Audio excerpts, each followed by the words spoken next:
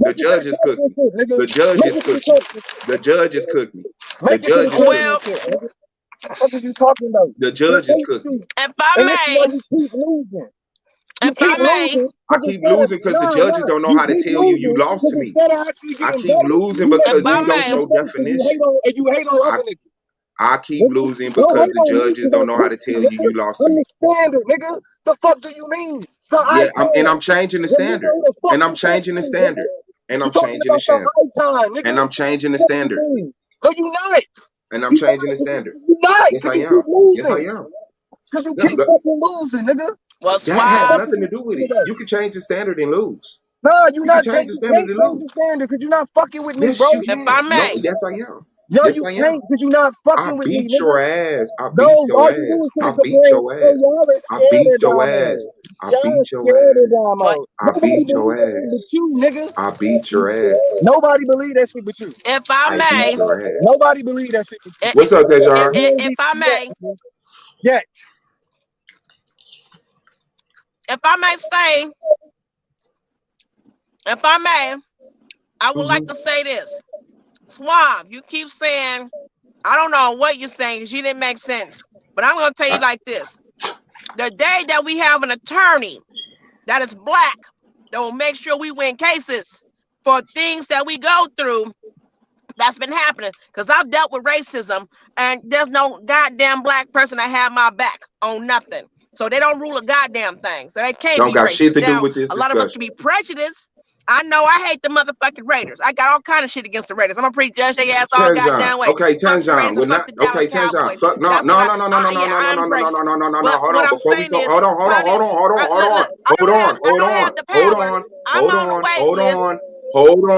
hold on. Let's focus on what you just said. Tejan, can black people be prejudiced?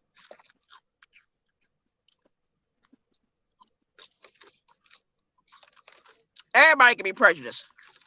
Okay, but that's not racist. Hold on. If someone is prejudiced, hold on, because Tejan. You're not ruling over a race.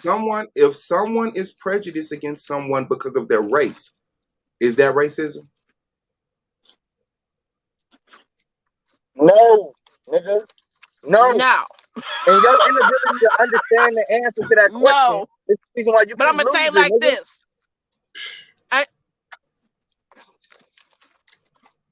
That still show that y'all slavery hurt. Listen, that's all it is. I've been on several waiting lists. Let me tell you something. Yes, I've been on several. Listen, bro. That's it. That's dumb as fuck, nigga. Slavery. Yes, it's trauma, nigga. The fuck you mean? Okay, but you're in a debate. This is not the time to be slave hurt. You're in a debate. This is not the time to be slave hurt. This is the time to bring definitions. What, bro? Slave hurt just because you think, bro? Slave hurt is epigenetics, nigga. So fucking what? Epigenetics got nothing to do with this debate. You're supposed to be bringing definitions of racism. You're supposed to be bringing race. Because I want you to bring a definition of racism and then show how black people. Bro, it's bigger than a definition, nigga. That's your problem. You think just because you read Merriam-Webster, you understand racism? Now it's bigger than definitions. We don't need definitions no more. So we don't need definitions no more. So we don't need definitions in the debate. You sound dumb as hell. So we don't need definitions in the debate. So we don't need definitions in the debate. Stop playing with me. I'm gonna go back to you. I just want Domo to answer my question. Domo, do we need definitions in the debate? I'm gonna say this and then I'm gonna drop down, okay? Y'all take away definitions for this nigga. I'm gonna say this and then I'm gonna drop down, okay? Now, for the past 22 years, but for the past 22 years, I've experienced racism and discrimination because I'm a single black mother. Now, that don't got shit to do with this discussion. At the end of the day, there is nothing that will help back me up to overrule anything that don't got shit to do with this discussion. A Latina can sit there and see that I've been on the waiting list for housing for 7 goddamn years. Wait a minute, for 7 goddamn years, and all she need to do is ask for a copy of my photo ID to see if I'm black, because she don't know what my name stands for, and then that hurts you, right? And that hurts you, and that hurts you, and that makes you not possible to say black people to be racist. For 7 years, and because you got hurt, you can't admit that black people to be racist. Have I ever heard a black person do that to a Mexican? Wait a minute. What? Not one time I have seen a black or Asian to sit there and kick them out the waiting list and put black folks in that same apartment complex you was waiting on for several years because you was white. But I'm gonna tell you why black folks ain't gonna do that shit. They don't want to lose their job. They don't want to go to jail. I really want to talk. I really want to talk about this discussion. Let's talk about. I really want to talk about this discussion and just not our personal experiences and our lack of ability to see that black people could be racist because of those hurtful events that happen. Bro, if a black person discriminates, but we have what race are we ruling? What race are we ruling? What race are we ruling? We're ruling no race. We don't have to rule. Show me the definition and say you have to rule. I showed multiple definitions. In my conversation. Goodbye. No, you did not. No, you did not. Bro, go back, my nigga. Go back to it slides where it's red and white. We're talking about racism. Hold on, no, you just passed it. Go back forward. I'm going. Calm down. I'm going to the beginning. And then I'm scooting through. Yes. Going forward. I'm going forward, sir. Okay. Go forward. So hold on. So I'm saying right here. Hold on. No, go back. I'm saying right here. I'm gonna show how racist is white over black in etymology. Wow. He said I showed definitions, and now he want me to stop here. No, I'm getting to the definitions. I'm getting to the definitions. Next slide. I'm looking for the definitions. Next slide. Is these definitions? No definitions. I said next slide. No definition. This the next slide? No definition. We're on the second next slide. That's my opening, nigga. Go to my premise. You telling me next slide, nigga? Go to my premise, nigga. Well, I put the definition in my opening. I'm going through everything. Okay, here go definition. Listen, I'm gonna just keep fucking you up, nigga. Here go the definition. Embarrassing you. Here go the racism. I'm gonna just keep embarrassing you. Okay, you can try. Racism. It's prejudice. Okay, let me read your definition. I'm gonna talk about you reading my definitions, nigga. Okay. I'm gonna keep embarrassing you. Discrimination or antagonism directed against a person or people. You said I didn't have no definition. Now he don't want us to read his definition. You said I didn't have none. Because you didn't. You did not. You did not. You did not. Definitions. You stupid. Where these definitions from? Where these definitions from? Definitions. Where they from? Where they from? You slow as fuck. Where they from? You slow as fuck. Where are they from? Definitions, nigga. And then where are they from?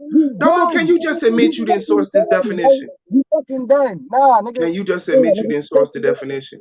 First you said I had no definitions. So like I said, because you had no definition. Listen. You had no definition of the racism you talking about to show that black people beating your ass. Prejudice. Now look at his unsourced definitions. Prejudice, discrimination. Excuse me, sir. Prejudice, discrimination. Listen to the definition, y'all. This is how he think he gonna win a championship. Prejudice. No, this how I think I'm gonna clean the league up. You suck. This how I think I'm gonna clean the league up. Motherfucking standard, nigga. You ain't did shit yet. Yeah, I ain't did shit yet. That's true. That's true. That's true. I ain't did shit yet. That's true. Like I said, prejudice, discrimination, or antagonism directed against a person. That's individual. Antagonism directed against a person. You can't even touch the bar, bro. That's individual or people, the basis of their membership. Prejudice, discrimination, or antagonism directed against a person or people on the basis of their membership of a particular racial or ethnic. And then this how they died. This how they died. No, I agree with it. No, I agree with it. This was my definition. It wasn't so. Get the fuck. First, I don't have no definitions. Now my definitions ain't sourced. Now okay, you have a definition, sir. You had a definition, sir.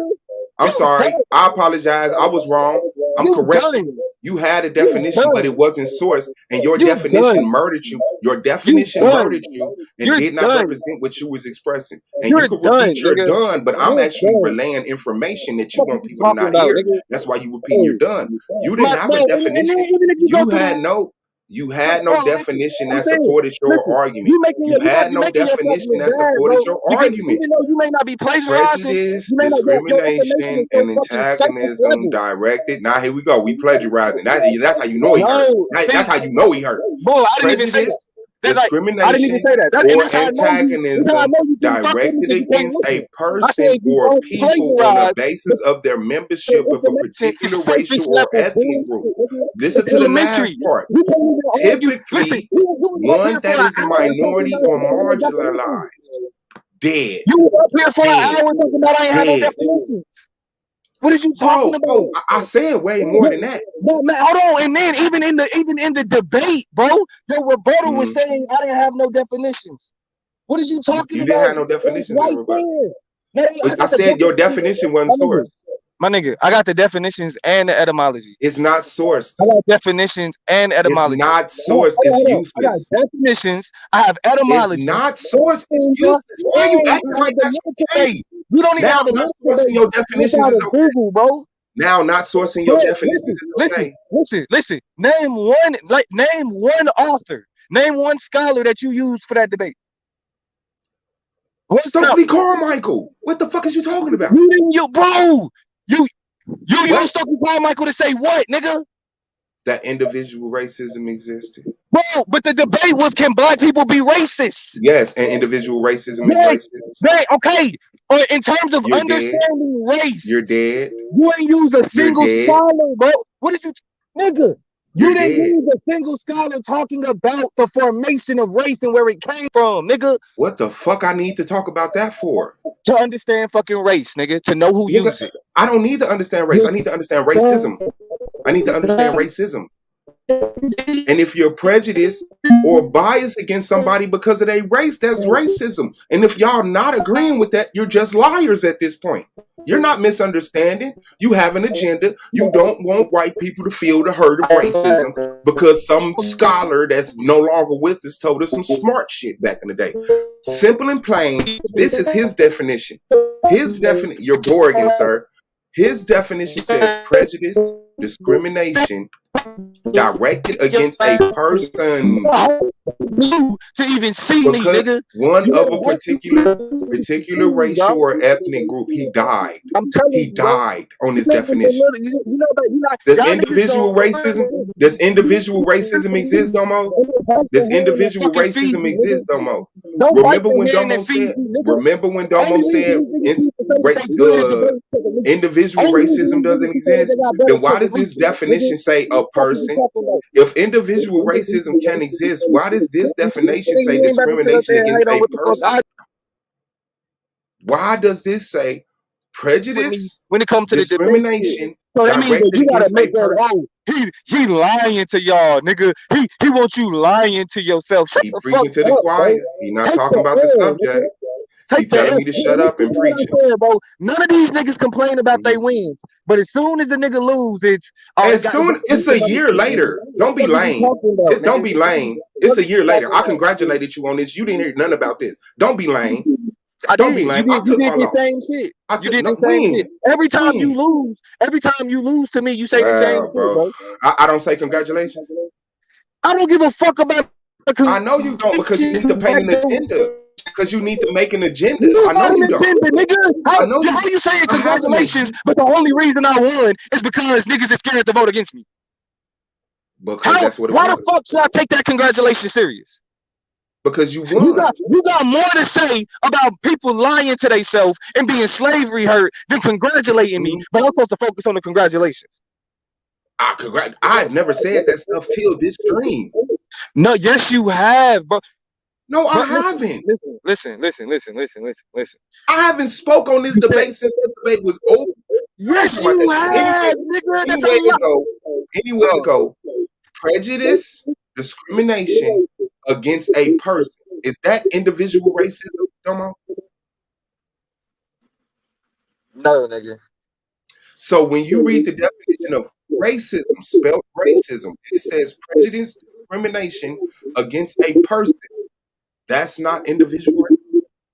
No, and like I said, the definition of racism that you are attempting to use attempts to oversimplify the question of race to explode the conversation. Nobody give a fuck about the definition of race. See, nigga, bro, and this is why you lost, bro. You're talking about racism.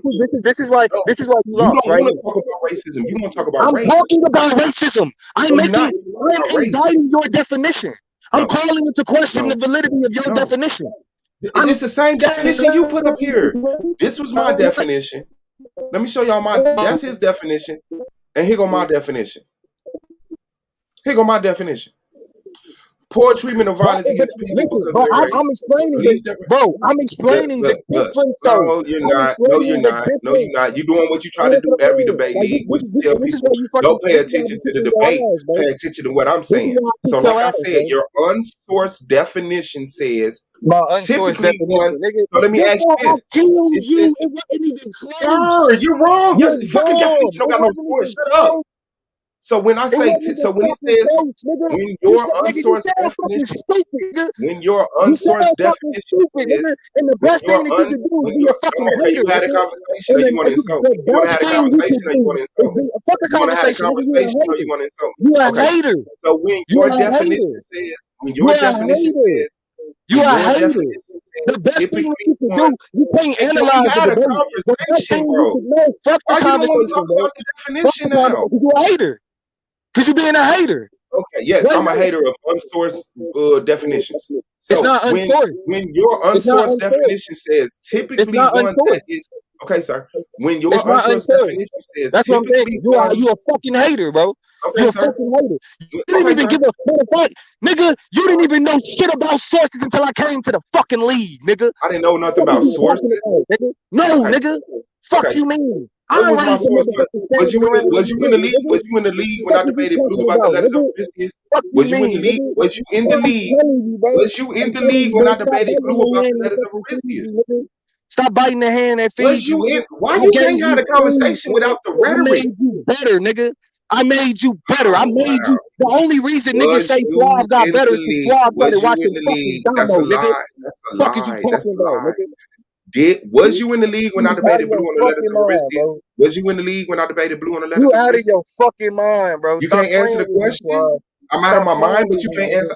Somebody's talking to you. You're ignoring the question. What sourcing do you use, bro? You literally think because you say. Why are you ignoring what I'm saying? That's not sir. When I debated Blue on the letters of Christians, were you in the debate? Were you in the league? Why are they scared of my questions? Why are they scared of my questions? They want to convince y'all to not like me. They want to convince y'all to not like me, but not have the conversation. This is crazy. You're trying to convince people. When I debated Blue in the first season, were you in the league? When I debated Blue in the first season, that wasn't no fucking sourcing, bro. When I debated what Blue you did against Blue was not sourcing, nigga. I didn't have no sources. You was trash, nigga. I didn't have no sources. I'm saying I didn't have no sources. You did not, nigga. I didn't have no sources. Nigga. That was not sourcing. That was not sourcing. No, that was not sourcing. So now you don't need definitions in a debate. My sources are not sources, and individual racism doesn't exist. This is the fucking illusion motherfuckers gotta live in to be right against me. That is crazy. He could admit that stuff. If he was right, he could admit that stuff. I can admit. I said you didn't have. I can admit. Watch this. I said you didn't have a definition. I'm glad, bro. I said you did. Can you stop? Okay, mute yourself and be glad. Mute yourself and do all of that shit. No, I ain't doing none of that shit. When I said he didn't have any definition. You can't do that YouTube shit with me, nigga. Wow. It's not you. You doing the YouTube shit. You can't do that YouTube shit with me. I'm engaging in the conversation. Not to like I'm engaging in the conversation. That's what you're doing. You're telling everybody I'm a hater. You're telling everybody I'm a hater. Why you saying that? You're sitting on the stream, hating on my debate, making up bullshit to say that the only reason you won, I won, is because niggas was hating on you. Niggas was scared to vote against I didn't say they was hating on me. I did not say they was hating on me. You're a liar. You're a liar. I didn't say they was hating on me. You're a liar. You're wrong again. How many times you gonna be wrong, Domo? You're wrong again. I never said they hated on me. I said that they loved you. They couldn't tell your sweet innocent face you lost. No, the fuck they don't. That's a fucking lie. Like I said. So this is the reality. I can admit I was wrong. When I said he didn't have no definition, I can accept correctness, and it doesn't take away from what my point is. I was wrong. Look at the rhetoric. This is what they want to do. They want to just listen to what he's saying. Yes, listen to what I'm saying. This ain't gonna fucking save you. This bitch ass hating that you doing, nigga. Cause you can't break down the debate because you don't know why you fucking lost. Cause you can't fuck with me. You're not on my fucking level. You can't see me, nigga. At no capacity. I'm Okay, the now can reason I? why you're better. Okay, I'm the thank you. reason why you're better. You Okay, can't thank you. fuck with me. And so instead of Now can I? taking your Man, L now can I and ask get you a and question? learning Now how can to I ask you a question about this subject? instead of Now that you're taking your done putting the L, propaganda machine against me, can instead I of ask you a question taking about the no, subject? listen, no, let them listen to me, and they can decide. Can I Let them ask you a listen to question me, about and the they can subject decide. now? Now that you Let them attacked listen me to me, personally, and they can can I talk to you decide. about the subject? No, bro, you're a hater. You hating. Okay, I accept. I'm a hater. Now can I ask you a Okay, question about the cool. subject? So let the people listen Now to can what I I'm ask you a saying. question about the No, subject, sir? because you a hater. Why the fuck would I let you ask me a question if you a hater? Bro, okay. What's So your now, problem? okay. Wow. Okay, so let me just point this out to the people that's listening. When the definition says typically one that is a minority or marginalized, that means you don't have to be part of the majority. Bro, That's that don't what even that make no typically fucking meant. sense, bro. Okay, let me say it again for the people who want to act slow. When the last line of the Yeah, definition says typically all one that is a minority, that means you don't necessarily have to be the minority. Someone who is a minority can display prejudice, discrimination, and antagonism against a person because of their biasness of their membership of a So who the particular racial and slow one, ethnic Suave? group. Who the slow one? When it says Who the slow? typically, when it said you, So am I being slow or am I lying? you're Which acting one slow. is that to You're be acting clear? slow. You're lying. You're acting slow, I'm meaning you're lying. lying. Because you Okay, know the I'm truth, lying and but I'm you acting need to slow. act like So something else you is the saying truth. Yes. my entire argument, you reducing my entire argument down to I'm lying and I'm No, acting slow. no. That's what you reducing my What argument the to? fuck? Man, okay. I'm back. Whatever, man. Like I said, my affirmative argument Bro, answer the question. is that my Are you affirmative saying it? argument Are you saying is that that either I'm lying or I'm look what acting he slow? do. Look what people gotta do with me, bro. He don't do this for nobody else. He'll engage Akmallah. He'll ask Lex questions, answer Lex questions. But when it come to Suave, they can't engage me. Not on the even playing field. So Bro, when because that's someone, hold on, think when my, about no, what no, you're no, no, saying no, no, though. no, it's okay, Nah, it's bro, okay, it's fuck that. okay, Think it's about what okay, you're it's saying. okay. Shout out to Them the niggas MVP. don't Shout out hate to on me MVP. like you do though, Shout out bro. to the MVP. Shout out to the MVP. No, So listen. when See, I, as this the is the basket. affirmative, This is have the different. Nah, this argument is that different. black Don't people make can the be claim and then individual run, bro. racist Don't make the because claim and then racism run. doesn't matter Bro, on you the don't fact make that the you are claim and then majority or run, minority. bro. Racism Don't make the simply claim and then lays run. on the What fact is it that that you're do discriminating or being do prejudiced Akmalak against hate on my somebody debate? because of their race. No. No Does one, you Lex telling hate me on my nobody debate? can agree with that? No. Nobody can But see that but if the a nigga black that person I fuck with, discriminates that's and the is nigga doing stream talking about I'm discriminatory lying to myself and and I be acting prejudiced slow. against a white person, that's racism. That's Why? the Because difference. you don't keep them out of school, because you don't stop them from getting a job. It's still racism. It's still racism. If a black person discriminates against a Bro, white person simply that's what I'm because they're saying. white, Nigga, I didn't you say the nigga. nobody hate That's why me. you the nigga that can't have the I didn't say conversation, bro. nobody hate me. You You're gotta just do as this slow as shit. him now. You gotta I do this said shit, bro. I didn't say You nobody gotta hated do on this me. shit, bro. Why is y'all You not gotta do listening this to what shit. the fuck I'm saying? I'm the Because affirmative. you ain't no The motherfucking victim, question nigga. is, Suave, You ain't no can motherfucking victim. black people be racist? I said, yeah. What is the next question? It's What is not. the next question They after can't. I answer And I beat yes? you in that debate. You say They how. can't. And I beat you in Then that I debate. explain how. And then And that's why you I beat you. attack But that see, what you how. trying to do is He you trying never to play the does that. victim right now, bro. He creates his You trying to own play the how, victim right now, bro. tells the crowd this Look at debate this. is not about what Look at Suave's this. He arguing, talking about but telling the about crowd. this antipacific, He talking about telling unique, the crowd. some shit This from is some some bitch old ass motherfucker shit, that's no bro. longer here to This even is know what hating. racism is anymore. This That's is what he does hating. every time. He never engages my Can y'all hear? argument. He makes his own red herring, straw man ass argument and then attack it. When I say black people can be racist, I'm not saying that they are the dominant system racist, but black Y'all people heard can that hate though, create right? systems Y'all and heard the be hating? racist. Black people can be Y'all don't make individually no racist. argument. It's People simple come as with that. a red herring, It's straw man, simple as that. whatever. Like, y'all If heard y'all the can't hate. admit that, you Niggas, you are heard the hate. racism hurt. Something is going on, You and you're heard the not hate. thinking logic. And then he said, if y'all This can't is admit not that his even hate his is real, definition showed it. he said, if This y'all is can't not admit about that his being hate is dominated. real, then there's This something is wrong with not y'all. about being the ruling class. Listen So when to you this ask who's dude. the ruling class, This you're is some being bitch dumb ass shit, because nigga. that's This nowhere is in some the bitch ass hating It shit, is nigga. typically This is one some that bitch is ass able to hating do it. shit, nigga. Why? Because it's This is some easier to bitch be ass hater racist shit, with nigga. people who are the For real, minority. But nigga. that doesn't make it impossible to be racist against the Listen, majority. listen. This is some bitch ass hater So shit, is nigga. This is I don't some know how bitch many ass times hater I've shit, seen it. nigga. And this is what I'm saying, bro. Like, y'all niggas, this is what's wrong with niggas. Like, YouTube, this is what I be trying to tell you, Suave. You got too much of that YouTube bullshit in you. The fact that you even I thought that wish you you would talk to the points, man. All you doing is attacking me. Fuck the point, nigga. Yeah, All you, you nigga. doing is I'm talking attacking about me. you. Because you being a I'm fucking talking hater, about nigga. the The fuck conversation. is you talking about, nigga? The I'm point talking that about you the trying to say, conversation. nigga, the point that you're making is that I didn't make an argument. I just distracted them from your argument. That's all you fucking No, saying. I didn't. I said you made your own argument. You're goofy. I didn't say you didn't make no You're a argument. fucking hater, bro. I said you didn't address You're a my fucking argument. You hater. made your own. You You're a made fucking your hater. own argument. I didn't say you didn't You're a have no fucking argument. hater. You're a fucking hater. You're a liar. And you're a liar. So You're a everybody fucking knows hater. you're not a hater, but everybody knows that Bro, you're a liar at this point. they just sat there and heard you do it. Everybody How just did sat there and heard you say it. How did say what? What did I say that was? Look, even if you're saying that you said I have an argument, you haven't talked about my argument. Because all you said is that I just distracted it away from their argument. First of all, Hey y'all, can y'all please type in the chat? Have I talked about his argument? Did I? Let me finish, This nigga. nigga, man, Let me you a finish. liar, bro. You a liar. Bro, You could call me whatever you want, but you a liar. Bro, so what you were the affirmative, I was the negative. You were the affirmative, I was the negative. You said yes, I said no. So when you say all I did is distract away from your argument with my argument, no.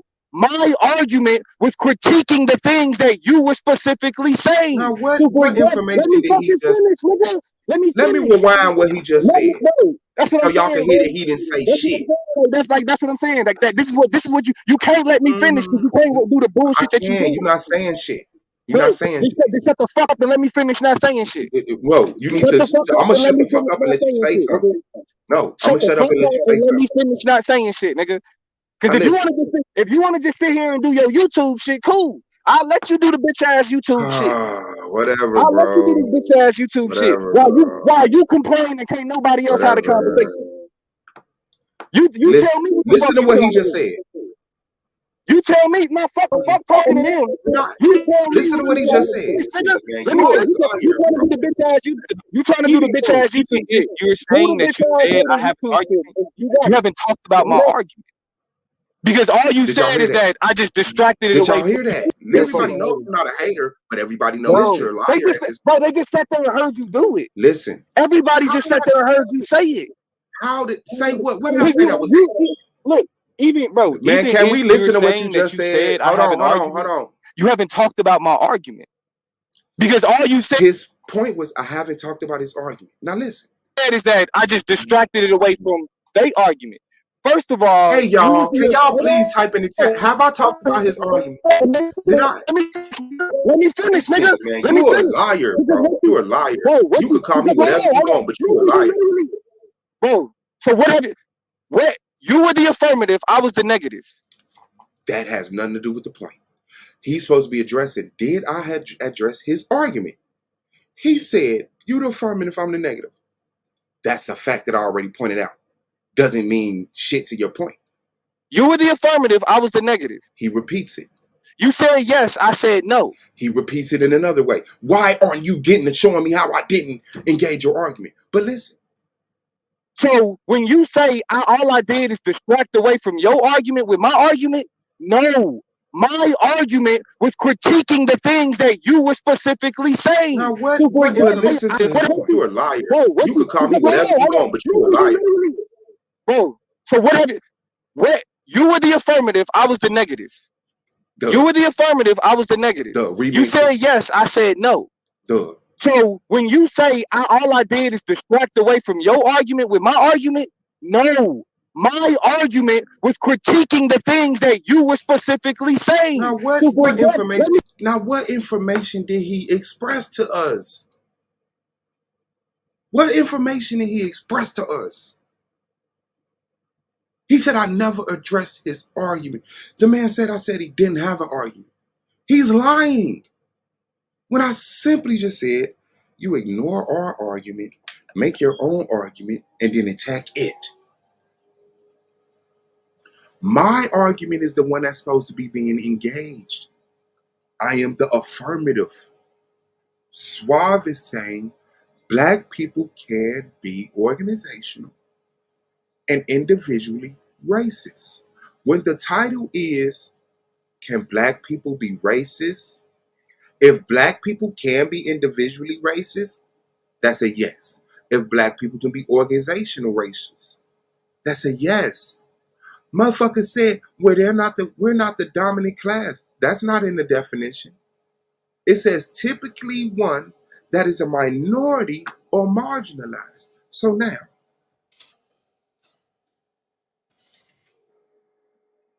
let's look at the definition of typically. In most cases. Bro, that Go wasn't ahead, even bro. my argument. My argument was not we're not the quote unquote dominant class. Like this nigga keeps saying he didn't address all of my argument was a specific indict of everything he was saying. He's saying this is the definition of racism. I'm literally saying that definition of racism that he's relying upon obfuscates the question of who can be racist. It ignores how race structurally functions. Race is a structure. It's not a preference. It's a structure. That means anytime you're talking about race, you're talking about the structure. It's not an individual thing because nobody controls their race.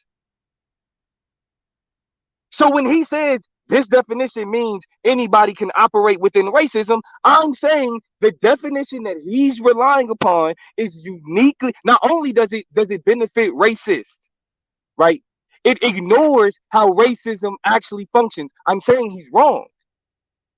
I'm saying that definition is not only dangerous, but it completely ignores how racism itself is a structure and it only functions structurally. He didn't come back and say, no, that's incorrect for these reasons. He just said the same thing he said from the beginning. That's why I'm telling you, whether it was throughout the debate or whether it's been him talking about it, he never said any of that. He said, the most that he said about it is, well, I'm using definitions from right now. What?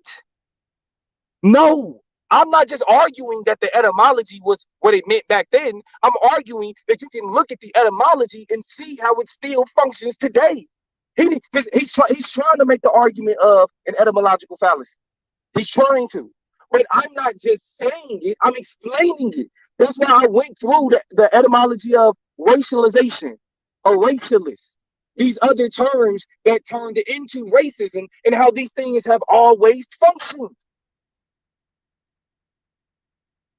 I'm explaining these things. I'm providing authors and scholars that explain these things.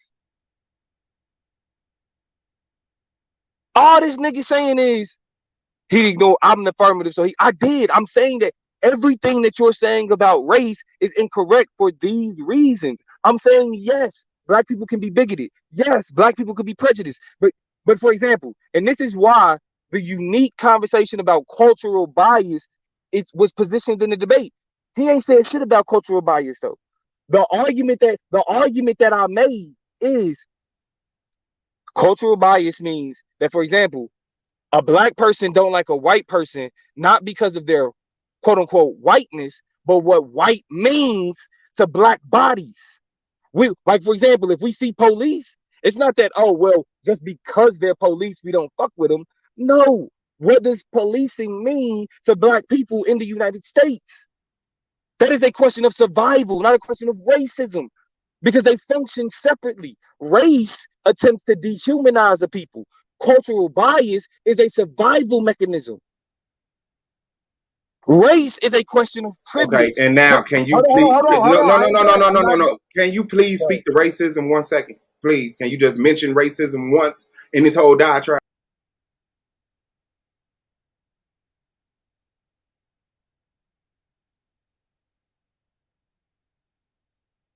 That's what, bro. That's Please, like, since that was the debate, that's what I'm since saying. that's what this debate was about, can you please talk about racism? You just can't get it. That's your fault. You're not talking about racism. The debate is not about cultural biasness. And when you say those people aren't being racist, they're being culturally biased. That's not engaging my Cultural argument. bias and racism are two separate things.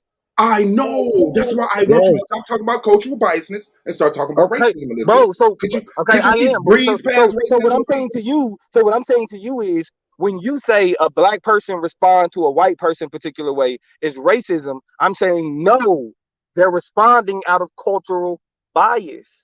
Okay, now listen to me. Now listen to me and engage what I'm saying, please. That's your assumption. But when sir, please, that's my assumption. That's your response. Yes, because that's do you cannot? Yes, I'm trying to respond. Can you calm down? That's your assumption because you don't know the intent or reason behind that individual for why they acted. When I discriminate against a white person simply because they're white, and you come to me and say you're not doing that because they're white, you doing that because it is because they're white. But what does white mean in context to black? Okay, so if I discriminate against them because they're white, that's not racism? No, it's not. How? It's cultural bias. Because racism means that the structure of race is informing who you are as an identity. Yes, I agree with that. And hold on. No, because now you finna preach. No, the structure of race is telling me. You can't help but do that, bro. Sir, I'm trying to say we were doing good. We going back and forth. Come on, man. Y'all can't fuck with me. Oh my mama, y'all can't fuck with me. So, like I said, if it's solely based on the fact that racism teaches you who you, yes, race is teaching me as a black man discriminate and be prejudiced against white people. No, they don't. Hold on. Let me. There's one little bit. Bro, race don't teach that, nigga. Wow. Race don't teach that. Race don't teach discriminate against white people. What does race teach? What does race teach? Race teach discriminate against black people, nigga. What the? To white people, what does race teach? And black people. That's why black people can be anti-black. So race teach black people to discriminate against black people? Yes. Race teaches black people to devalue other black people. Yes. Can you show me that somewhere? Show me that somewhere. Oh my fucking God, bro. Show me that somewhere. Can you make that make sense? Georgia is. Race to a black person means the same thing to a white person? What? Say yes, please. Wow. What did you just ask me? What did you just ask me? I asked you, does race to a black person mean the same thing to a white person? No. Okay then. Wait, bro. Okay. So now listen. If it doesn't, then how does race teach me as a black person the same thing it teaches a white person? Because the foundation of race. Yes, bro, is a structure of white over black, bro. White identity was established, distinguishing itself from blackness. When was the foundation of race created? The late 1600s, bro. White people didn't call themselves white. Late 1600s. Bro, hold on. Let me give actual information. White people didn't start calling themselves. I got that. Shut up and get the fucking information, nigga. If you don't know the information, just shut the fuck up, nigga. It's not secular. So we got it. You literally just asked me when was race established. And you said the 1600s. I said answered. It's answered.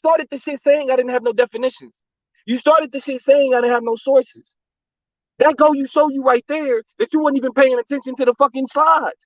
It's a whole slide that say definitions. It's a whole slide with sources at the bottom of it. But because your goofy ass, your simple Simon ass, don't under fucking stand what in text citation means.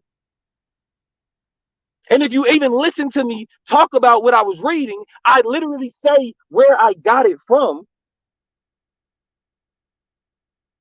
But because you don't know literature, because you the type of nigga to tell a nigga, well, I read it in the book, that it shouldn't be fucking trusted. You will sit up here and do like talk for an hour about how it ain't no fucking source. And you literally talking about having the conversation. You want me to talk about, oh, just use the word racism. Nigga, you've been lying since you started. You've been hating since you started. This shit don't even make no fucking sense. Your whole conversation is solely wrapped around telling these people that my skill lies in me just lying. I'm a better liar. I convince y'all to lie to yourselves. He's saying that's why I win debates, and he's not seeing how that's being a fucking hater. The nigga is sitting here saying, Damo don't respond to people's arguments. He just ignore people's arguments and lie. And that's the only reason why he win, because y'all okay with lying to yourself. How is that not being a fucking hater? Not one time did this nigga say, well, Damo made this argument where he was trying to explain this.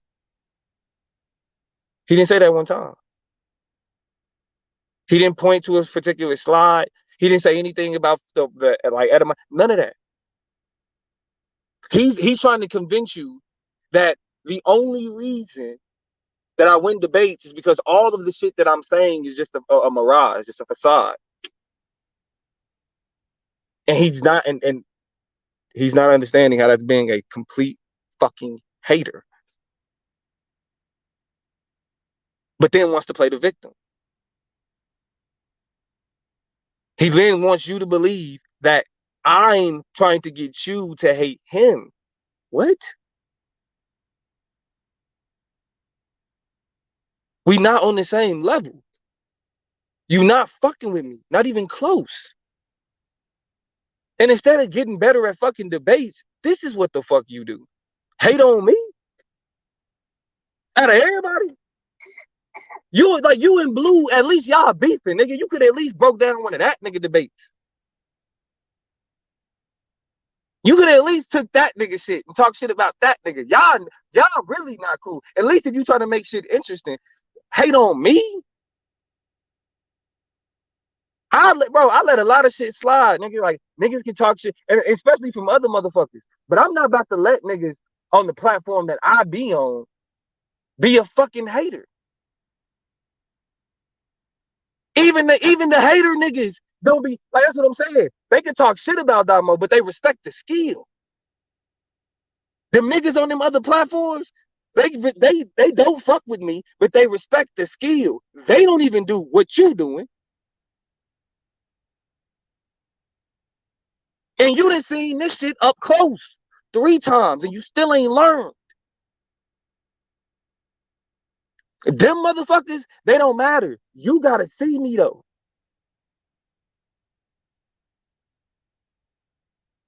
Them motherfuckers though, you gotta see me though, nigga. For the 4th time, I'm gonna have to lay your ass down for the 4th fucking time. And show you that you're not fucking with me. You don't need to be speaking on Damo debates, nigga. You need to be studying Damo debates, nigga. Go back and watch that fucking tape and learn fucking something. Stop playing with me, nigga. For real.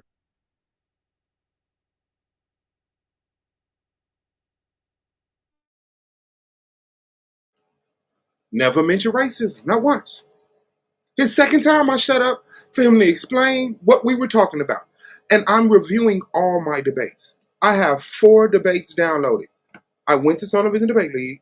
This is the first debate. So, once again, being slow and a liar He's trying to paint it like I purposely targeted this debate to go at him. No. I said yesterday, I'm going to go through all my debates. I went back from the beginning. The first one on Solo Vision Debate League that I could go to is season 3, Domo versus Suave. He can't accept correction. He won't admit when he's wrong. I said he had no definitions. I accepted he had a definition, and I said, I apologize. You do have a definition, but it's not sourced. It's not sourced. At the end of the day, niggas love Domo and don't want to let him down. If that's me being a hater, then fuck it, I'm a hater. But when I'm looking at a whole group of people look at Domo not mention racism in the conversation about racism, but cultural biasness, the basis of race is, nigga, what is racism? Discrimination against someone because of their race. Can black people do that? See, he can't make it. That's why he said, you oversimplify. No, you overcomplicate. Can black people be racist? This don't take nothing away from y'all ancestors. This don't take nothing away from y'all future. Black people in 2021, because that's when this debate happened, can be racist. Fuck y'all spooky ass. I don't need nobody. Fuck your slow spooky ass. No, black people don't control the dominant society. I never said that. Black people don't have to control the dominant society to be racist. That's why in the definition of racism it says typically. But nobody can admit that. Nobody. Can't nobody tell this nigga he wrong once. Y'all scared he gonna quit the league. He's wrong. The definition of racism, the one that he showed, prejudice, discrimination, or antagonism directed against a person. I mean, you could do it to one person, and it's racism. It doesn't take all white people to discriminate against all black people for it to be racist. So that one white person that all of our black ass discriminated against because they were part of an ethnic group, I don't know nothing about this person. I don't know their past, present, or future. Only information I've gathered upon them is their location and their race, their height. I see you here. I know you're this tall, skinny, fat, and you're white. And I'm not discriminating against you because you're here. I'm not discriminating against you because you're tall or short. I'm not discriminating against you because you're fat or skinny. I'm discriminating and being prejudiced towards you because you're white. I just need one person who has all this soul. Tell me, how is that not racism? That's it. That's it. Because the people that I heard that was saying, they said, well, we don't rule nothing. We're not the dominant society. Domo admits you don't have to rule to be the dominant society. He said that wasn't his argument. His argument is because the basis of racism goes white over black that you can't punch up. That's why I'm speaking on this. Because this not going to win this shit. If y'all let this shit win this shit, y'all weak. I have an argument. I say, black people can't be racist. Nigga, how is you saying black people can't be racist? Because in the means where there are some black institutions, some black organizations, if white people come around and black people say, hey, I don't want to fuck with them because they white. How is that not racism? Y'all can tell Suave you wrong. Look, ain't nobody said, when is the playoffs? When is the playoffs? The streets is quiet. Definitely high. I think Moonflower redebate it. Can y'all redo the debate? Can y'all tell this nigga he's incorrect? What's the sense of redoing it if everybody just gonna say, I started off agreeing with Domo and I'm gonna end up agreeing with Domo?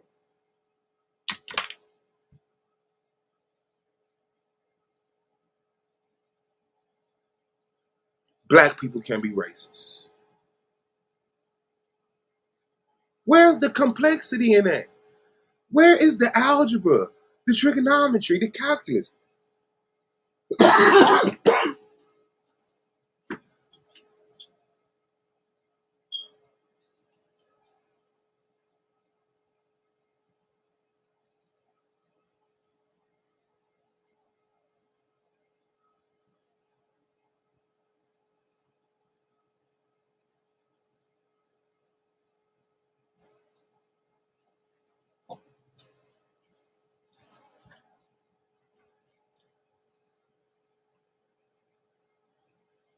Yes, black people can be racist against.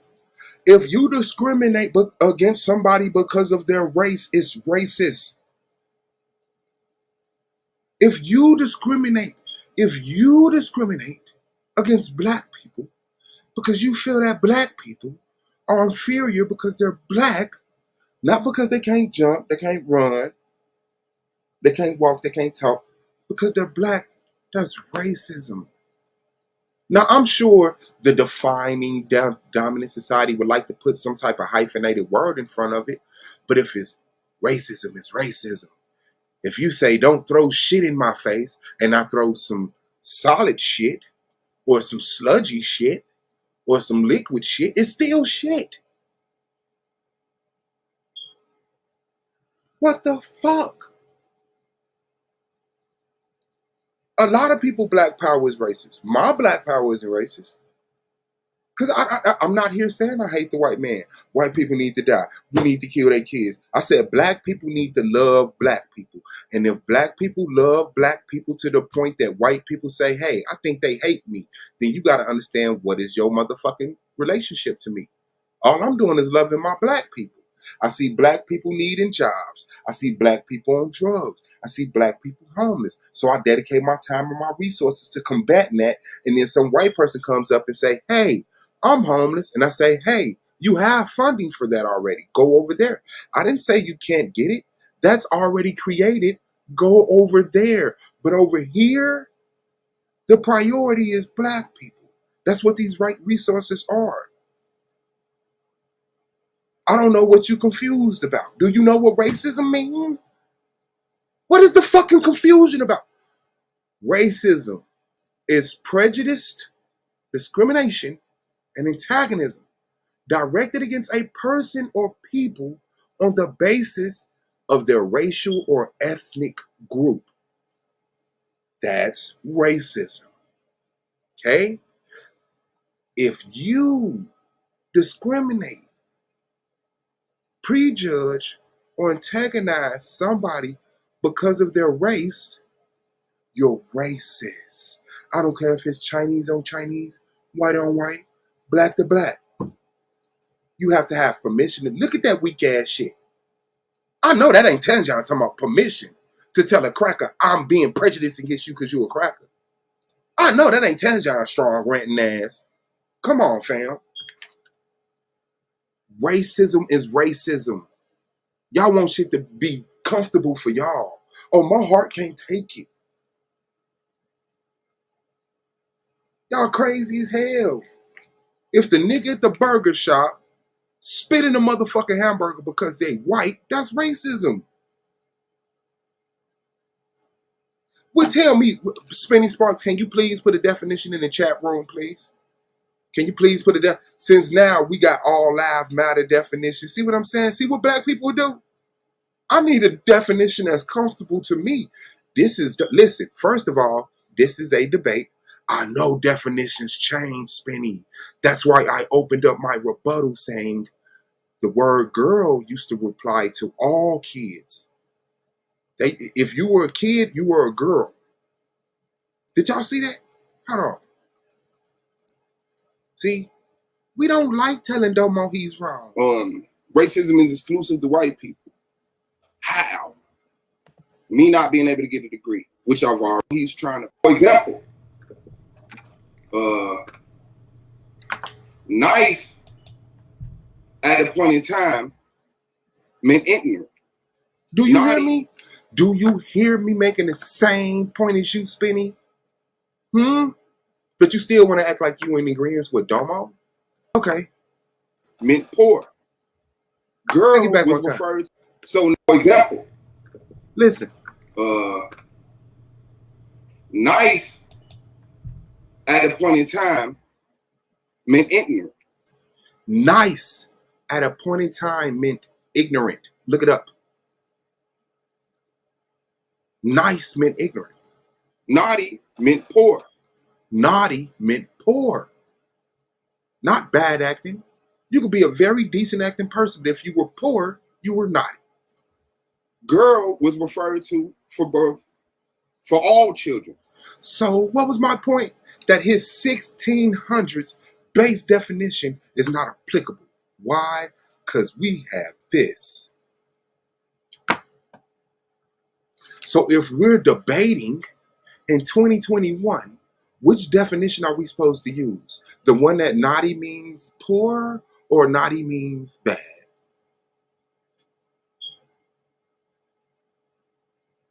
That is crazy. That and I mean, you could do that. I just don't need the judges to do what you doing no more, Mr. Nova.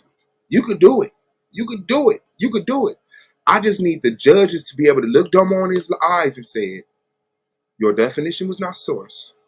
You ignore individual racism while admitting and conceding that Stokely Carmichael knew. Let's go back to that part too. Let's go back to that since y'all didn't listen to what the fuck I said. Let's go back to that part.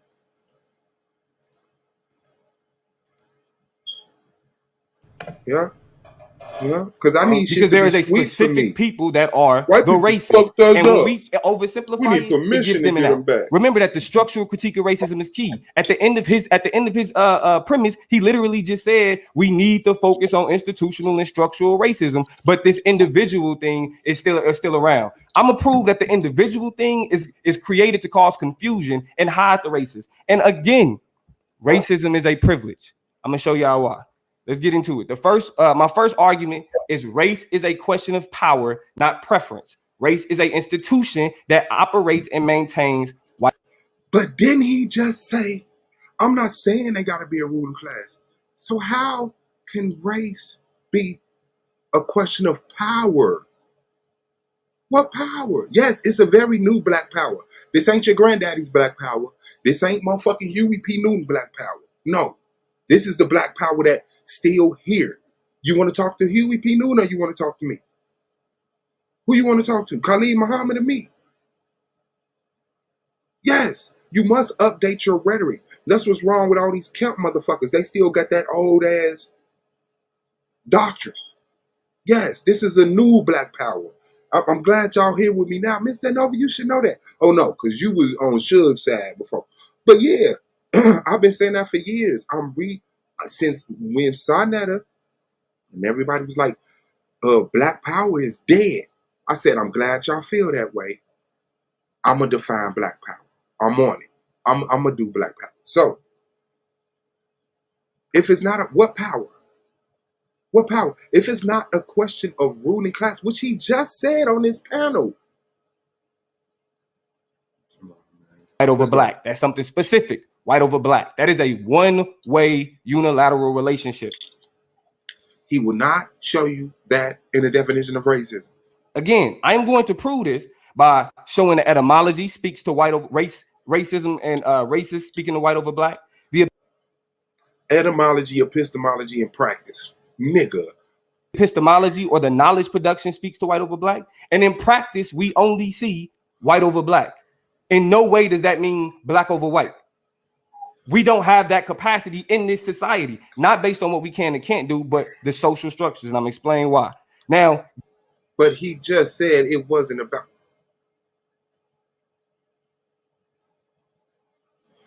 To oppress Spinny Sparks. Why are y'all ignoring me? Just to fucking be right. When did I ever use the word oppress Spinny Sparks? You sound like Domo now. Can you please use the word racism? Can you show me any definition that ever fucking said you had to have power to be racist? This conversation is not about oppress. Why did you just do that, Spinny?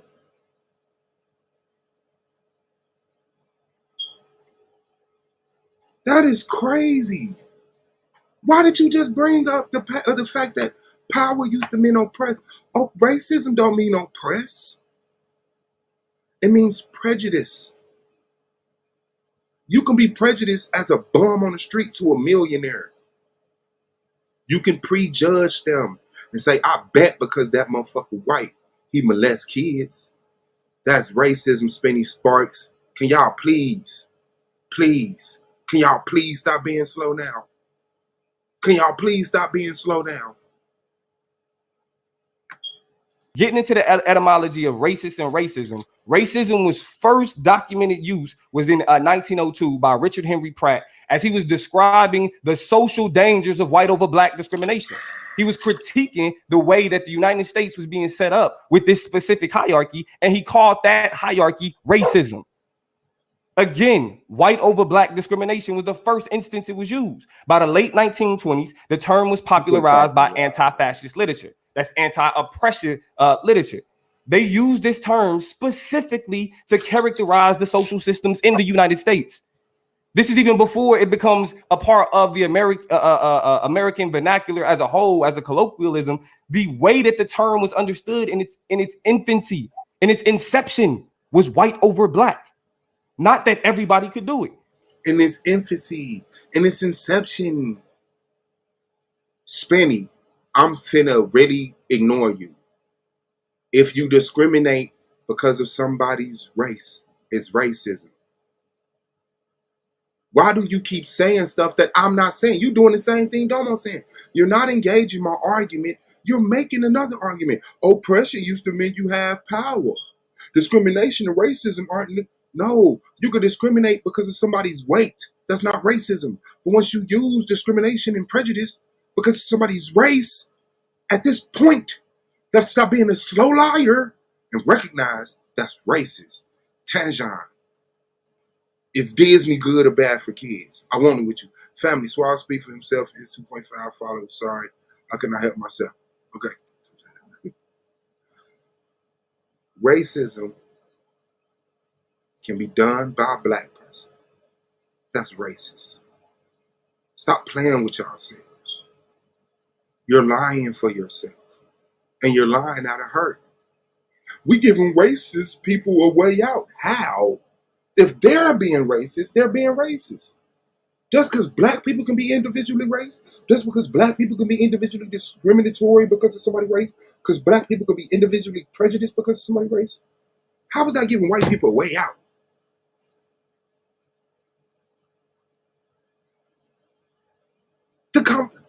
This is the debate, y'all. This is the debate.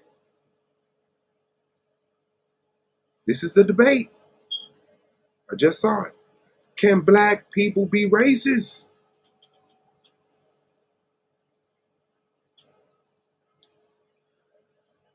You could talk to, you ain't, I'm like, yeah.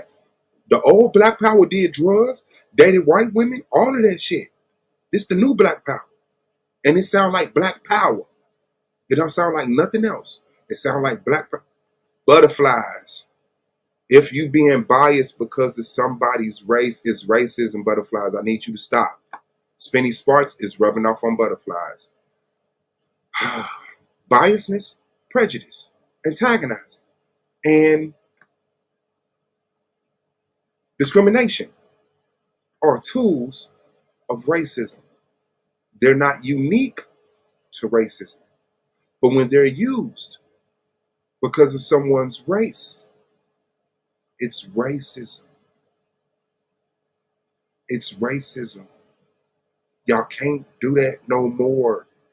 You cannot continue to hear me say what I say and walk in the other goddamn direction. If you discriminate, I don't give a fuck who you is. If a Mexican discriminate against a Chinese person, it's racist. Simply because they're Chinese. If a Chinese person discriminate against a Mexican simply because they're Mexican, that's racist. This shit not gonna save y'all. This not gonna make men straighten up, women straighten up. Lying, being willing to stay willfully ignorant because you're not mature enough to accept the fact that black people can do something. No, it's not that we don't agree. It's that you're ignoring what I'm saying, talking about shit like discrimination and racism are not synonymous. You're ignoring what I'm saying, but yet you'll type that. You're ignoring what I'm saying, but then you're talking about former definitions.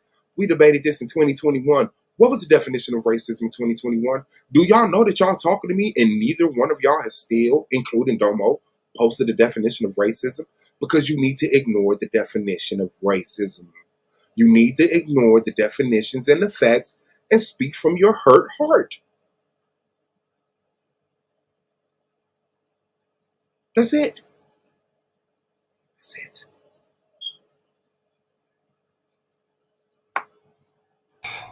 Do continue to black people calling as he was describing the social dangers of white over black production speaks to white over black, and in practice we only see white over black. In no way does that mean black over white. We don't have that capacity in this society, not based on what we can and can't do, but the social structures, and I'm explaining why. Now, getting into the etymology of racist and racism, racism was first documented use was in 1902 by Richard Henry Pratt, as he was describing the social dangers of white over black discrimination. He was critiquing the way that the United States was being set up with this specific hierarchy, and he called that hierarchy racism. Again, white over black discrimination was the first instance it was used. By the late 1920s, the term was popularized by anti-fascist literature. That's anti-oppression literature.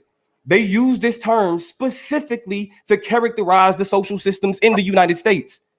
This is even before it becomes a part of the American vernacular as a whole, as a colloquialism. The way that the term was understood in its infancy, in its inception, was white over black. Not that everybody could do it. Racist as a term was popularized in 1928 by the same anti-fascist literature that popularized the term racism. What this is speaking to is they were being critical of the social order established in the US. Racist and racism are modern terms. And they're specifically talking about a specific hierarchy, not something that everybody could do. Now, it needs to be understood that racist replaced racialism and racialist as terms that were initially used to describe the relationship between Europeans and Africans during colonialism. Again, white over black. That is a very specific hierarchy.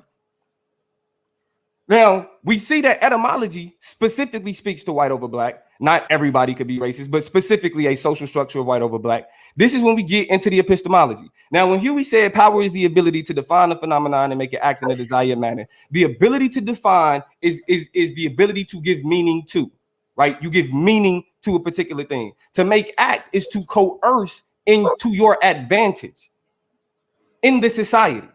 That's what he was speaking to. Now, what does that mean in terms of the epistemology? With the power of whiteness, when we talk about power, not just, oh, can I do this or can I do that, but the power of whiteness and the epistemology of racism dictate how black people are situated in the society. Mute your mic, please. It says, George Yancey argues that the social ontology of whiteness has created and sustained a form of interpersonal distance, partially informed by mythopoetic constructions about blackness. It is through the culturally constructed centrality of whiteness's supremacist ontology that these constructions appear at all. Whiteness, pay attention, sets itself up as the thesis. Blackness within the dialectical logic of whiteness must be the antithesis. This is a hierarchy. This is the epistemology of racism. Whiteness is the thesis, blackness is the antithesis, the top and the bottom. It does not interchange. Now, this is when we get to the practice and how in real life, racism don't work like that.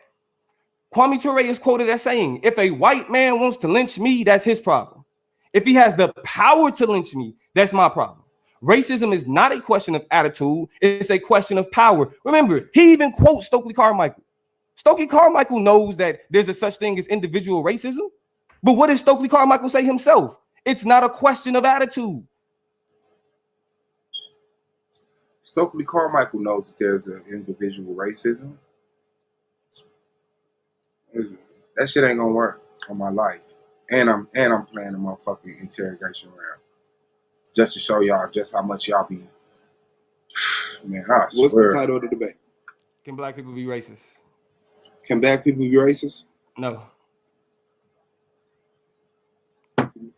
No. Does racism have layers? No.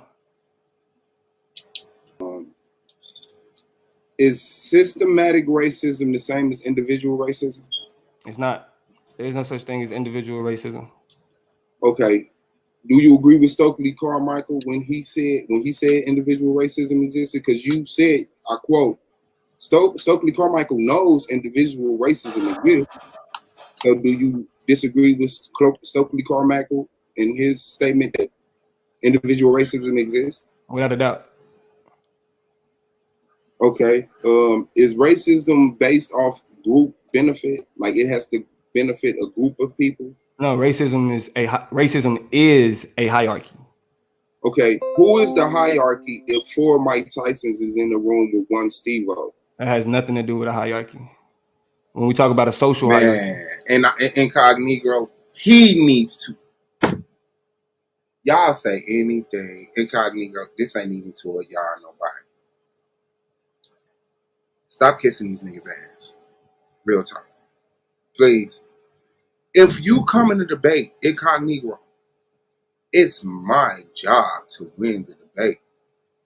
If you give me a broad topic, I win. I don't need to narrow the fucking subject. He needed to. But he doesn't. That's my thing with Domo. Domo comes in and say, what's the title? And say, yup, and he don't talk to you about the topic at all. That's what he's known for. He doesn't care what the topic is. That's just like I said, which will have a bigger impact if all black people voted, if all black people held their vote. He didn't say, well, let's narrow that down. Are we talking about all black people in America? Are we talking about all black people in the South? That's not my job. If I could get him to agree to a broad ass title like, can black people be racist? I win. It's like people just looking for ways for Domo to be right. Like, well, this topic broad. Then he died on a broad topic. He should have been more specific, just like he should have been more specific in the voting. He does that all the time. He walk in, they get the title, and then go off because he knows his moves always work. No matter what you say, he gonna come in and say, this debate is not about filling the blank with what my opponent is saying. This debate is about filling this envelope worth of shit that I had saved since college. And then if I have more control over this information in this envelope than he can have control over this information, he loses. Because we're not even talking about individual and organizational racism no more. We're talking about the epistemology. We're talking about the epistemology.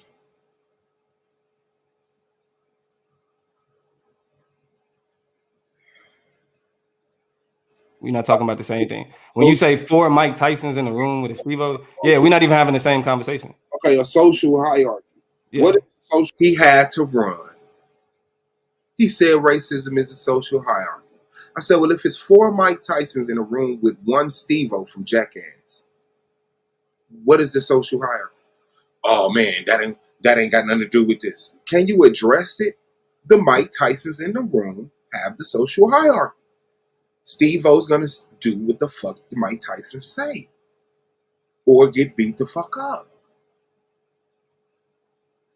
Social hierarchy. How the society in which a people live is ordered. Okay, social hierarchy refers to society's categorization of its people into groups based on social economic factors like wealth, income, and race. So in a room with 4 Mike Tysons, that's irrelevant. That's irrelevant. Four people don't dictate. No, he won the debate. He won the debate. The debate, the judges said Domo. The judges said Domo. I said congratulations and schedule my next debate. But this is something that I always notice. The next debate, when we did the debate about which will have a greater impact if all black people held their vote or if they voted, I brought it up after that. Now listen to Spinny Sparks. I agree with you, Spinny, and I'll still go with that. In 1969, American Heritage Dictionary, so let's act like we was having this debate in 1969. I'm still with you. New College Edition, the New College Edition, wow, states that racism is the belief that one race is superior while another race is inferior. Spinny, can I ask you the obvious question? Can black people believe that they are superior to white people?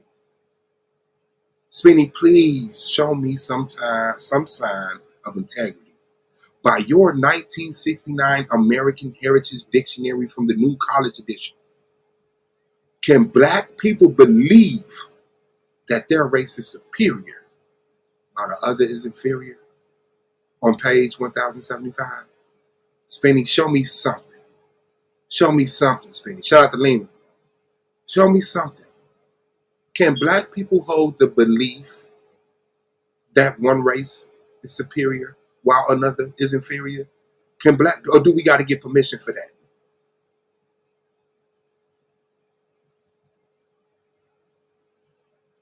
Or do we got to get permission to believe?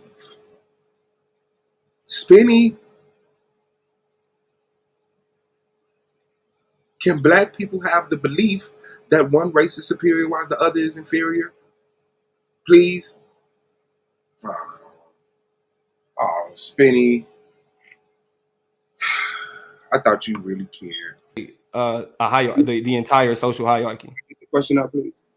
For Mike Tyson's, I got you the answer though, so when you finish it, you could just refer back to my answer. Okay. 4 Mike Tysons in the room with 1 Steve. Social economic factors like wealth, income, and race. So in the room with 4 Mike Tysons. It's irrelevant. Wow, this motherfucker. Four people. Spin. I'm not replying to you no more.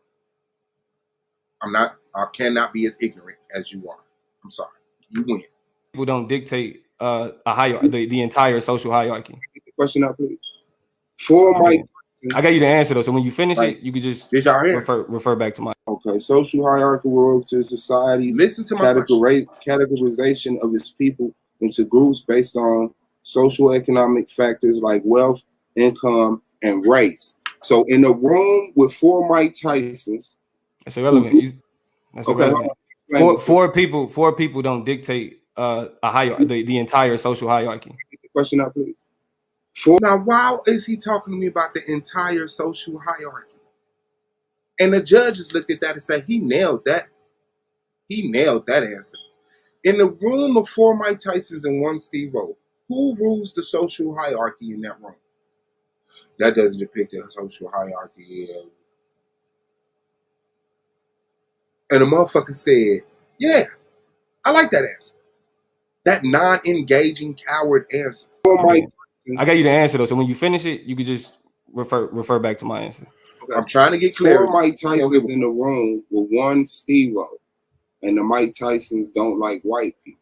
Nah, in the matter of race, by its definition, it is a category in which social. What was it? Those definitions, the definitions you rely on to understand racism, fail you. You said you answered it. Just let me say this right quick. So that would be under social hierarchy. That doesn't. What you just said makes no sense. Is you said individual racism doesn't exist. Correct. Did racism exist before the institution of college in America?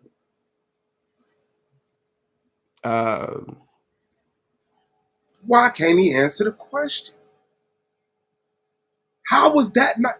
If he would have did that to Madonna, motherfuckers would be like, damn.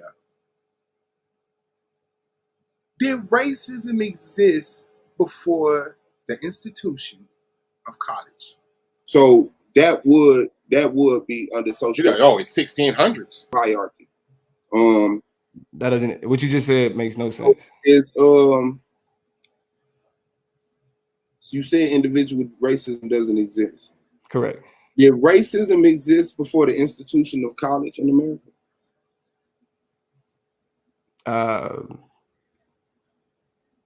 That's a clip. Solar didn't clip that. Because I lost, right? Listen to him. Hey, P Black, shout out to you. You in the building. P Black, did racism exist before the institution of college? Can anybody in the chat answer that for me? Can anybody in the chat answer? Racism exists before. Was white people racist before college and jobs and shit?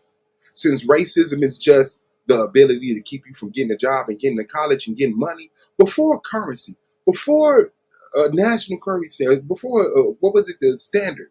Before college, before jobs, before labor unions. Did racism exist, Mr. Smartass? I debated my whole life, Domo. The institution of college in America. I don't know how to answer that. The racism exists before. The nigga admitted he don't even know how to answer that. Why? Why don't he know how to answer that? Because he's dead. And he knows, since he laid on the fact that there's a hierarchy before this hierarchy existed. Was white people racist? So the basis of racism is not any hierarchy. It's just simply one's individual outlook on another because of their race. That's all it is. Because I, myself, look at you, yourself, as someone of a particular race. It could be the same race as me, but because of your race, I look at you because of that. That's racism. Thank you, Incognito.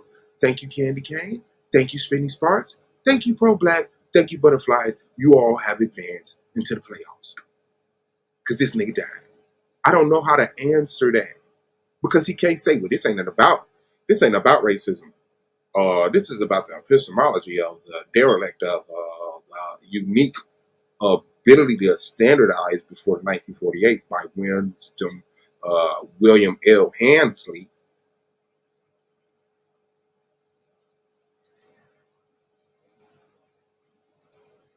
Racism exists before. Fritz, let me shut you up. Yes, we should. Yes, we should dismantle white supremacy. Now, can you answer the question?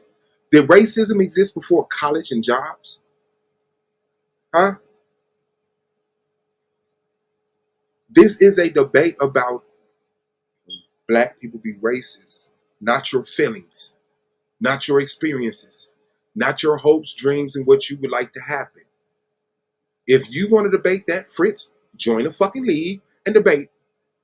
Can we dismantle white supremacy? Join the fucking debate league and debate. Can we dismantle? Can we dismantle white supremacy? But I would like to have your opinion on this debate of, can black people be racist? In the context of what I'm displaying versus what Domo's displaying. If y'all could keep it there, we could be real with each other today. But we have to undermine each other in intellectualness. We do. We have to compromise our integrity. To say the 1969 College New American Version states racism is something that still proves your point, Suave. For the institution of college in America. I don't know how to answer that. The racism exists before college. I don't know. I mean, I made that nigga look like he made Lance look.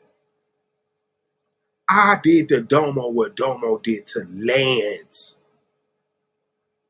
And that's the problem. Because let me speak on that hating ass shit too. No, it don't make sense that an ignorant ass street nigga like Suave Boss is in the same vicinity as college educated, second generation street. It don't make no sense. It don't make no sense. It doesn't make no sense. Domo should be somewhere in Germany or France, Europe, South Africa, debating the most intellectually sharp, wrinkle-brained people in his age class. Yes. But he's in Solar Vision Debate League. He's in Solar Vision Debate League. And here, the requirements to get your intellectual value weighed with one of them people that's in them institutions that put them in little pockets and take them around the world and keep them divided from us is that you got to talk to us here. You got to talk to us here. This is Solar Vision Debate League. So you privileged motherfucker, come over here and talk to this street nigga. Someone you wouldn't even fucking look at. Not Domo, but his counterparts, white counterparts. So in Solar Vision Debate League, I'm able to say, Domo, let's intellectually weigh each other up. It doesn't make sense, I get it, but those envelopes of regurgitating information that was handed down to him is not critical thinking. That's why he couldn't answer that question. Because Fox News or NBC or ABC or MSN, it has an answer that Domo will know. But because they haven't had this conversation in this manner, he doesn't know how to answer that question. Well, he knows how to answer the question. He just don't know how to answer the question truthfully. I don't know how to be truthful with this question and not kill everything about my argument. So, but when the motherfucker say, and Mr. Nova, you could come on Suave, but y'all didn't come on Domo when he said the shit. When you, as who you are, say to me,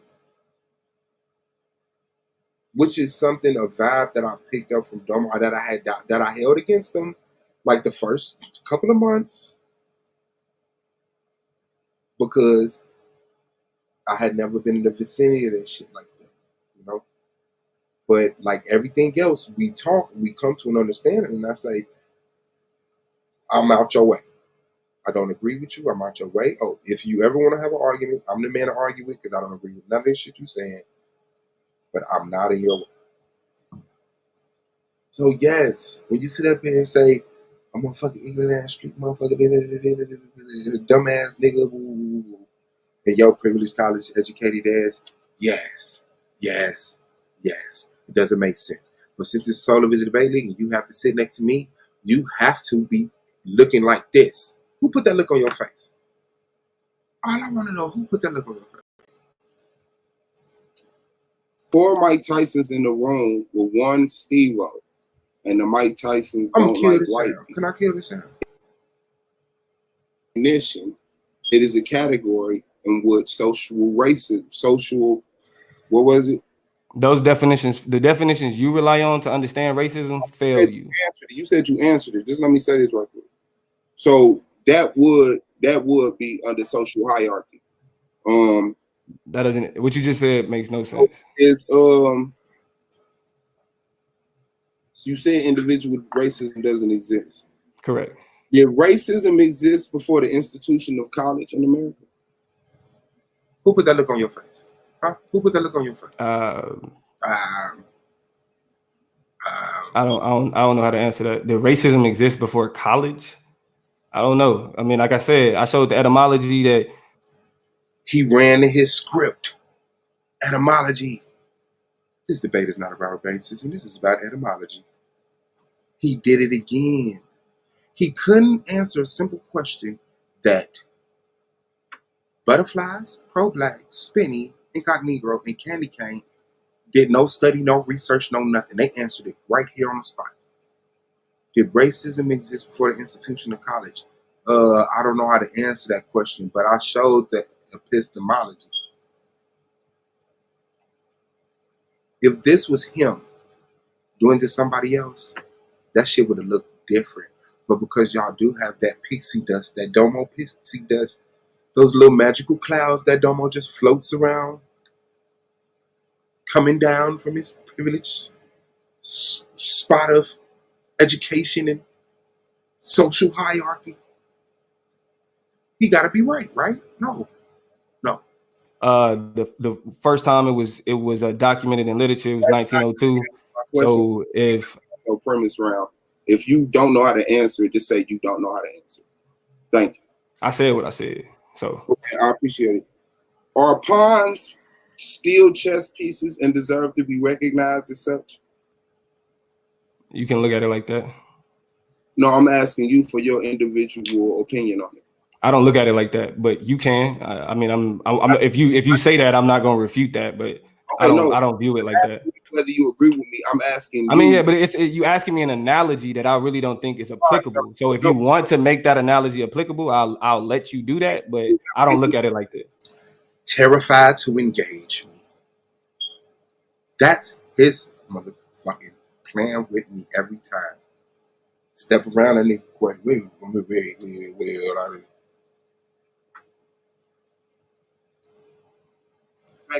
I'm asking you, are chess pieces? I said, if you want to look at it like that, and that's what he wants to do. You can. I mean, I'm if No premise round. I don't know how to answer that. The racism exists before college. I don't know. I mean, like I said, I showed the etymology that the first time it was documented in literature, it was 1902. So if no premise round. If you don't know how to answer it, just say you don't know how to answer it. Thank you. I said what I said. So okay, I appreciate it. Are pawns still chess pieces and deserve to be recognized as such? Now, chat. Are pawns, those, not everybody, just those that are familiar with the game of chess. Google it real quick if you got the chance. Are pawns still chess pieces that deserve to be recognized on the chessboard? Yes or no? Okay. You can look at it like that. No, I'm asking. Avoided my question. I can look at it like that. That's a direct question toward him. You for your individual opinion on it. I don't look at it like that, but you can. I mean, I'm if you say that, I'm not going to refute that, but I don't view it like that. Whether you agree with me, I'm asking. I mean, yeah, but you asking me an analogy that I really don't think is applicable. So if you want to, he doesn't think my analogy is applicable, so it doesn't deserve his privileged answer. It's a nigga question. Make that analogy applicable, I'll let you do that, but I don't look at it like that. I'm asking you, are chess pieces? I said if you want to look at it like that, you can. Give me permission. I'm asking you to, with your bro. That's my answer. That's my answer. If you want to look at it that way, you can. That's my answer. Okay. So chess pieces, you don't look at chess pieces that are pawns on the chessboard as chess pieces because they're pawns. Okay. So is it racist? These questions, these street nigga questions, he can't engage, Mr. Nova. Because I don't contort to his social hierarchy. And he got to get down here with me, Mr. Nova. You failed to answer the questions also. But you've been typing pretty often. But when it comes to the questions that I ask, you can't engage them. Somebody else is an English. Okay. A cop of a white race kills a black man simply because he's black? Yes. Listen is it race? Look at it like that, you can. Give me permission. I'm asking you to, with your bro, that's my answer. That's my answer. If you want to look at it that way, you can. That's my answer. Okay. So chess pieces, you don't look at chess pieces that are pawns on the chessboard as chess pieces because they're pawns. Okay. So is it racist when a cop of a white race kills a black man simply because he's black? Yes. Took him a minute. Is it racist if a black cop shoots a white man simply because he's white? No. Okay. That's not death. Is race a factor in organized community organizations like the Vice Lords? Yes. Are the Vice Lords organization that is black dominated? The Vice Lords is a black organization, yes. In the system and structure of the Vice Lords, could they be racist toward a white person wanting to be a Vice Lord? No. So if the Vice Lords, only consideration for this white person not being able to become a Vice Lord is that he is white, is that racist? No. So what he's admitting is that the Vice Lords is a black organization that when they discriminate against a white person solely on the lines that they're white is not racist. And he won this debate. They're terrified to tell their golden boy they lost to Suave B.O.S. Could you explain that? Black people live in a society where white people manipulate, they intrude, they take, they steal, because we live in a society that dictates white over black. So black people typically display what I've argued is cultural bias, which is that we've shielded ourselves from allowing people that could be detrimental to our organizations from joining our organizations. That's not racism. That's a survival strategy. Are white people privileged? White people are, yes, they are privileged. Yes. What definition of privilege do you use? The general definition. Okay. Let me put a general definition on.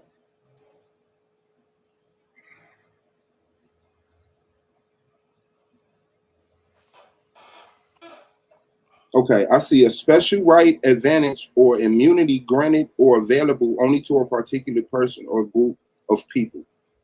Does that definition fit our condition toward white people, our relationship with white people in America?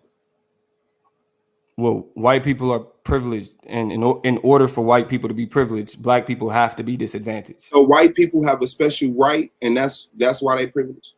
No, this is their society. Like, I mean, you hear people say use this analogy, like you're not forced into religious debates, Candy Cane. You can debate whatever you want. You don't gotta debate no religious people. You can debate me, Domo, KOT, debate about stuff that's not in the Bible. True Justice said he gonna start debating stuff that's not in the Bible. Pro Black is not a Bible debater. Holly isn't a Bible debater. Skeen isn't a Bible-based person, so he doesn't have to debate. There's plenty of people who can get. I see privilege. The definition of privilege is a special right, advantage, or immunity granted. Which one of these matches how you're using it as far as you have to be privileged? Racism for white people is racism because they're privileged. What definition? No, racism is a privilege. Okay, are white people able to be racist toward blacks because they're advanced in military? Yeah, that's a privilege. That's a privilege. Yeah. Okay, granted by who? By the white power structures. So the white power structure killing people and maintaining advancement in the military is to the benefit of white people. Yep. Okay. All right. Thank you. Are black people privileged in any way in America? No. At all? No. Okay. So in the sense that you said, if a community organization murdered, hoarded weapons in a certain local area and controlled the movement of white people simply because they're white, charge them extra simply because they're white, is that racist? Not at all. Not at all. Why not? Again, as I said, black people exist in a white over black society. When white people are involved, it typically involves black people being marginalized and disadvantaged. So typically, when black people take precautions to make sure they're not being marginalized and disadvantaged by white people, it's not racism. Again, it's a survival strategy. We don't trust white people, not because they're white, but because white people have done throughout history, specifically to us. And why do we say they did it? Because they're white, because they're evil, because they're the devil.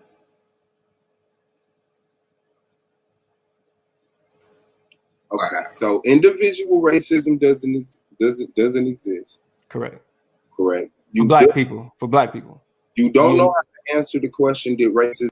He said for black people. So now even individual racism does exist outside of black people. But within black people, individual racism. Like, come on, man. All I want is props for what the fuck I did. If it feel like I'm hating on you, nigga, it's because I'm right.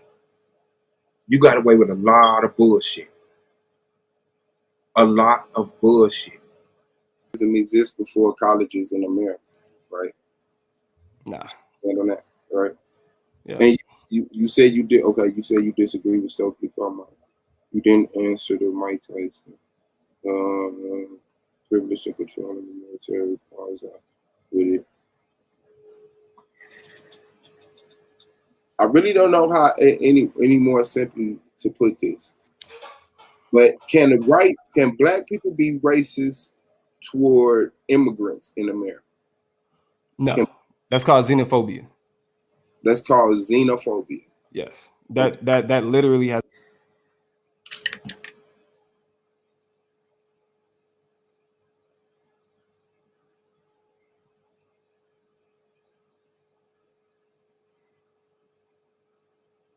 Xenophobia is the fear or hatred of that which is perceived to be foreign or strange.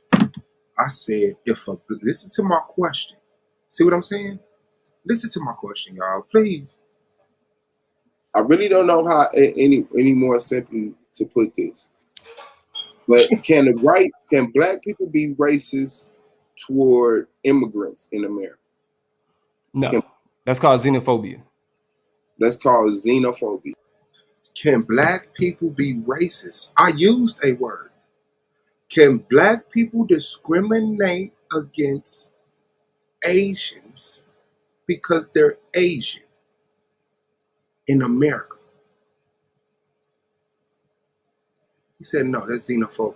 Xenophobia is fear or hatred of something because it's foreign. I said, if we're racist towards something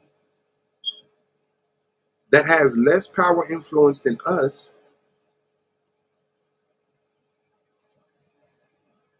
is that racist? If we racist, is that racism? No, it's xenophobia.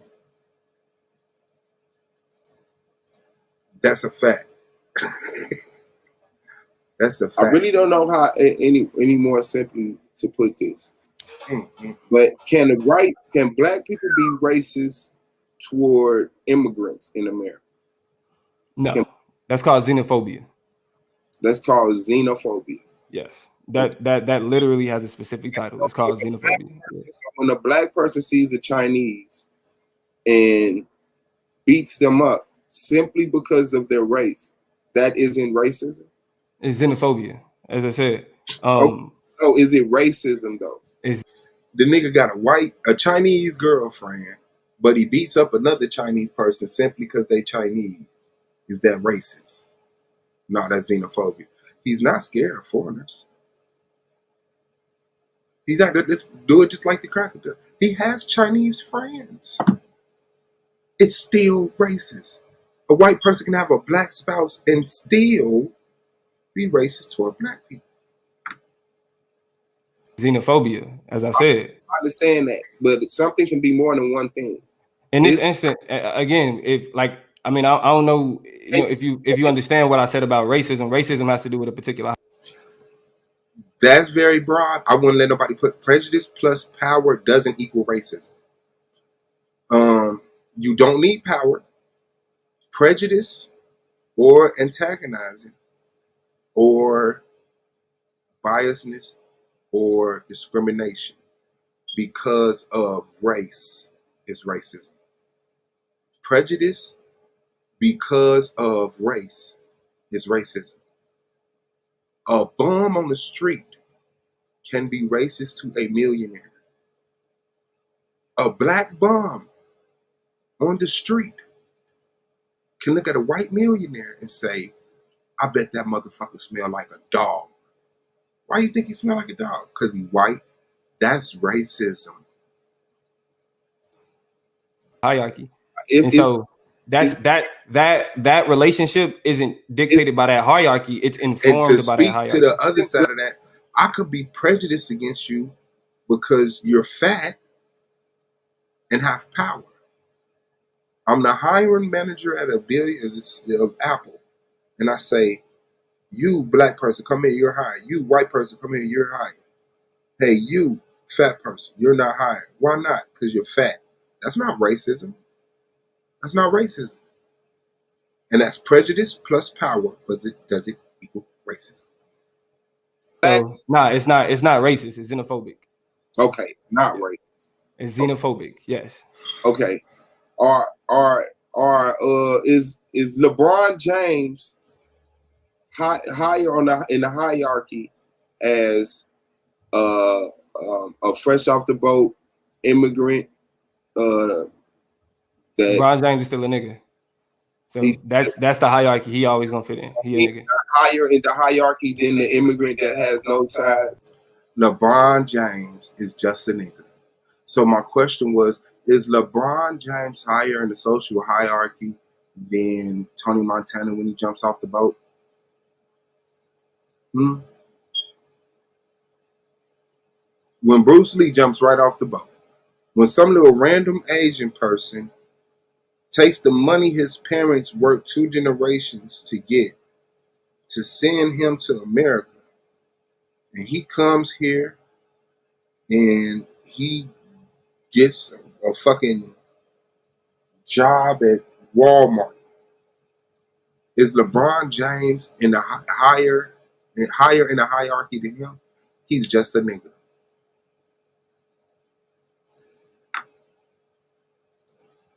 Just a nigga. Still America, and he couldn't be racist for it. Still, when we talk about the social hierarchy, he's still a nigga within the social hierarchy. Time. All right.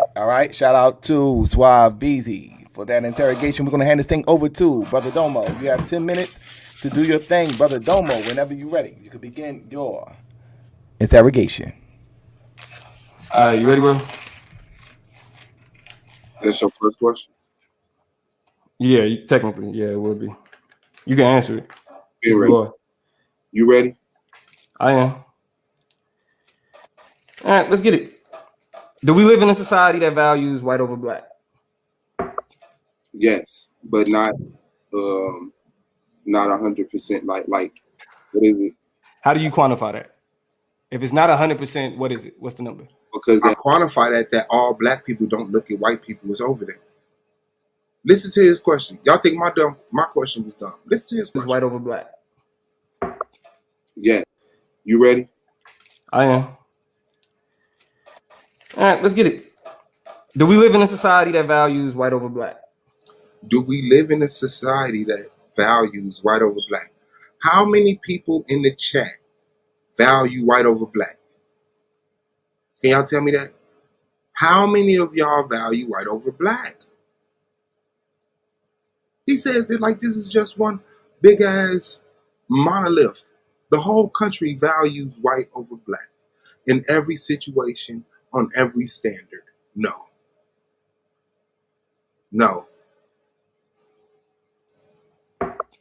Yes, but not 100%. Like what is it? How do you quantify that? If it's not 100%, what is it? What's the number? Because at points in situations, some people don't care about white people at that point in time, and they're not holding them above. What is that? What does caring about white people have to do with a society that dictates white over black?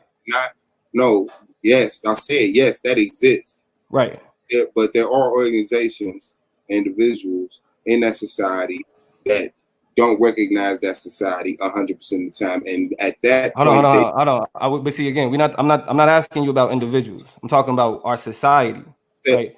Yes, but so to be clear, our society, the society that we live in, dictates white over black. Correct? And it's made by individuals. The society is made of individuals. Society. I'm not asking you about individuals. I'm asking you about the social structure. Does your understanding of racism, does saying black people can be racist in the instances where you're saying that they're racist, is that white over black paradigm changing? Say it again. In instances that you're saying that a black person is being racist, is the white over black paradigm, that structure, is that changing? No, they coexist. What do you mean that they coexist? I'm saying in an instance where a black person is being racist, that like you say, to for example, a white person, does that shift the white over black paradigm? No, both racism coexist. Individual racism from black on the white exists in systematic racism of whites over black. So you're saying that instances of individual racism do not address or change anything about the white over black structure? No, though me being racist toward a black person does not grant somebody a loan or stop a white person from getting a loan. That will be the reverse racism argument, which right. And so it does. Okay, so you're saying that these things that you're calling racism, they actually don't impact society at all. Yes, they impact society on. You just said it doesn't have anything to do with you getting a loan. No. It don't have anything to do with you getting a job. No.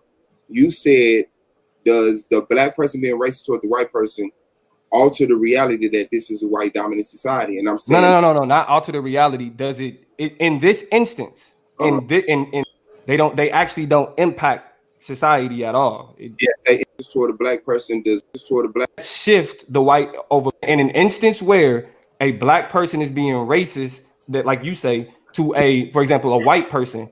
Does that shift the white over black paradigm? No. The question is, if a black person is racist toward a white person, conversation is over with.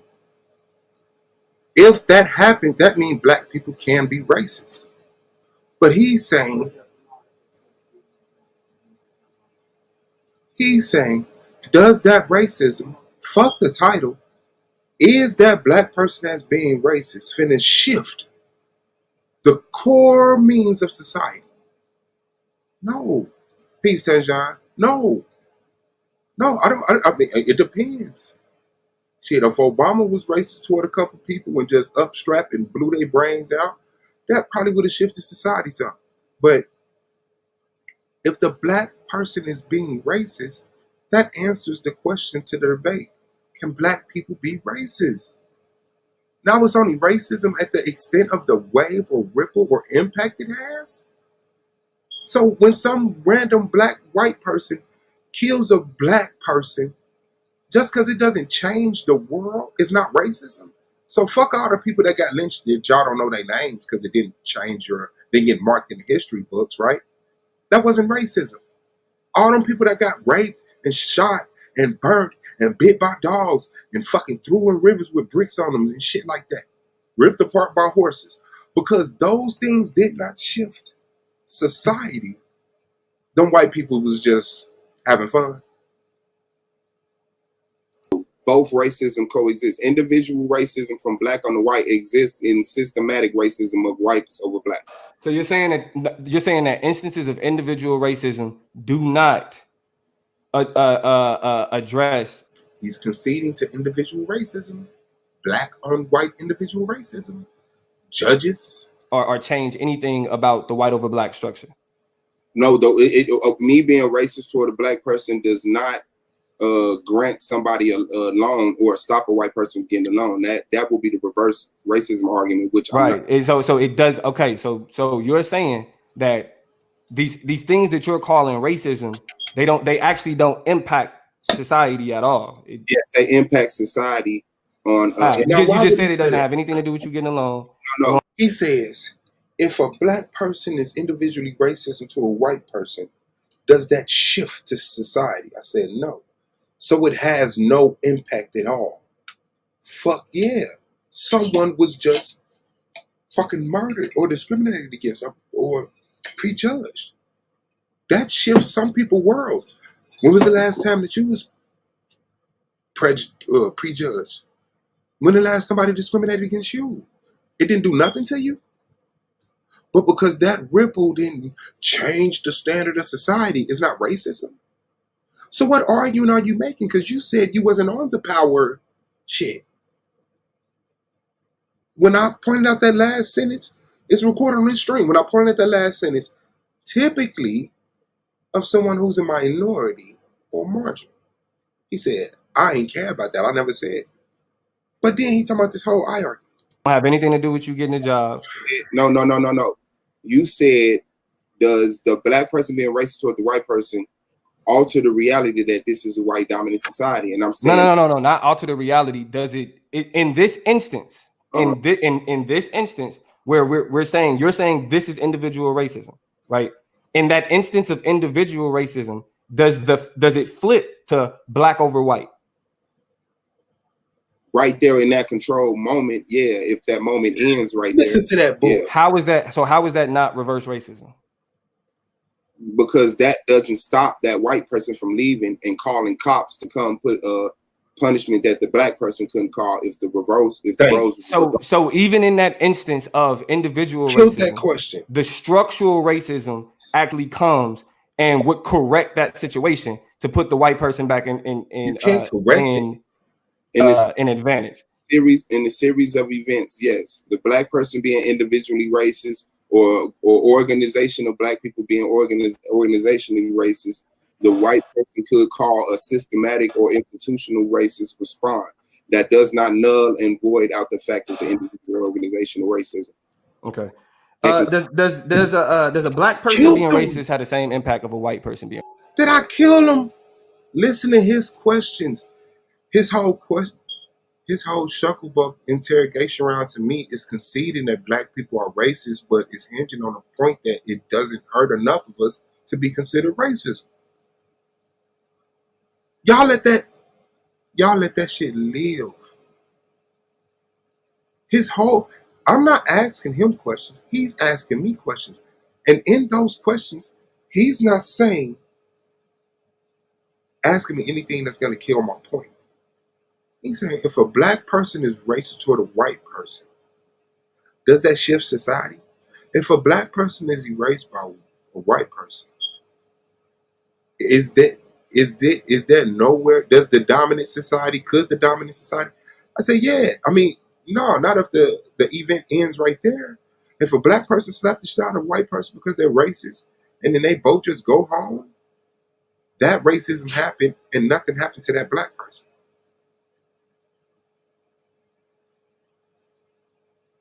Racist. Oh, that would be reverse racism, which I'm not arguing. No. Okay, it doesn't have the same impact. So why use the same words? Because it's still based off of race, and that is the determination. So if I murder one person, that's murder. If I murder 3, we need another word. Can't trial me for murder. If it doesn't have, y'all golden boy said to Suave boss, if it doesn't have the same impact, why do we use the same word? Nigga, if I give you a bowl of oatmeal or a steak, they're both food. It's food. It's steak food and it's oatmeal food versus individual racism and systematic racism, but the base of it is still racism. Y'all can't get dumb on that word. I know. I love the words, not the impact or the broad of it. That's why you add words like systematic, organizational, because there's layers to racism. But again, even as Stokely Carmichael pointed out, the danger associated with not paying attention to systematic and institutional, right? So, do you believe that focus over what? You said what? Over what he considers individual racism. Over what he considers individual racism. When he talk about Stokely Carmichael like he didn't coin the shit. But he gonna go bring up this old ass, probably some crack. I don't even know who it was. Oh, in 19, nigga Stokely Carmichael said there is individual racism. And we do need to look at systematic racism. I agree. We should focus on systematic racism. The debate is, can black people be racist? Meaning, does individual racism exist, black or white? If the answer is yes, you're dead. You should have never took this debate. Said that we don't focus on systematic or institutional racism. What was he implying? He was saying, don't let the fact that individual racism hurts you personally make you ignore that there's a system that was actually going into it. What individual racism, like, because that's what I'm trying to figure out. Because I'm trying to see if hold on. So let me ask you this. When I say that racism, he doesn't engage it because he's not listening to you. Like I said, he gets the title and walks off. He don't care what you're saying because he knows he's lying solely on his. I'm gonna come in, fuck with my opponent saying even if he had affirmative. My 3 points is I'm gonna prove hot dogs have hot dog buns, cats eat cat food, and that balloons, when filled properly with helium, rises. And when he proves those 3 points because they're fact, then he goes in and preach it. And that means that individual racism does not exist because racism is a white over black hierarchy. And he drops the mic, go home, and all the judges say, man, I can't say no to that. Even though his whole line of questioning to me was, if a black person is racist in the end, if black people be racist in it, nigga, you're dead. You're dying.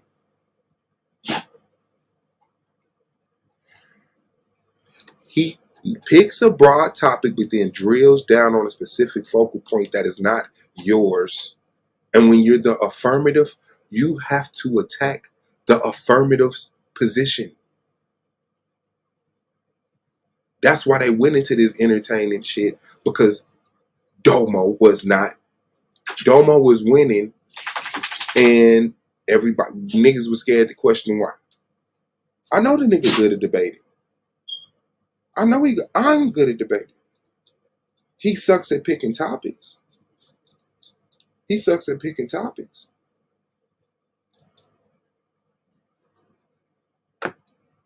Race is a social hierarchy. Is that something you disagree with?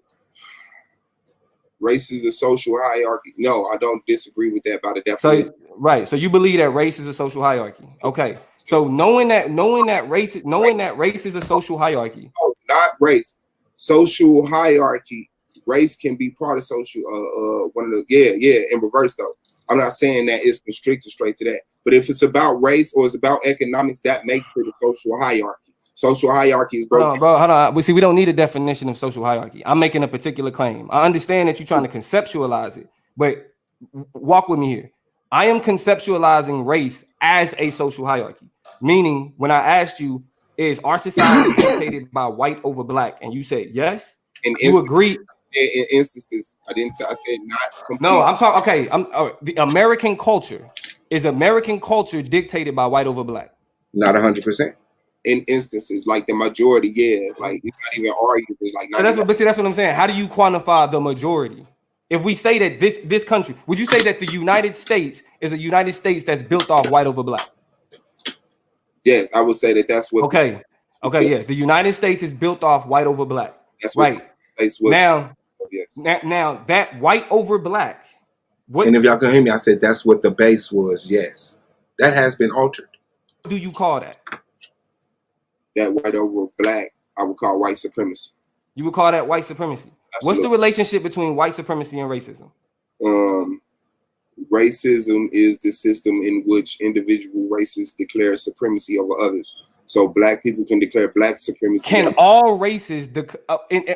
That's perfect. The impact of that. Does the impact of any other race declaring superiority? He arguing impact.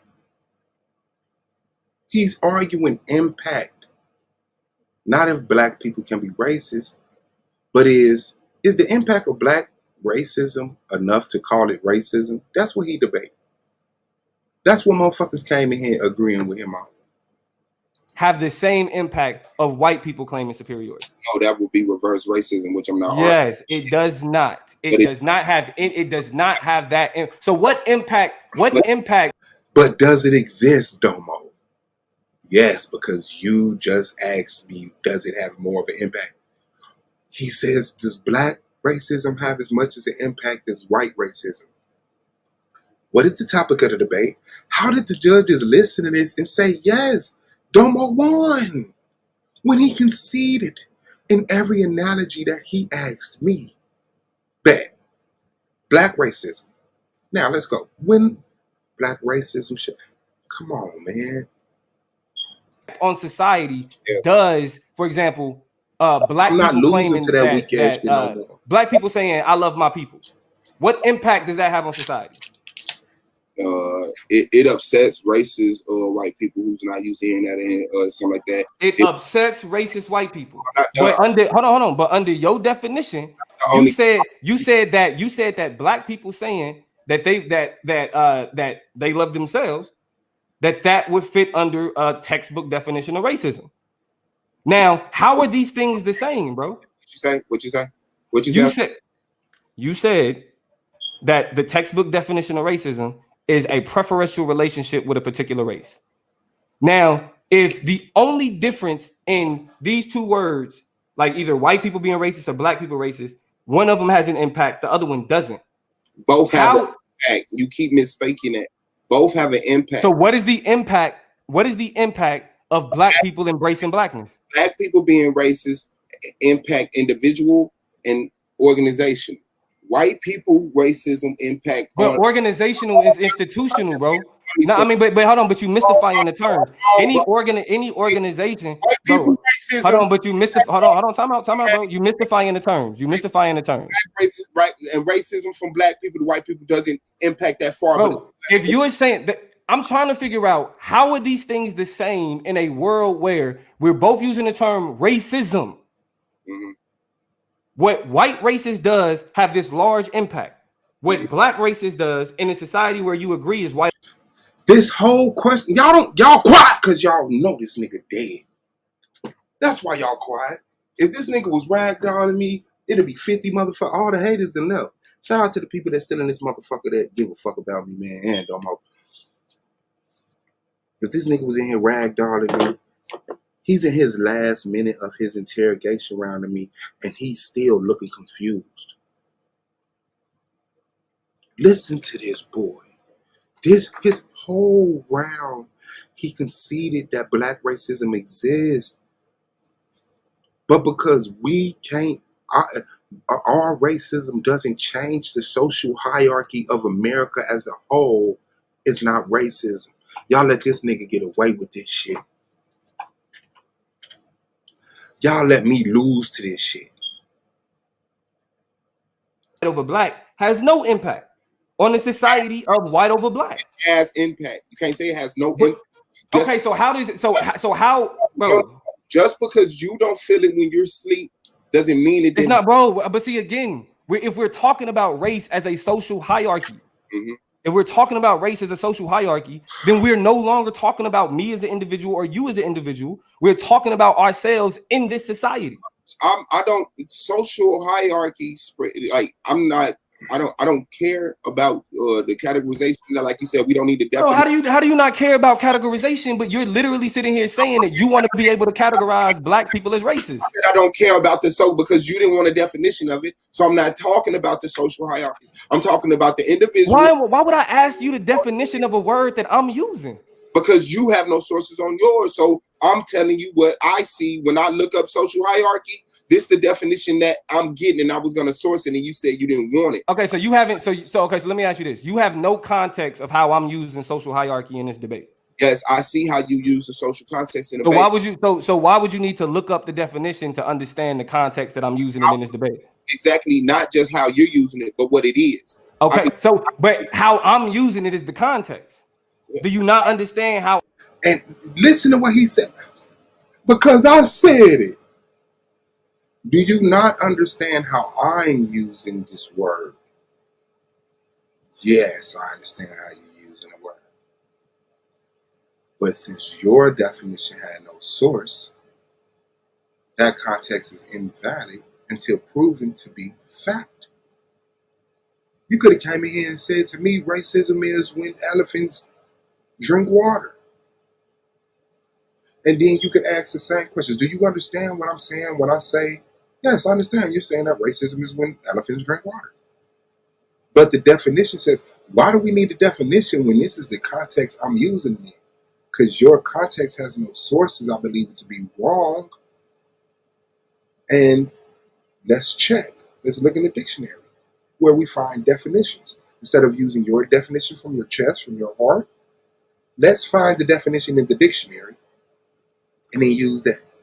No, fuck that. I'm using the word in this way. So like I said, I'm the affirmative. He ignored my premise, set up his own around social hierarchy and etymology or epistemology, and then totally ignored reality. How do you not care about categorization, but you're literally sitting here saying that you want to be able to categorize black people as racist? I don't care about the because you didn't want a definition of it. So I'm not talking about the social hierarchy. I'm talking about the individual.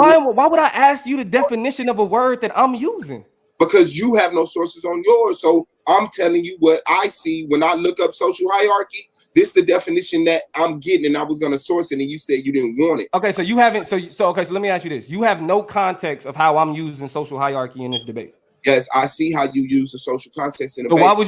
Why would you need to look up the definition to understand the context that I'm using it in this debate? Exactly, not just how you're using it, but what it is. Okay, but how I'm using it is the context.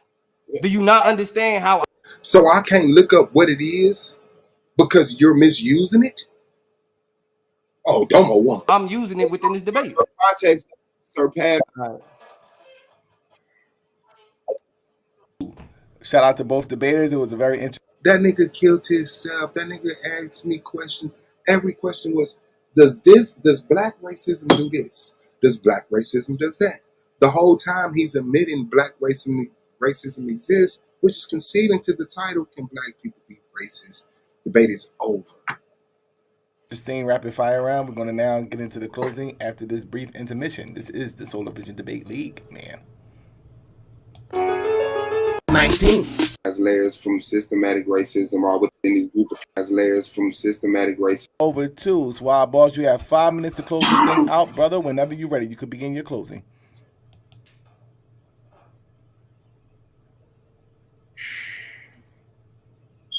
Let me share my screen.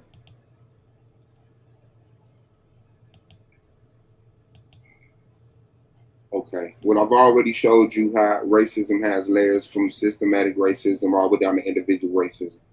Cultural, institutional, and personal racism are things that black people can affect. We have our own culture within this culture, our own institutions within this institution, and our own persons within this group of people. And we could dictate from time to time the racial influence that impacts certain levels of social hierarchies. Now, I would like to take my closing round time to speak on, because this is something he showed a definition. Well, he showed a definition in a cutout, and it just says Yanzi. It just How does it that? Culture racism, institutional racism, personal racism, the levels to racism. You could be culturally biased to someone, but still have an even playing field in their institutions. You could be institutionally discriminated against, but still have an even playing field in their culture. You could be personally on the same playing field as anybody else, but the institutional and culture is racist towards you. says Yanzi. It looked like Shout out to from Nico a B. thought. Peace. There's no date to it or anything. It just says Yancy. So that's 1902 or something like that. Well, in 1902, the internet didn't exist. And so now we have online racism. Online racism exists now. This is the way that the world changes and things evolve when it's allowed to. That's just ridiculous. I would like to take some time to actually introduce some type of solutions. And they punished me for this. Like I remember, because for one, right, I was calming down because I was the aggressive motherfucker. It was like, calm down. Woo, woo, woo, woo. And then my opening and my closing rounds was kind of sucky. So I was thinking how to do shit to my closing round, because to me, it seemed like I was doing the same thing as everybody else, but I was getting 7s sometimes, you know. But yeah, I went into solutions. In my closing round.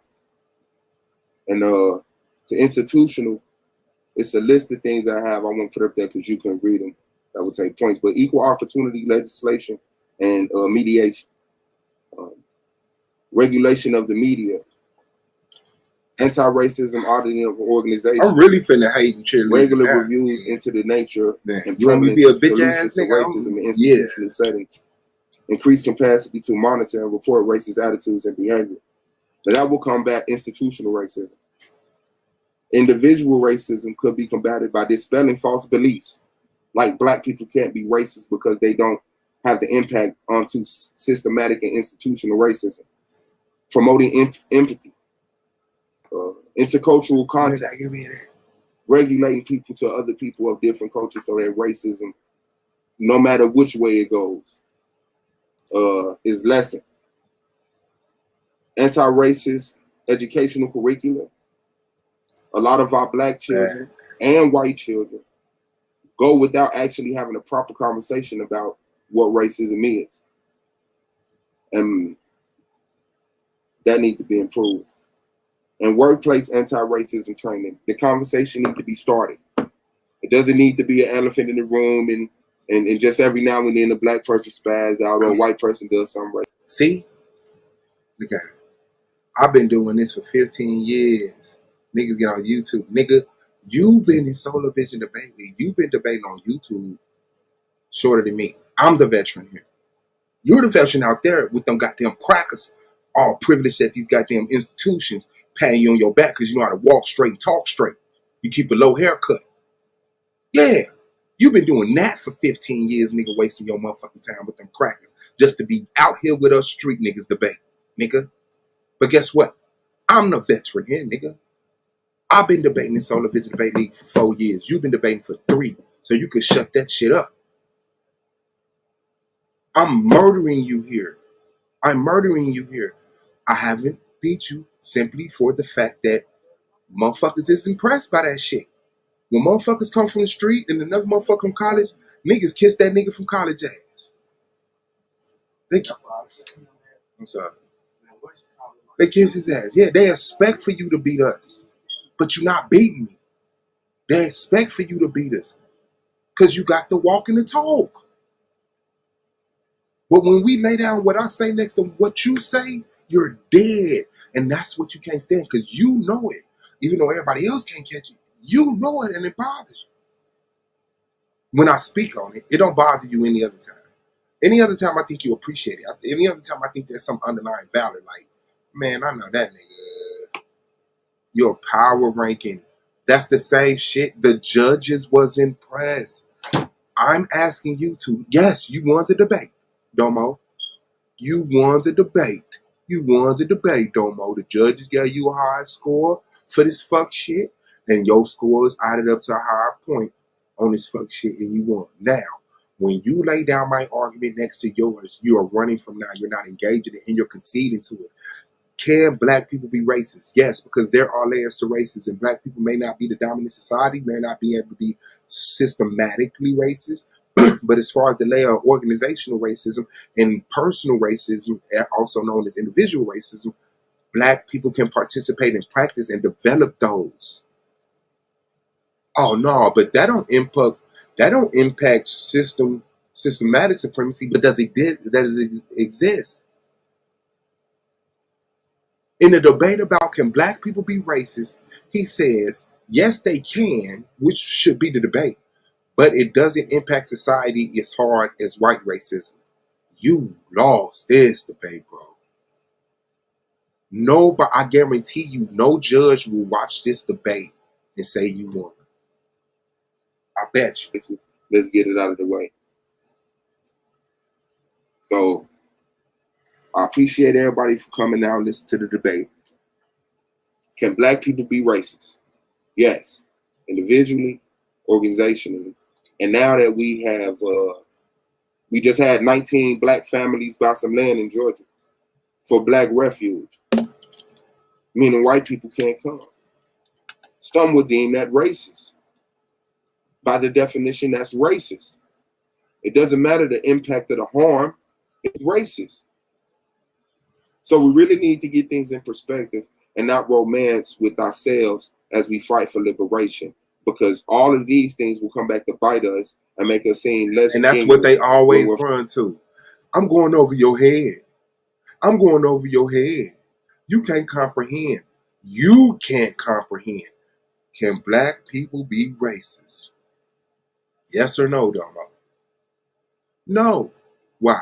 Because black racism, and soon as you say that, you're admitting it exists. Black racism doesn't impact society as much as white racism. That's your argument. That's your argument. Because of the construct of which racism was formed and white supremacy and racism was first mentioned in 1900 something, and then today we already know that it's a social hierarchy that goes white to black, with white being higher than black. And because of that, anything that black people do to white people cannot be defined as the same thing because it doesn't make the same impact, you slow ass smart motherfucker.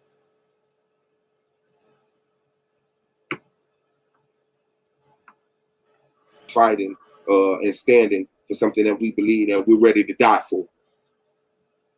As simple as that. And taking the attention off of individual racism puts us back in the situation that our forefathers was in. They wasn't worried about getting a job, going to school, Medicare. They was worried about being shot, lynched, burned, and raped and goods stolen by racist individuals who decide to do so. Black people can do the same thing. Reverse racism does not exist simply because the impact is unequal, but the impact exists. You cannot deny it. You cannot ignore it. It has been established and conversed over plenty of times. It existed before institutional racism. I asked him, did racism exist before the institution of college? It was such a blade to him. He just refused to answer and say he couldn't make out what the sentence mean and how to respond to it. Simple, yes. Before we were worried about getting in their bars and eating at their restaurants, we were worried about our life. We was worried about structuring our family. These things was impacted by individual racism. And Black people have now gotten to the point where we're displaying those signs too. Simply because the person is not our race, we want to cause them bodily harm. Time. All right. Shout out to Suave BZ. Very powerful closing. We're going to hand this thing now over to Brother Domo. It is on you. You have 5 minutes to close this thing out, brother. Whenever you ready, you can begin your closing. Just put me on the screen, so just put me on the screen. All right. 5 minutes. You can end your share, brother.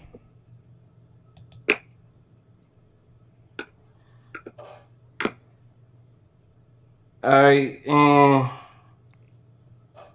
right, let's get it. Check this out. Understanding race as a social hierarchy means something very particular. That means that people have roles within the society. We have roles within the society. Racists are those who, in a racist society, are able to benefit and empower that society. That is a particular, very clear position, not to be confused. Everybody cannot occupy the position of a racist. Remember, when we talk about the etymology of the term, I understand that my opponent ain't understanding some of my arguments, so let me help. When we talk about the etymology of the term, when I said it was... That's all he doing with that privileged ass. These niggas don't understand what I'm saying. And the rest of the motherfuckers be trying to act like, I ain't no nigga. I understand what he's saying. A lot of motherfuckers don't want to disagree with Domo because they don't want him to be right. And they be like, damn, I'm dumb as fuck in front of everybody because I disagree with, and then he proves me wrong. That's what motherfuckers is doing. I told you it's the old, he didn't understand, even though I explained perfectly. And remember, I'm the affirmative. My position is the one that's supposed to be clarified. My position is the one that's supposed to be clarified. So what he does is try to say, he don't understand what I'm saying. And the judge is sure ain't finna click and be like, I don't know what the fuck you saying either. Epistemology. You're going into all of these goddamn dates. The man asked you if a black cop shot a white man simply because he was white was a racist. You said no. What the fuck are you talking? The judge is not gonna be that. So what makes sense to me is the judge just was like, in this society, it's just easier to say it looked like Suave beat him, but I'm not used to seeing that. You know, what it'll be the same thing as the first time you see a real UFO. Your eyes might, your brain might try to move the object to the ground, or, make it look like a plane, or, but when that make it move, but when that motherfucking UFO just floating there, your brain is registering like, is this shit really happening? Yeah, that shit over with. That shit over with. And since he think I'm a hater and a bitch ass nigga and all of that, I'm going straight. I ain't doing nothing but me and him debates. And you're going to see the same shit in each debate.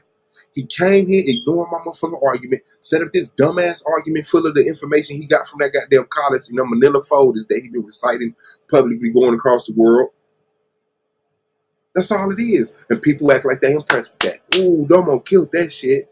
No, the fuck he didn't. Used in 1902 to refer to a white over black social structure. When the term I didn't know what affirmative was. Were popularized in the late 1920s, it was referencing social structures. Mm-hmm. Now, He is trying to say, well, no, I'm not making the reverse racism argument. That's exactly the argument you're making. No, I'm not. I explained time and time. I'm not saying that black people will stop white people from getting jobs. Black people will stop white people from going to college. That black people racism impacts society. That's reverse racism. What I'm saying is that as minuscule as it may impact society, as small as it might register on any type of motherfucking graph that measures racism, it exists. It exists. You should have clarified that topic. Is black racism enough to match white racism? Something. Should we consider black racism at all, since it doesn't impact society as much as white? Something. But in the conversation of can black people be racist?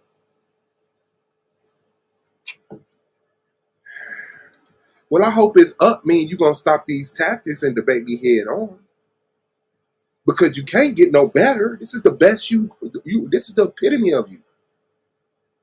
The only way you can get better is if you actually focus on the title and make sure it's not so broad. That's it. Because all of this, believe me, because I wear a champion's hat ain't shit. No, I lost. I feel the title wasn't the problem. Because when I go back and listen to your discussion versus my discussion in context of the title, I say, Domo, he conceded that black people can be racist, but because it doesn't impact society as much as whites, it's not racism. That's what you did. You the one who need a better topic. You the one need a better in order to say that black people can be racist, they would have to occupy the position of the white. They would have to remove themselves from the lower tier of that position and move up. You can't do that. That's why if we say, I said, the reason why question of power is so important is because if we say we aren't hiring black people or white people, it has no impact on their lives. None.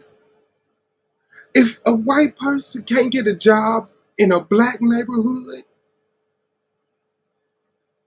because he's white, where all the Arabs own the stores because he's white, that don't impact their life. Now let me shut up and let him rant so I don't cut him off. Yo, I dare you. I'll triple double dog dare you to go through. I want you to play every last one of our debates, and I want you to do your fucking hate. I want you to. Like the fact that you don't even comprehend that the best that you could do is just say that what I'm doing is a tactic and a trick. Bitch ass nigga, I study. The fuck is you talking about? The best thing your bitch ass can say is, oh, what you learned from those white. Like, you niggas is weak, bro. You weak as fuck. Like all of you niggas have learned from Damo fucking being here. You didn't even know what affirmative was in a fucking debate until I started debating, nigga. But now you wanna explain to me what the role of the affirmative is in a debate? Shut the fuck up, bro. Shut the fuck up. The fact that you can't even properly break down the debate without it turning into, because you don't even understand that all you doing is ad hominem. Ad hominem don't mean that you attack that you are calling me out my name. Ad hominem means that you're attempting to undermine the point that I'm making by talking about something about me personally. That's what ad hom means. You ain't laid out no debate strategy. You ain't laid out no understanding. You don't have no understanding of argumentation, nigga. You have no understanding of argumentation. Neither do the motherfuckers that's cheerleading you. So I dare you, nigga. I triple dog dare you to go through all of them fucking debates and show how I'm kicking your motherfucking ass. I got no fucking problem with it. It don't hurt me because I didn't lose. The only thing that's fucked up is that, nigga, you taking, especially at a time period where we talking about maintaining the fucking league, maintaining the integrity of it, the legitimacy of it. You doing streams talking about just undermining the legitimacy of the judges by talking about they just don't want to vote for Damo. Nigga, you ain't nothing. You ain't different from the rest of them niggas. You ain't. Only thing you did is just waited them out so then you could be the one complaining. If you really sitting here talking about, yeah, nah, they just like Damo that much. For real? But we supposed to be talking about holding down the league, maintaining the integrity of it. You don't even see how you undermining all of that shit by simply saying that the only reason I got a higher score than you was because of the judges. You sound just like the rest of them niggas, and then claim that this is supposed to be, that the argument league is supposed to be an attachment to SVDL. What favors are you doing, SVDL? What favors are you doing how the league is seen and all that other shit? Mr. This is my league. Mr. I care about this league more than anybody else. But the best thing that you could do is just talk shit about the judges just liking me more. Even the motherfuckers that's cheerleading you in the chat talking about, I will join this league, but these judges, how is this no fucking different than what's happening on all them other niggas' platforms?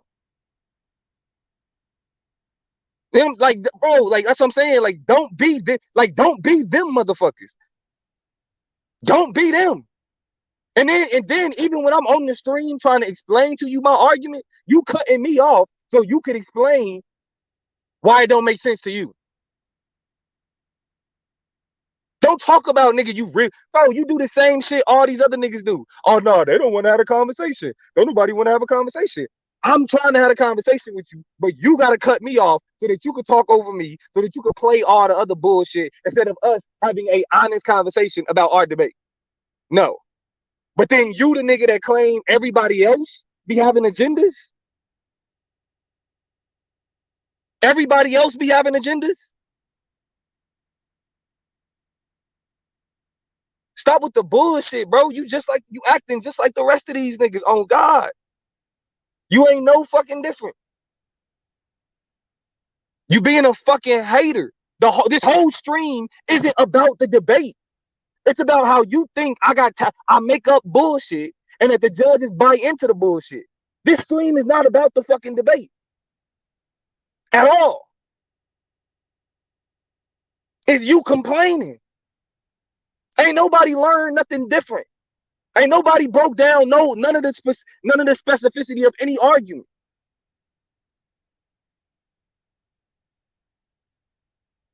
It's full sucker shit, bro. And you be trying to play the fucking victim, nigga. Hell no, I'll be over here enough that I ain't got no reason to run from it. I'ma let you know. This whole shit. And you act like you be the first nigga to be like, man, I'm telling you about yourself because I love, but you doing the same shit. You doing the same shit. And I don't give a fuck if you agree, believe, or whatever, but that's why I triple dog dare you. Go over all of them debates and do what you doing right the fuck now. I triple dog dare you. Tell me there's gonna be 3 streams on the same shit. I ain't trying to cut you out, but you want to explain this debate then? Nah, bro, I'm past that, bro. I don't give a fuck about that. I'm past that. I'm past that. Nah, do the streams though. Do the streams though. I triple dog. I already said it. You don't gotta dare me. I already said I was gonna do it. You're not daring me to say something. I already said I was. Show niggas how much of a fucking hater you is, nigga. Yes. Show niggas that shit. Yes. Show niggas that shit. Okay. Oh God, like for real, cause like nigga, you ain't said shit, my nigga. Nothing. You ain't said nothing.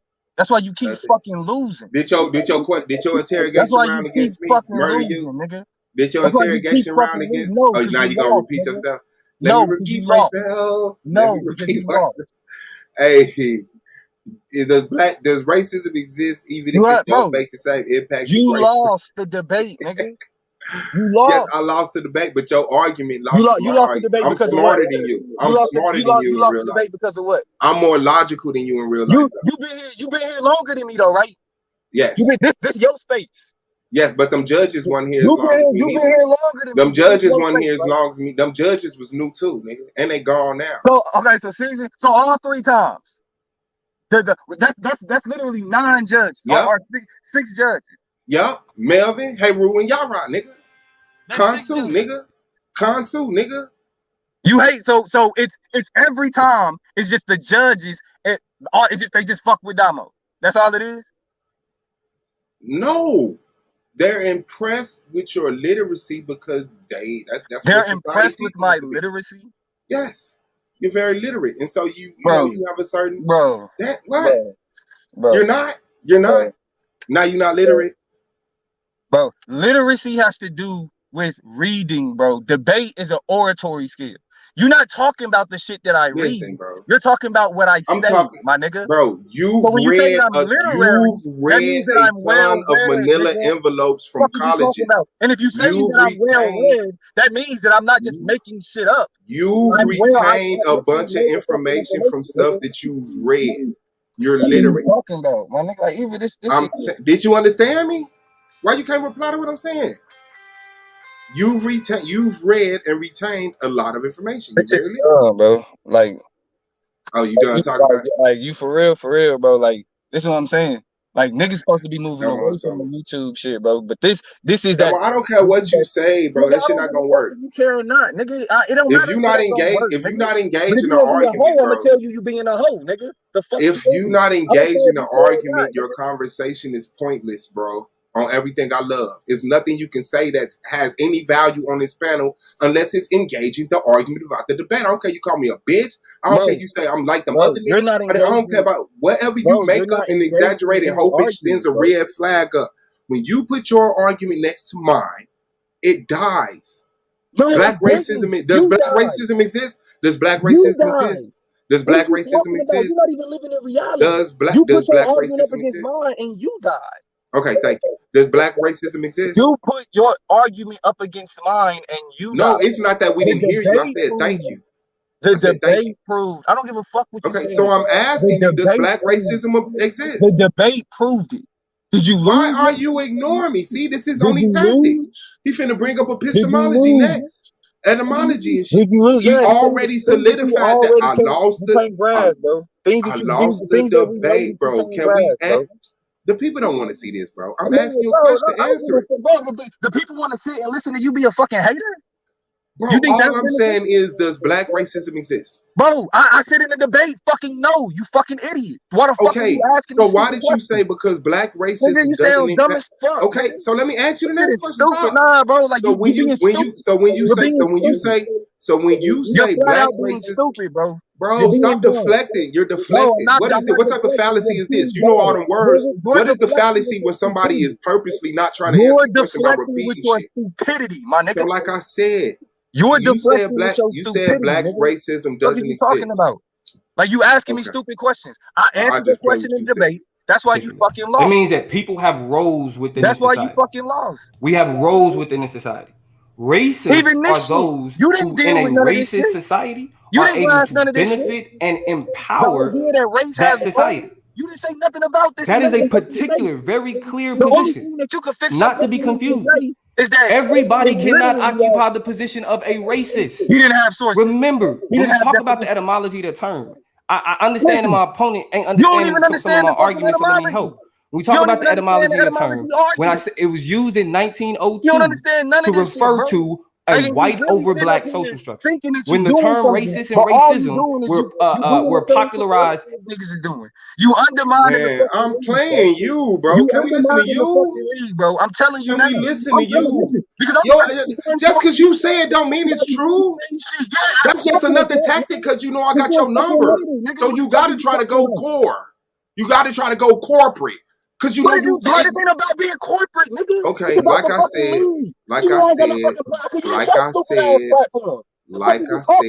can I play you while you talk? Can I play you while you talk?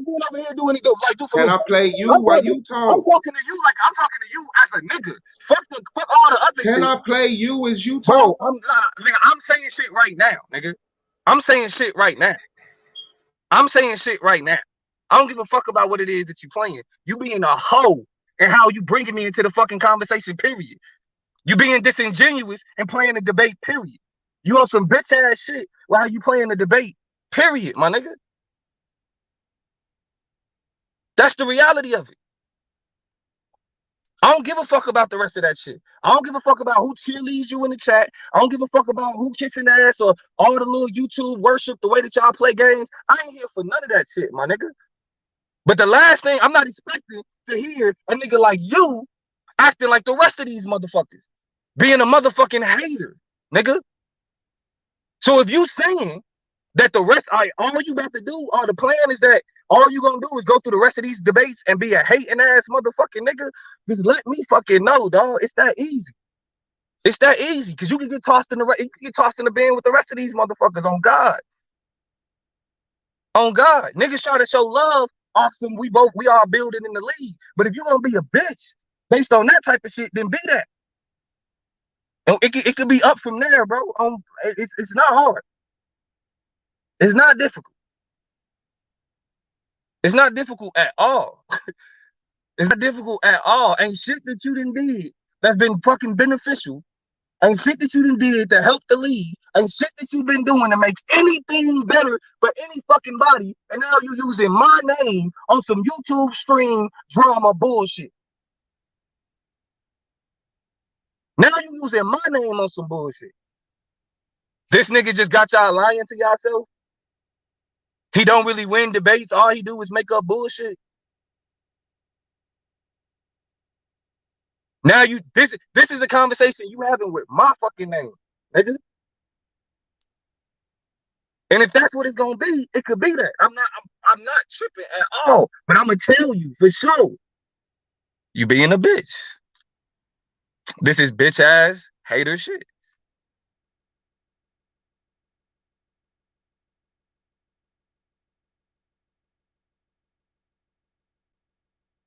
Yeah. Like I said, well, at this point, you begged me to do it, so it's not even like. But all right, bet. Yeah, I got. Yeah. Yeah. Damn, you gonna cut me off now?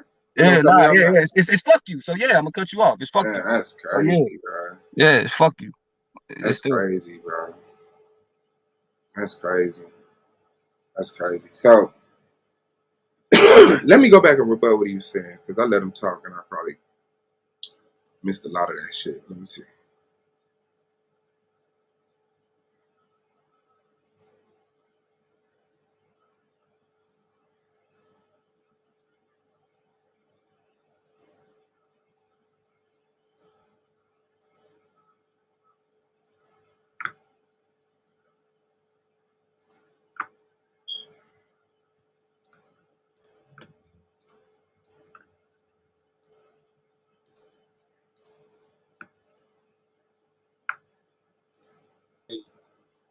To go through, I want you to play every last one of our debates, and I want you to do your fucking hate.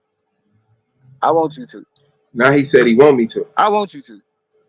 Like the fact that you don't even comprehend that the best that you could do is just say that what I'm doing is a tactic and a trick, bitch ass nigga. And then he did a tactic and a trick by saying he did the you can't comprehend tactic to say he don't do tactics. And the fact that you can't comprehend, listen. I want you to. He said he wants like the fact that you don't even comprehend that the best that you could do is just say that what I'm doing is a tactic. He did a double tactic. That nigga said the best that you could do, the fact that you can't comprehend the best that you could do tactic. He mashed them together. He wasted it. You can't comprehend tactic. He wasted a whole you can't comprehend tactic. He should have just went to all you could do is say other shit, because you can't beat me in the debate. That shit is crazy. I want you to. I want you to. Like the fact that you don't even comprehend that the best that you could do is just say that what I'm doing is a tactic and a trick. Bitch ass nigga, I study. The fuck is you talking about? He studied. Did you hear him? I studied. What the fuck did you study? What did you study? And you don't have a definition of racism that backs your premise. Show me what racism has to be. He said racism, the word, not the definition. The epistemology of the word racism comes from race, and it starts in 1900 something. It was first mentioned in 1900 something. I don't do behind the scene conversations. I will with Domo, but this ain't shit. Domo, it's the just best play thing all your the bitch time. ass can say. And he's flailing because he know I have his number. I have his number. I have his number. Holly, slow down. Holly. Shout out to the AOI, slow down. She said, this is the reason I'll be the president. No, I'm going to be a respectful child. Thing is, he just knows that what he's been doing to win debates, what I'm speaking on, what I have been speaking on, is devaluing it. When motherfuckers just come in here and be like 4 scores and 7 years ago, epistemology, like, damn, that had to win. I don't really know what he was talking about, but that shit had to win. Motherfuckers don't want to be that real. They don't want to be that real. Suave, your questions need to be better. Nigga, my question said if a black man kill a white man because he racist, is that racist? This nigga said no. Oh, shit. All right, let's go. Say is, oh, what you learned from those white, like, you niggas is weak, bro. You weak as fuck. Where did you learn? You weak as fuck. Like, you, all of you niggas have learned from Damo fucking being here. You didn't even know what a. Damo, let me tell you something. I was forced to learn from you. Okay? And you could take that as a compliment because that's all you have. When you joined here, like I said, the first 3 months, I didn't like your presence. I didn't know you personally, but honestly, when motherfuckers start saying, y'all gonna have to start, when Consul and other motherfuckers start saying, y'all gonna have to start knowing what a logical fallacy is, what this fallacy is, y'all gotta use debate terms. I'm like, first of all, I've been here since season 1. Niggas weren't even judges then. The way that we debate is black. It's street. It's us. It's a sophisticated street. It's a corporate hood. It's corporate hood. Nigga, you know what the fuck I'm saying when I say, nigga, you think because one is true, the other is true. No, that's a slippery slope. You gotta say that. Nigga, fuck you. And your privileged ass, college ass, debate terms. Fuck you, nigga. You understand what the fuck I'm saying? When I say what the fuck I'm saying and don't want to say epistemology or fucking logical fallacy, nigga, it's the same shit. So you can understand him, but you can't understand me? Or you have a motherfucking preference of how you would like motherfuckers to talk. Because I'm not here to be talking for your fucking preference, nigga. I'm here to debate. And when I'm motherfucking debate, if your ass can talk to me any other motherfucking time, niggas be on my panel all the time. What's up, my nigga? All is one, all is well, man. Shout out to you, big dog. All right, my nigga, what's up with it? Then we get in the debate, and I'm like, yeah, no. The fact that if the fact that he bought a balloon and the person gave him a free balloon, does that mean everybody who go buy a balloon is gonna get a free balloon? Motherfuckers like, you got to start calling that out. That's a slippery slope fallacy, nigga. Fuck y'all. You know what the fuck I'm saying? But guess what? Since the judges was like, man, you know what? Y'all got to do this. I did. I studied debate terms. I learned the logical fallacies. I learned all of that shit. Now we cool. I met you halfway. So I was forced to learn from you. But my pride don't stop me from admitting that. You can't admit you have to learn from a street nigga. You can't admit you have to learn from a Gary nigga named Suave boss, nigga.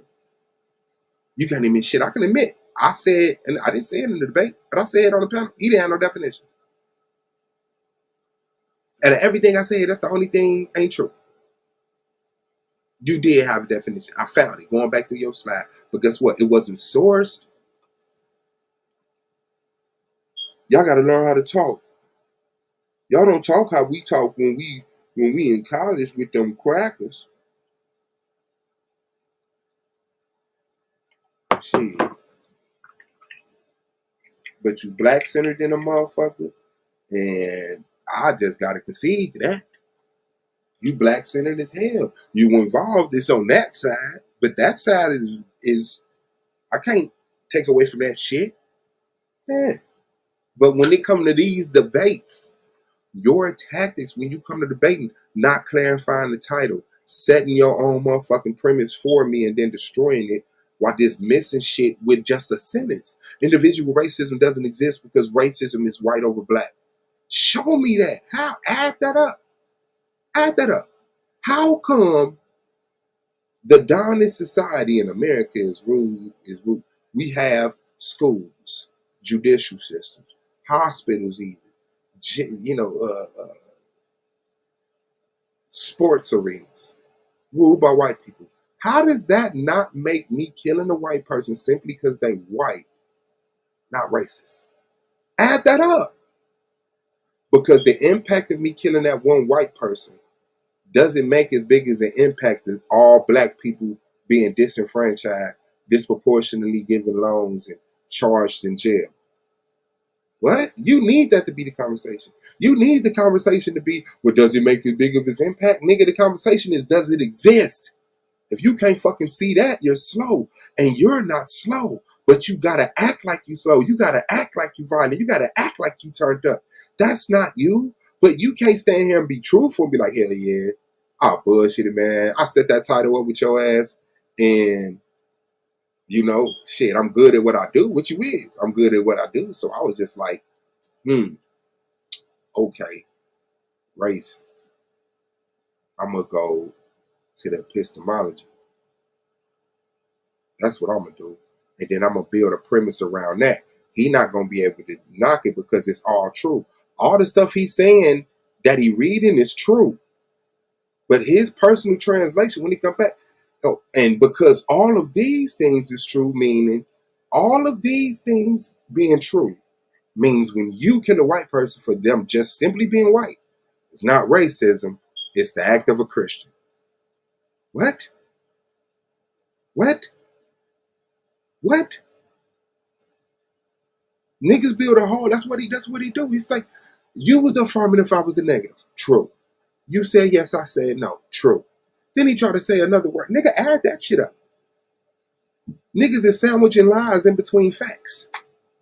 And people think because people don't listen past 15 seconds, if the first 15 seconds of what you say is true, you can say any fucking thing else after that, and people will have to concede to your thought because they're not going to admit, I lost train of thought. And this is what motherfuckers know from these privileged societies.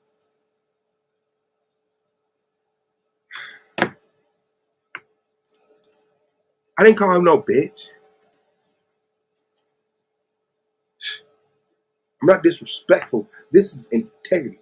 Oh, yeah, let me get back to what he was saying. Affirmative was in a fucking debate until I started debating, nigga. I definitely knew what the affirmative and negative was in a debate. I had to learn the fallacy terms. That's all I needed to know. But that's an illogical fallacy. That's a simple fallacy. That's a straw man. That's a red herring. But now you wanna explain to me what the role of the affirmative is in a debate? Sure. Shut the fuck up, bro. So because I learned from him, let's take that. Because I didn't know what affirmative means. Let's say he's true. Because I didn't know that what affirmative mean before he joined the debate league. I can't tell him what affirmative is. What type of fucking fallacy is that? What fallacy is that? This nigga, what? Because let's say you joined the debate league and the next day I learned what the word affirmative meant. The day after that, I could come to you and teach you what affirmative is. You didn't personally teach me what affirmative was. I knew what affirmative was before you. But just listen to what he said. Because because I didn't know what affirmative meant till he joined the league. Now you want to tell me what affirmative means? Shut the fuck up. Yes, that's, I don't know. What the fuck? So you expect for me not to be able to teach you something because I didn't learn it until the presence of you? Like, damn, that's crazy. That simply leaves out all of the information needed to know, well, did you study it? Did you know what affirmative and negative is? Because if we're debating, the conversation is based off the affirmative. I'm the one bringing the point. I screamed out, black people can be racist. And then you said, no, they can't. So you came to debate my argument because I'm the affirmative. So what do you mean that black people can be racist, Suave? You never did that. That's what you don't do to your opponent. And then you come back with your manila envelope. I've been doing this for 12 years. The epistemology of racism. We have to go back to the basis of race. That was a illogical fallacy. Shut the fuck up.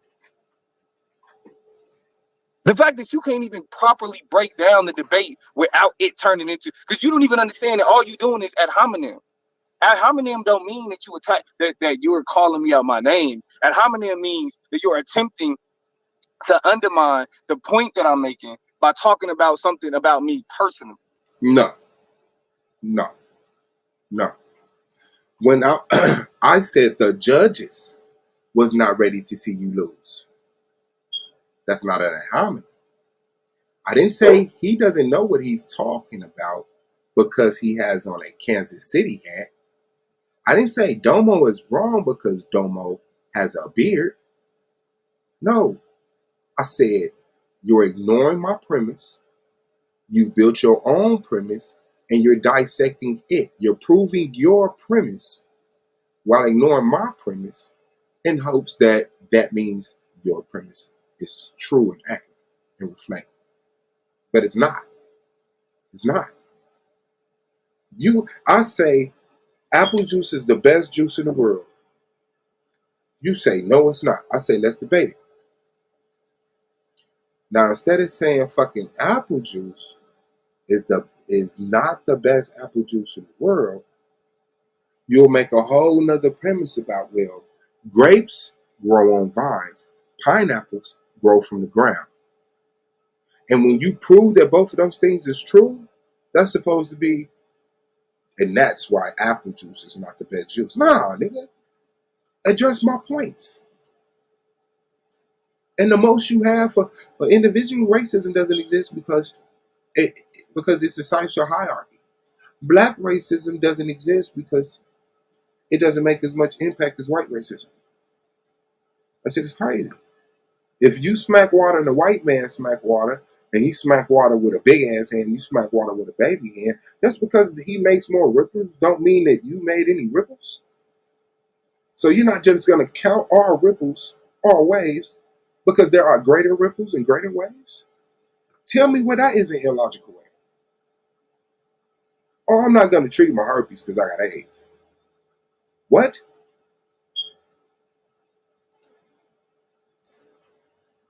That's what ad hom means. You ain't laid out no debate strategy. You ain't laid out no understanding. You don't have no understanding of argumentation, nigga. Now, those are fucking ad homs. He's saying he won this debate because of those things. He's not attacking the information. He jumped on this panel 3 times and still ain't talked about the information in the debate. He said, it's up with me. I'm bitch ass niggas and all type of shit. I'm just like everybody else. Nigga, what's wrong with the debate? Why you can talk about the debate? You have no understanding of argumentation. I have no understanding of argumentation. Not a slight understanding. Not a minuscule understanding. Not a very small increment of amount of understanding. I have none. Yeah, that's true. That's why I'm where the fuck I am. Neither do the motherfuckers that's cheerleading. I apologize to y'all, but y'all in the chat, y'all get it too sometimes. So I dare you, nigga. I triple dog dare you to go through all of them fucking debates and show how I'm kicking your motherfucking ass. I got no fucking problem with it. It don't hurt me because I didn't lose. The only thing that's fucked up is that, nigga, you taking, especially at a time period where we talking about maintaining the fucking league, maintaining the integrity of it, the legitimate. And if I didn't love them, because now he's running so far away from the debate, he has to say, you know what? You tearing the debate league down. Solar Angel, do you hear him saying that I incorrectly won this debate? You just like them other niggas. Consul ain't no judge no more. Y'all right not no judge no more. Melvin not no judge no more. I don't even think Consul. Daniel Haru not a judge no more. And that's who did it. It was either Yara, Consul, or Melvin. Melvin, Consul, Daniel, Yara, Melvin.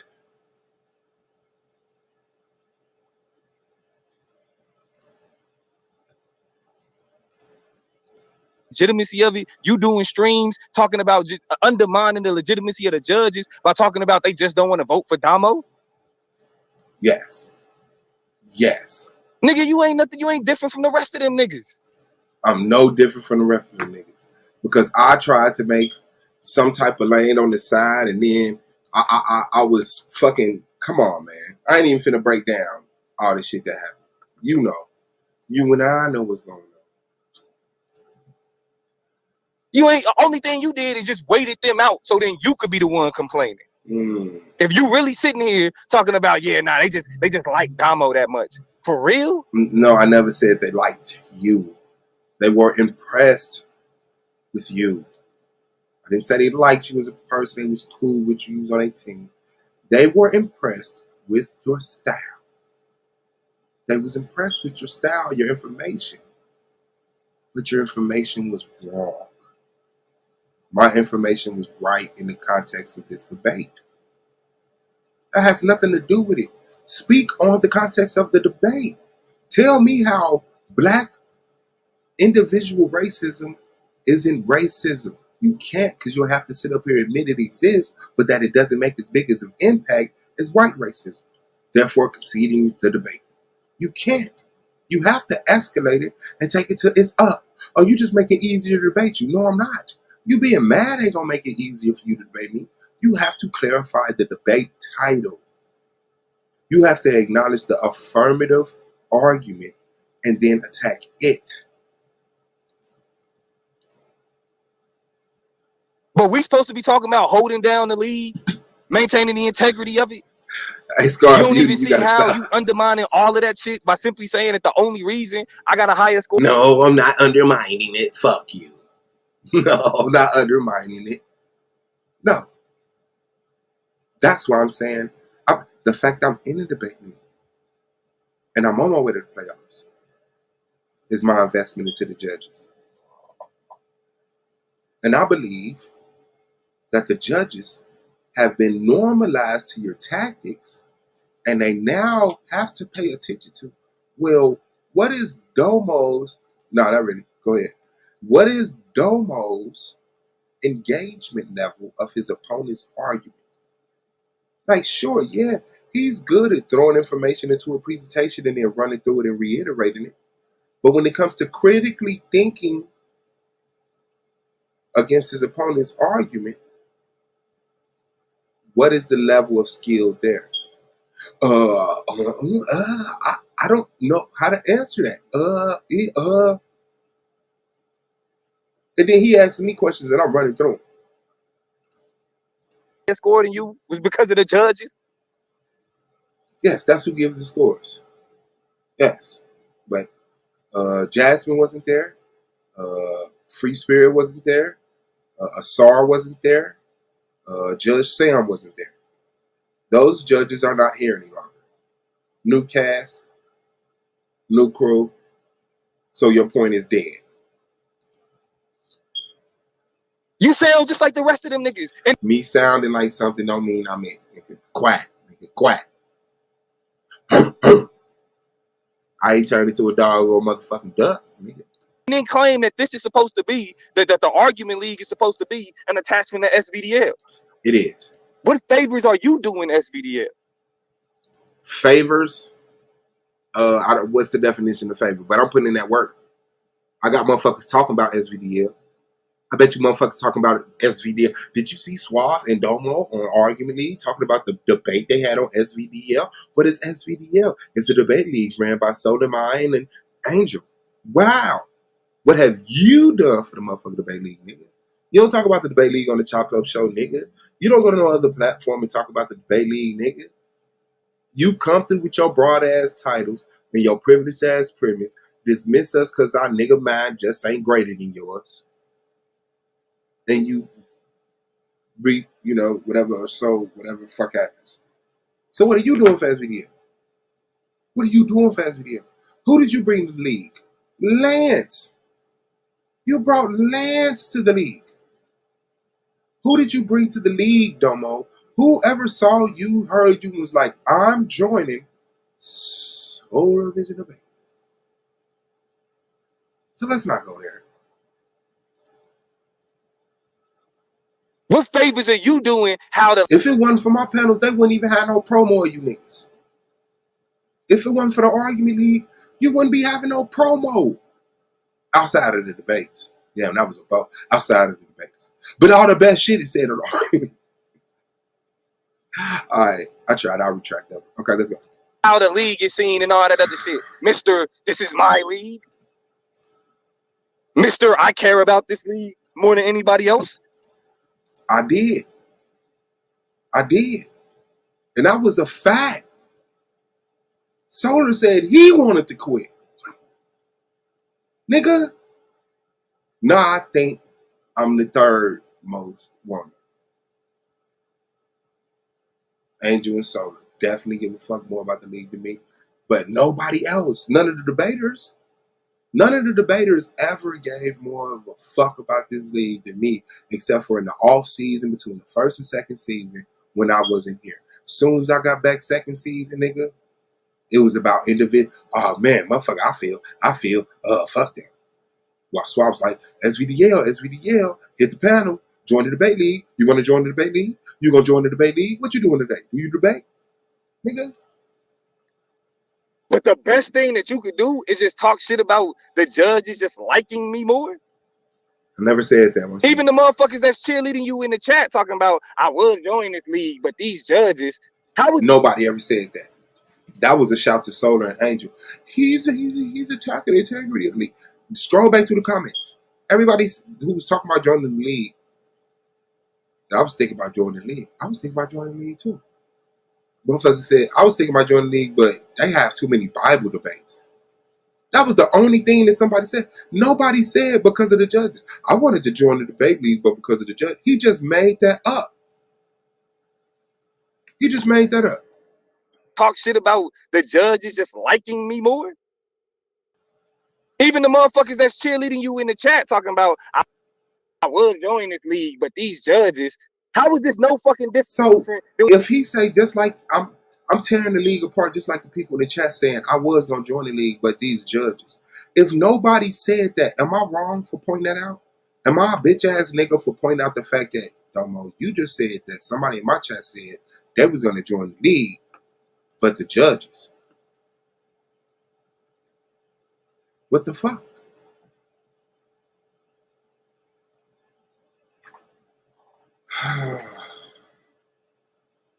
Said I got tapped to be a judge. You said that today? Oh, that was months ago. Thank you. Nobody in this chat today said I was gonna join this debate league until Suave just said what he said about them judges. Candy Cane, the only one who said but. Everybody else said, I'm thinking about joining the league. I'm thinking about joining the league too. One person said, do it, because I'm thinking about it. Candy Cane said, I was, but too many Bible debates. I said, well, don't nobody force you to do Bible debates. You can debate whatever you want. And there's plenty of non-Bible debate motherfuckers in here.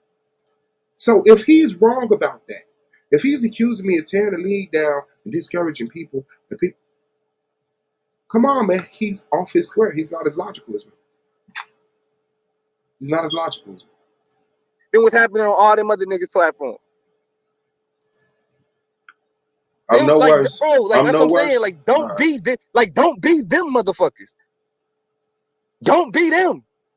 And then even when I'm on the stream trying to explain to you my argument, you cutting me off. He never tried to explain the argument. I could go back. That nigga jumped on this motherfucker and started attacking. You don't understand. You a hating ass nigga. I shut up. That nigga kept rambling. That nigga never went into the debate. That nigga never mentioned racism. That nigga was talking about cultural biasness, the base of race, epistemology. So you could explain why it don't make sense to you. Don't talk about nigga, you do the same shit all these other niggas do. Oh no, they don't want to have a conversation. Don't nobody want to have a conversation. I'm trying to have a conversation with you, but you. I'm the only person who say that. Them niggas wasn't saying when nobody trying to have a conversation. I'm the only nigga that was saying that. Who my fucking AirPod, bro? Hold on.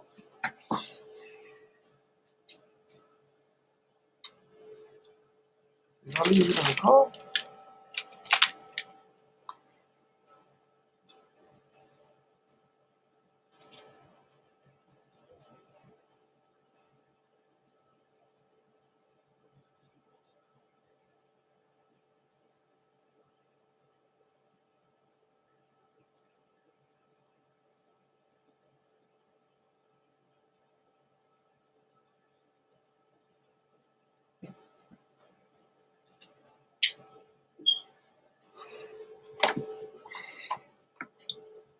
but you got to cut me off so that you could talk over me, so that you could play all the other bullshit instead of us having a honest conversation about our debate.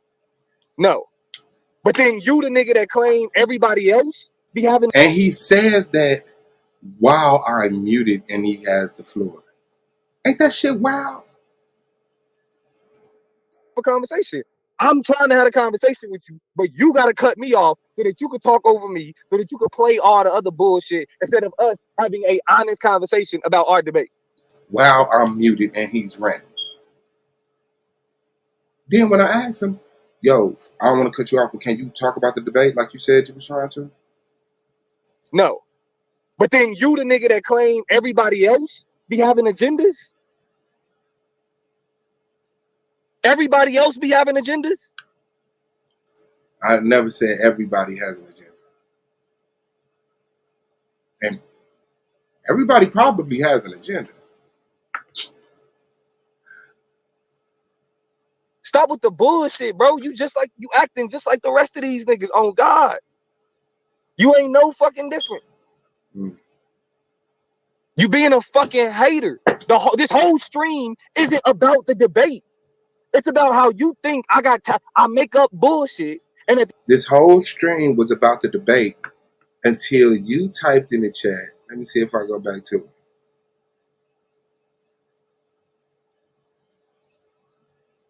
Shout out to Charles A, man. I don't know if you still here, but I ain't speak to you. Charles A, I'm drilling, I ain't smoking on dead arms. I was here just playing the debate until you came in and said, not yo, not peace, nothing. You said, this was your first comment. The first time Suave died, shaking my head. That was your comment. And I said, I didn't die. You won the debate, but only because the judges just weren't used to seeing your ass lose. They don't understand that this right here is your losing face. They think it's just your resting face. This is your losing face. You have so many losing faces, and they don't know which one is the losing face, and so they can't pick up on your energy. They like, he's confident and he's saying a lot of neat shit. He must, be winning. And shit, I'd rather tell Domo he won. And it was, I kicked your ass, bro. So now I started going through the debate, say, look at what he doing. Look at what he doing. See what I'm saying? That was you. Oh, that was you. That was you. So everybody should have an agenda. I don't think everybody probably has an agenda. Okay, let's go. And that the judges buy into the bullshit. This stream is not about the fucking debate. At all. It's you complaining. Ain't nobody learned nothing different. Ain't nobody broke down none of the specificity of any argument. Incognito kind of broke this whole shit down. Nice job. Incognito kind of broke this shit down. You feel me?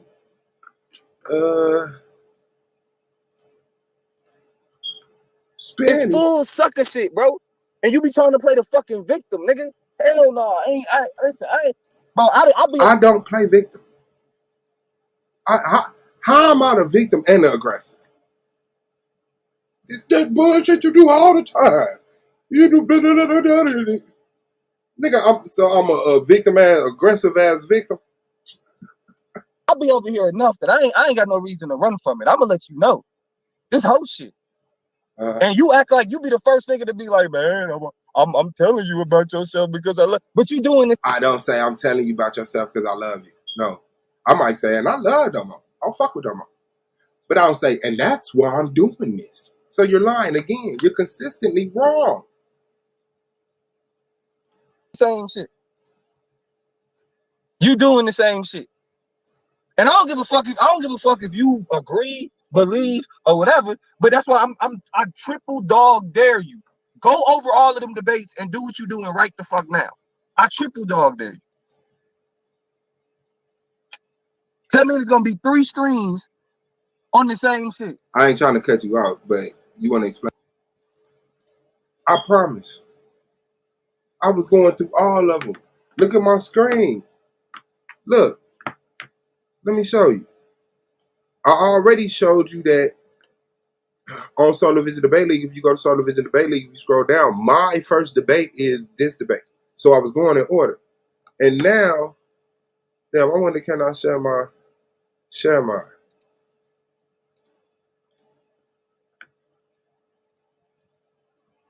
So now, if you look at my screen, y'all see down here? One, what's that say? Suave Boss versus Lance is the Bible. 2, Suave Boss versus Judah Nasser, African Israelites. 3, Domo verse. This was the first one I downloaded. This the second one I downloaded. This the third one I downloaded. I was finna play these motherfuckers and chill. But he think I purposely going through my debates with him to be a bitch ass hater. What? Okay, well, let's turn it into that. Let's be some bitch ass haters. Yeah. Let's do that.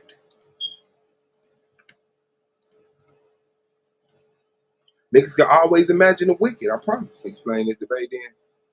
Nah, bro, I'm past that, bro. I don't give a fuck about that. I'm past that. Nah, he passed the debate. Don't give a fuck about it. All that ranting about me not. He been rambling for 5 minutes. Ain't nobody noticed since nigga ain't started talking about the debate yet. All homonyms.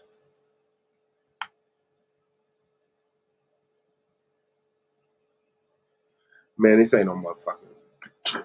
Nah. Let's go. I'm past that. Nah, do the streams though. Do the streams though. I triple down. I already did it. You don't gotta dare me. I already said I was gonna do it. Yeah, you're not daring me to say something I already said. Show niggas how much of a fucking hater you is, nigga. Yes. Show niggas that shit. Yes. Show niggas that shit. Okay. On God, like for real, cause like nigga, you ain't said shit, my nigga. Nothing. You ain't said nothing. That's why you keep fucking losing. Did your interrogation round against me murder you? Nigga. Did your interrogation round against? No, oh, now you gonna repeat yourself? Let me repeat myself. No, Hey, trying to talk about the debate, but he don't give a fuck about the debate no more. He just want to attack me personally. But I'm the one tearing down the league. He ain't not even tearing down the league doing that. It ain't nothing we can do to the league. I mean, it ain't nothing we would gonna fucking do no bullshit. But no, I want to talk about the debate that you said you whipped my ass in. That I said no, the judges were wrong. I want to talk about that. How did we end up talking about I'm a bitch ass nigga and all of that shit? Hold on, 40-43. So let me see.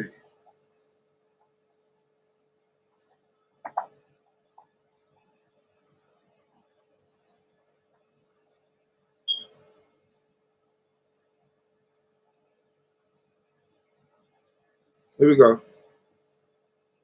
An organization. Real simple organization makes sense with you. Racial talk, Eric. If you admit this, you not fun. Hey, did it. Let's do it like I did it in the debate. Look, let's do it like this. Though. Let's do it like this. First of all, you're wrong. Let's do it like this. See what I'm saying? That's the same thing he doing in the debate. Fuck what he talking about. Let's do it like this. What? No. You said I was wrong. This individual racism exists. No. Let's do it like the debate did it. Let's do it like I did it in the debate. Does individual racism exist? Which was the question. But once again, he want to avoid it in the debate. Now he on a panel to try to deflect from it. No, we're not going to talk about that. We're going to talk about the epistemology. That's what we're going to talk about. No. Does individual racism exist? No. Does individual racism exist? Does individual racism exist? Does individual racism exist? Does individual racism exist? He's not trying to talk about the debate. Listen to what he says. Discriminate against white people. Because this No. Let's do it like the debate did it. Let's do it like I did it in the debate. Does individual racism exist? No. Does individual racism exist? Does individual racism exist? Does individual racism exist? Does individual racism exist? Does individual racism exist? No sources shit, bro. We're gonna start with the no sources shit. No, does individual racism exist? No sources shit. We're gonna start with the no sources shit. Does individual racism exist? Okay, yeah. We can talk about that next. I want to talk about this. Does individual racism exist? Nigga, I showed you the fucking slide. You had definition, you had two groups of words, and no source. Shit, nigga. No, we're not. We're going straight to the argument. Does individual racism exist? Does individual racism exist? Does individual racism exist? You don't know what you're talking about argument. You're stupid, Suave. I'm over your head. You can't comprehend. Does individual racism exist? Do y'all see how I answer questions? Do y'all notice how I fully fucking focus and engage somebody's questions? Does individual racism exist? Where I'm talking does individual racism exist? Why are we talking about this? Does individual racism exist? Does individual racism exist? Does individual racism exist? When I get to those slides, I say Dr. George Yancey speaks to this conversation when he talks about the transcendental signified. I use Yancey 2 times. Does individual racism exist?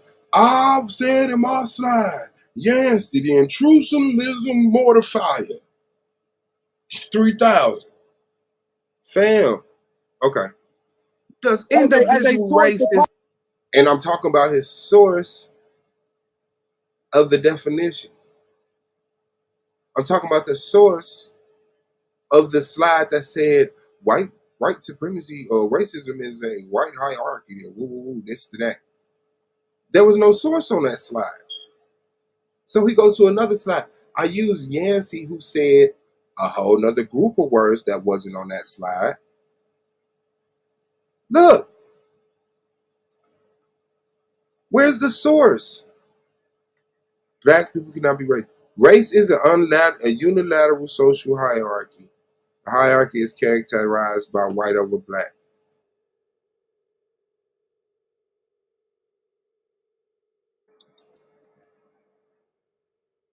Oh, man, what you doing?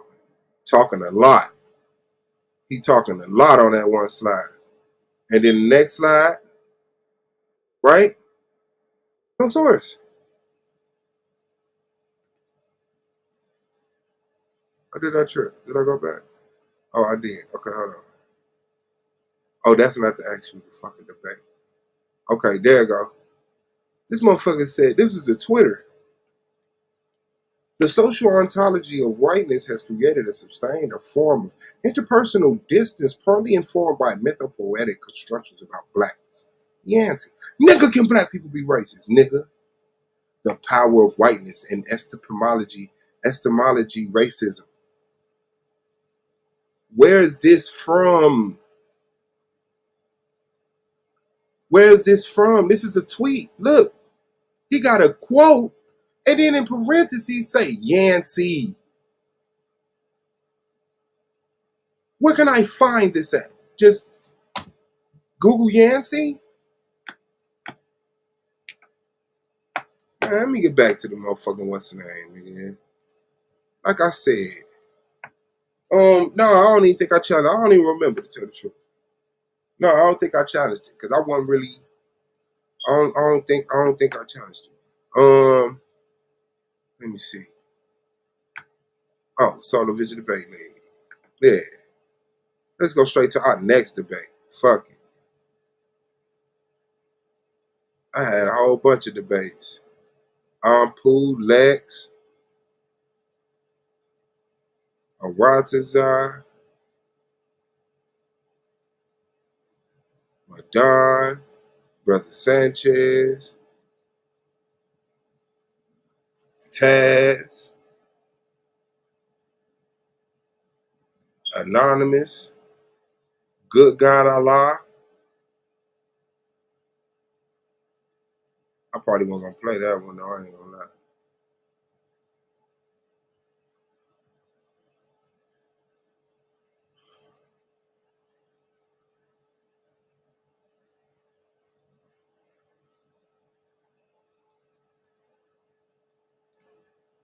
Man, let's get this right now. I wouldn't be surprised if I got this already. Let me look at my downloads.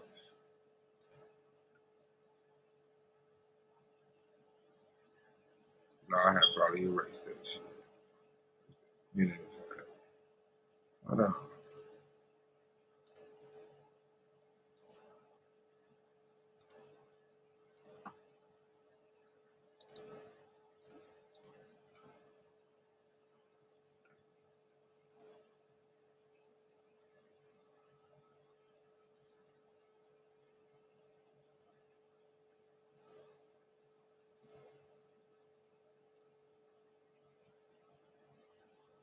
Watch how you do the same thing.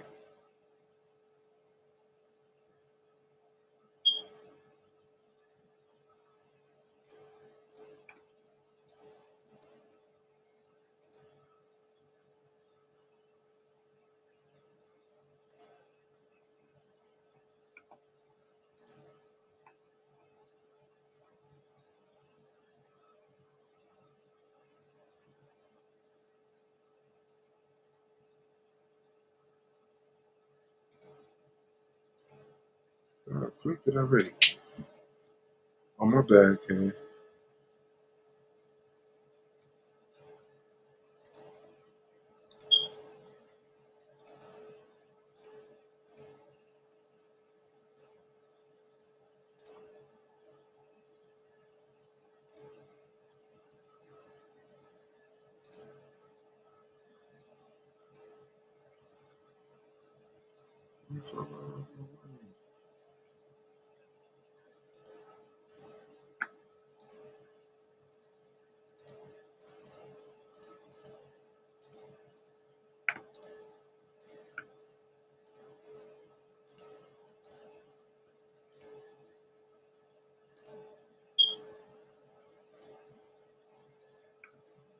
All right, yeah, I'm downloading now.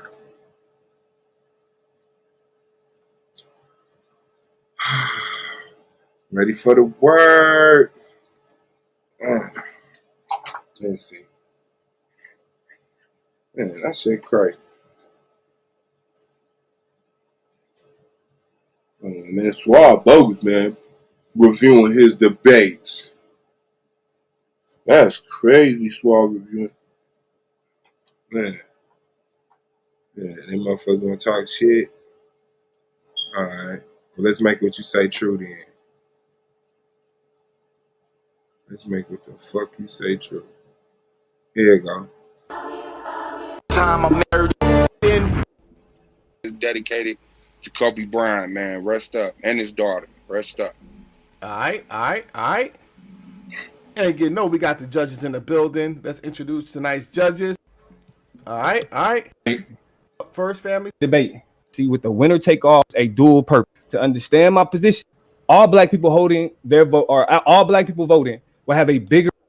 The title of this debate, just so y'all know, which would have a greater impact if all blacks held their vote or if all blacks voted? Listen to his stop thinking. Stop. The title of the debate is which would have a greater impact if all blacks held their vote or if all blacks voted? Which would have a greater impact if all blacks held their vote or if all blacks voted? I'm saying if all blacks held their vote.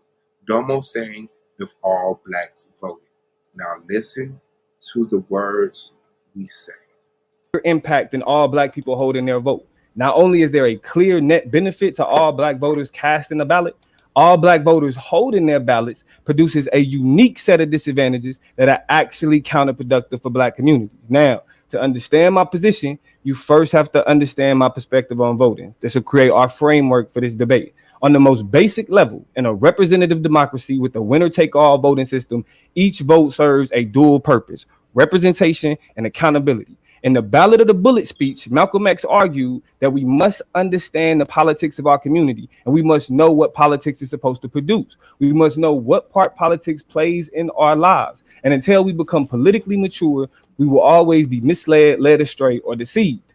Understanding the role politics plays in our lives allows us to see that voting and elections are a focus of one thing: power. And representation and accountability function to regulate and challenge that power.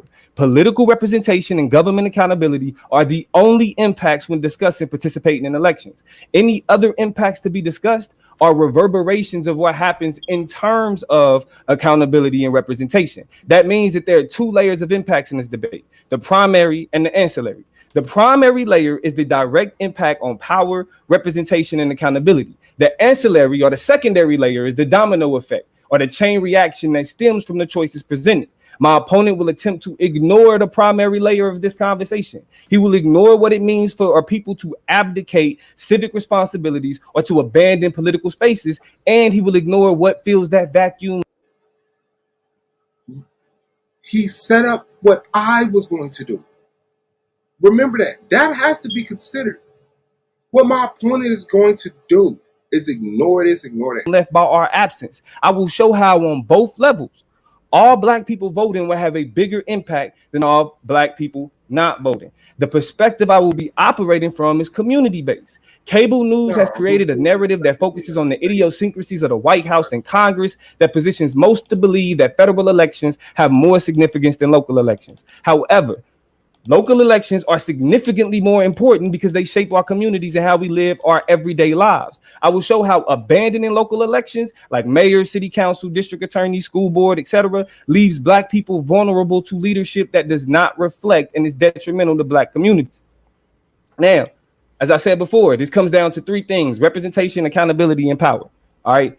When we talk about representation, I will prove that all black people voting will have a bigger impact than black people not voting on representation, because all black people voting increases the political representation of black people in their communities, while no black people voting would mean a complete loss of political representation, specifically on the local level. We're going to have a robust conversation about representation. Local elections determine key aspects of communities that uniquely shapes the experiences of black people. I will be showing the difference between what it means for black people to be removed from making decisions concerning these issues and what it means for us to be fully invested in influencing our community and how our communities operate. I will prove that all black people voting does more to increase meaningful black representation, specifically in local governments, and the impact of these efforts creates the conditions that make self-reliance possible in areas specifically with the majority black population. Then when we get to accountability, I will prove that all black people voting would have a bigger impact than black people not voting, because all black people voting would ensure that ineffective or detrimental leaders would be removed, while no black people voting has no mechanism to remove leaders who harm and don't represent black communities. I will be explaining how elections are a part of a system of checks and balances. Leaders who are voted into office can be voted out. All black people voting would mean that leaders make decisions on behalf of the black community will be held responsible for the decisions they make, incentivizing the demands of the community, or they will be replaced with someone that better reflects the desire of that community. I will explain how no black people voting creates little to no repercussions for political leaders in black communities that fail black people. These detrimental leaders would not have to answer to the community that they represent, nor would they be incentivized to include black community in their decision making. And lastly, in this conversation of power, I will prove that all black people voting will have a bigger impact than black people not voting on power, because all black people voting would drastically shift political power dynamics in black communities in a way that would allow black people to concentrate their numbers, influence, and resources in areas where black leadership reflects the community they represent. The options presented within this debate are a reflection of how black people should orient themselves to power in this country: seize it or succumb to it. I will prove that seizing power has a much bigger, much more significant impact than succumbing to the status quo. Fire. Fire. All right. Shout out to Kind of explodes the race. We're going to swing this thing now over to Suave BZ. I see you in the building. Let's go ahead and bring the brother on. Now listen to what I say. The debate topic is what would happen? Which will have a greater impact? If all black people voted, if all black people held their vote. He just made his opening roundabout. All black people voted. Here's my opening on all black people holding their vote. I'm sharing your screen now, so you are all set. Suave BZ, whenever you're ready, you can begin your opening. Okay, I want to go like this, man. The debate title is which would have a greater impact? If all black people voted or if all black people held their vote. So first off, I want to take opportunity in the opening to define impact. To have a direct effect or impact on. I'm using impact as effect, impress, influence, move, reach, strike, sway, or touch. Whether small or large, political or non-political, positive or negative, collectively or personally, now or in the future. Let me take you over to who black people are. Black people is a racialized classification of people, usually a political and skin color based category for specific populations with a mid to dark brown complexion. Not all people considered black have dark skin. In certain countries, often in socially based systems of racial classification in the Western world, the term black is used to describe persons who are perceived as dark skinned compared to other populations. It is mostly used for people of sub-Saharan African descent and the indigenous people of Oceania. So I want to let you know the black family is a scattered family and a disconnected family until now. The voting system, the electoral system, is recorded by the International IDEA, or the International Institute for Democracy and Electoral Systems. What we are having a conversation today on is what impact would all black people have on the world if they held their vote. Do not get it twisted. This is just not no random, just thing that popped up. This is actually all black people coming together saying, we will hold our vote. I will show how this is possible. I will show the effects of what this is. I will show the history that we can rely on to show you what type of impacts come from this type of protest. And I would like to keep in mind that this is not specifically about influencing the black vote. It's not a what should we do or what's best for black people. This is simply just measuring up the impact, the waves that go out, the reaction of the world, and the things that come after that. And I would like for you to keep this quote in mind. All black voters holding their ballot, all black voters holding their ballots produces a unique set of disadvantages that are actually counterproductive for black communities. That is an impact. This is a quote by the MVP, Domo. So once again, this is a conversation on which would have a greater impact if all black people voted or if all black people held their vote. Now, I showed you who, let me stop sharing. I showed you who black people were. I showed you what impact is, and I will bring evidence to support my argument in this topic and prove that my premise is the dominant one for this argument. It's the boy Suave Boss Man, Black Power. Now, remember, he set up the premise that if all black people voted, it would give us more representation, power. Subscribe to the Chop Up Show. He said holding your vote would take people out of positions of power instead of taking people that's not against us out of position of power. He said I was going to ignore all of that. My position was black people are a people that are global, and if all black people all over the globe held their vote, that is a worldwide protest that would cause a lot of disturbances. The name of the debate is not which one would give people, which one would, it's not which one would give black people the advantage, which one is best for black people, which one would liberate black people. It's not what is better for black people. It's which one would have a greater impact, period, in any direction of any kind at any time. Not which one would have a greater impact on racism, which one would have an impact on poverty, which one have an impact. No, which one would make a greater impact. So we have one premise. If all black people in America voted locally versus if all black people globally held their vote in every fucking voting system they got. Okay. Ooh. The premise round, we're going to start out with Domo. Let's go ahead and reset the timer for 10 minutes. We're going to throw 15 minutes on there just for the overlay. So, Domo, it is on you, brother. Whenever you're ready, you could begin your premise round, brother.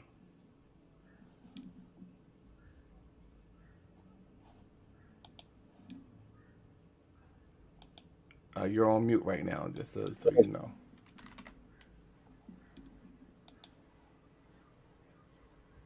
Share my screen.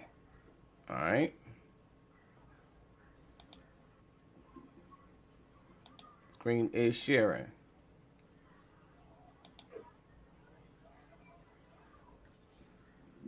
All right. We can go ahead and start the timer now. Let's get into it. What would have a bigger impact if all black people voted or if they held their vote?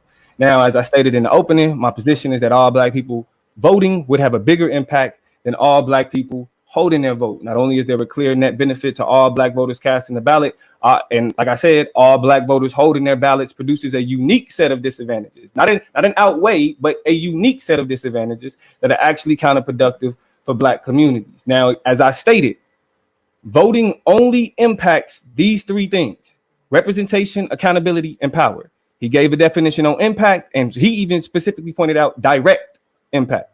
This is what it directly impacts. Let's get into why that's important. We're going to start off with representation. All right. Now, in the Ballad of the Bullet, Malcolm X explained that the political philosophy of black nationalism only means that the black man should control the politics and politicians in his own community. The time when white people could come in our community and get us to vote for them so that they could be our political leaders.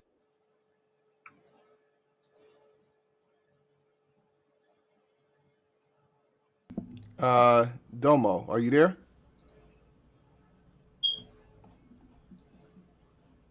Are you there, Domo? Yeah, can you hear me? Yeah, we can hear you now. You went out for about maybe 30 seconds, brother. All right, that's all good. The time when white people could come in our community and get us to vote for them so that they could be our political leaders and tell us what to do and what not to do is long gone. Malcolm X is highlighting the fundamental issue. All right, the fundamental issue of representation in black communities today. The people making decisions don't reflect the community. So when we look at the choices presented in today's debate, only one has the capacity to have an impact on that issue, and that is if all black people voted. Now, all black people voting forces us to represent ourselves. That is the only way we become more effective at creating black political leaders, which leads to more significant, substantive, and descriptive representation in government. We stop complaining about leaders and we take control of what our leadership looks like. Allow me to explain why that produces a greater impact. Studies have shown a positive correlation between black voters and black political leaders. In a study entitled "Who is Empowering Who?" exploring the relationship between descriptive representation and black empowerment, the authors were able to show that descriptive representation has the transformative effect on black political empowerment. This study provides strong evidence that higher levels of efficacy are a result of descriptive representation rather than the cause of it. The results of this study indicate that black elected officials don't need to be Barack Obama to inspire higher levels of black empowerment. So if the data shows that within the status quo, we see black leaders empowering black voters, then we have a scenario where the black electorate is already fully empowered. You will see an increased focus on black leadership. An empowered electorate would empower black political leaders, which is key for self-sufficiency in black communities. Now, research shows that black political leaders actively pursue black agendas even when faced with institutional opposition. In a study entitled "Black Representation and Examination of Legislative Activity Within U.S. House Committees," their findings suggest that on policy-oriented committees, black legislators are more likely than white legislators to make black interest bills a high policy priority. The member's race has a substantive influence on how she or he sets individual priorities. Now, if all black people voted, Not only would it increase the number of black political leaders, it empowers them to be more effective of what they're already trying to do. The biggest barrier to black political leaders is perception. However, the findings of high activity across issue areas among black legislators suggest that the fear that increased political incorporation may lead black members to ignore black concerns may not be warranted. Even when black legislators are active on non-racial bills, they do not appear to neglect the black interest policies. Again, all black people voting would empower more effective and responsive political leaders. This is a much bigger impact because holding our vote will have the opposite effect. We give up our ability to empower our leaders to represent our communities and allow our enemies to fill in that space. The second impact is a refined focus on community-based grassroots politics that addresses what affects the everyday lives of black people. The systemic and institutional issues plaguing black communities start with representation on the local level and local governments, not the White House or Congress. A focus on local politics increases the effectiveness and overall impact of our representation, creating the conditions for self-sufficiency. Now, how does all black people voting lead to a focus on local politics? We first start with understanding why we don't focus on local politics now. There is a popular yet inaccurate narrative that federal elections are more significant. This narrative also centers the Democrat versus Republican beef that underpins that national political narrative. If all black people voted, that would mean that we would have shifted our focus from meaningless political theater to pragmatic political action. A pragmatic focus ignores party politics and understands how local officials heavily influence the conditions of black communities. Now, a focus on local politics has a direct and much more significant impact than using the national political narrative to justify abstaining. Once the distraction of national political narratives has been dismissed, black voters can focus on how we are woefully underrepresented in significant areas of local government. For example, district attorneys play a key role in the criminalization and the imprisonment of black people. With all the power granted to the district attorney, the fact that in this country, 95% of elected prosecutors in this country are white is problematic. Prosecutors decide whether to bring a case or drop charges against a defendant, charge a misdemeanor or a felony, demand prison sentence or accept probation. Most cases are resolved through plea bargains where prosecutors, not judges, negotiate for how long a defendant goes to prison, and prosecutors make these judgments almost entirely outside of public scrutiny. Now, all black people voting would significantly change this dynamic. If we don't, it can't.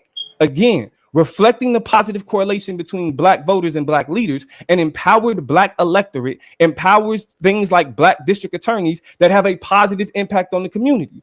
Research shows that black district attorneys are more likely to reduce racial disparities in incarceration rates for black people. In a paper entitled "Do Black Prosecutors Matter? The Effect of Descriptive Representation in the American Criminal Justice System," the data shows that compared to counties in the sample with non-black prosecutors, black prosecutors incarcerate fewer black residents per 100,000 residents and have the narrower racial disparities. The gap between black and white jail incarceration rates is more than 6 percentage points lower in average in counties with descriptive representatives in the district attorney's office than in counties with non-black prosecutors. Black district attorneys have the biggest effect on racial disparities in this comparison, reducing the white jail incarceration disparity by 6.3 percentage points. Again, hold on, wrong slide, go back.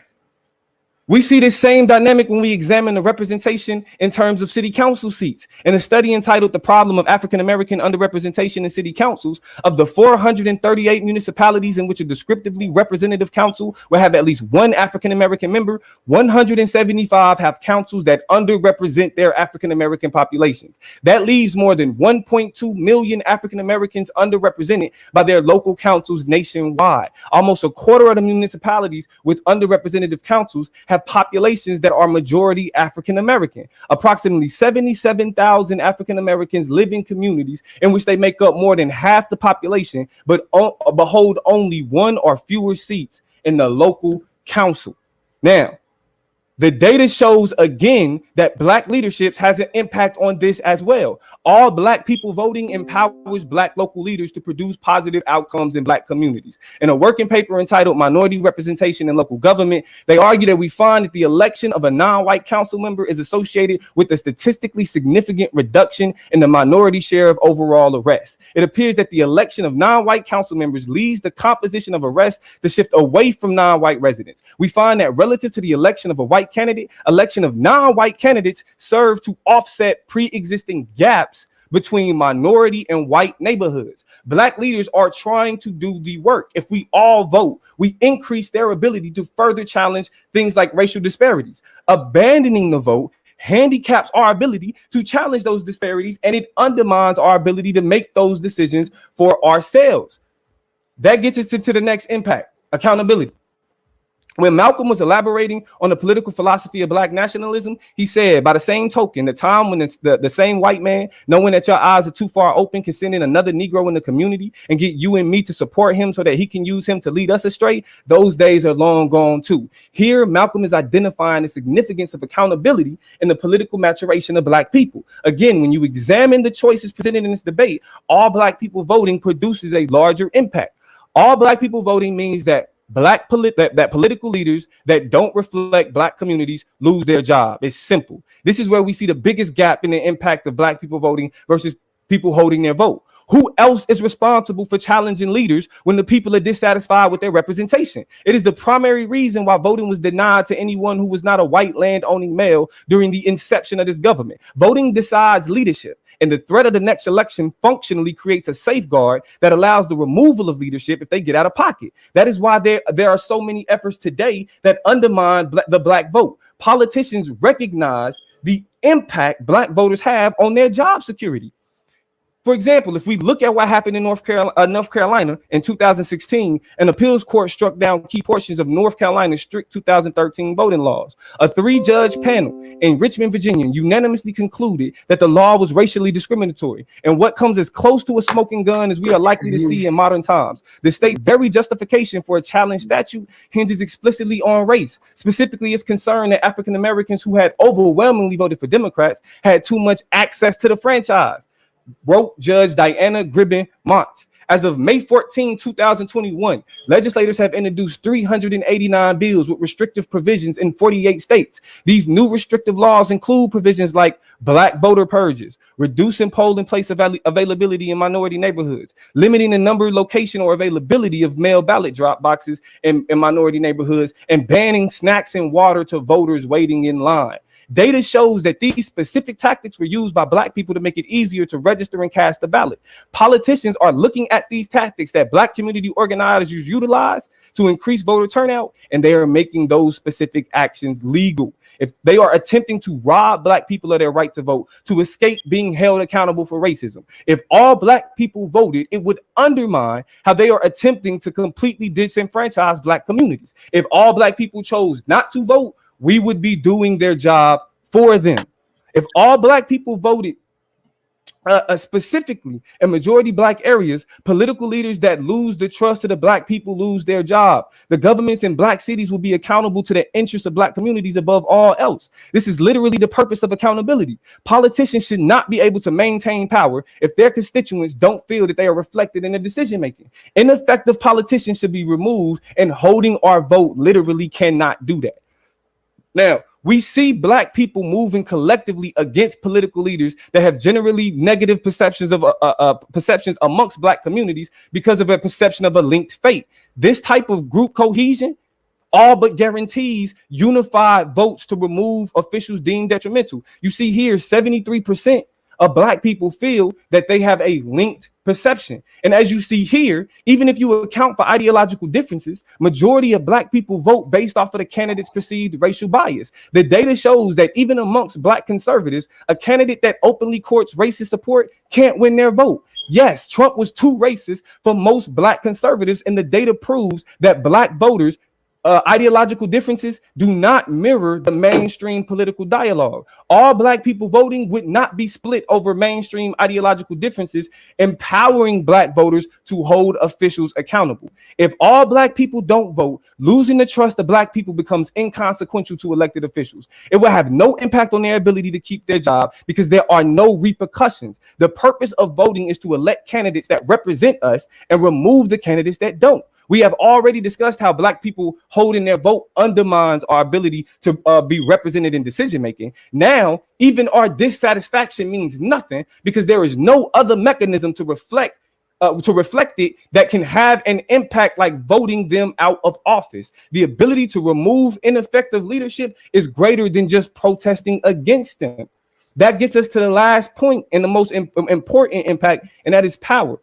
Power could be understood as an exercise in two things: authority and influence. When we are talking about authority, we're talking about decision making and governance. Influence reflects the ability to shape circumstances and environment. Voting as a practice functions to protect citizens from leadership abusing their authority and influence when utilized correctly. This is why it's important when Malcolm points out understanding the role politics is supposed to play. There are unique disadvantages associated with not grasping that. The impact of all black people holding their vote is black people disenfranchising themselves. There is no difference in being systemically denied the right to vote and black people choosing not to vote. Both instances produce the same outcome when it comes to regulating power. Black people cannot regulate how power functions if they do not engage the process that regulates it. You cannot increase representation if you aren't engaged in the process that decides representation. You cannot hold political leaders accountable if you don't engage the process that can remove them from office. All black people holding their votes renders the concerns of black people inconsequential because they won't reflect the process. Time. All right. Shout out to Domo for the premise. We're going to swing this thing now over to Suave. Boss, it is on you, brother. You have 15 minutes to do your thing whenever you're ready.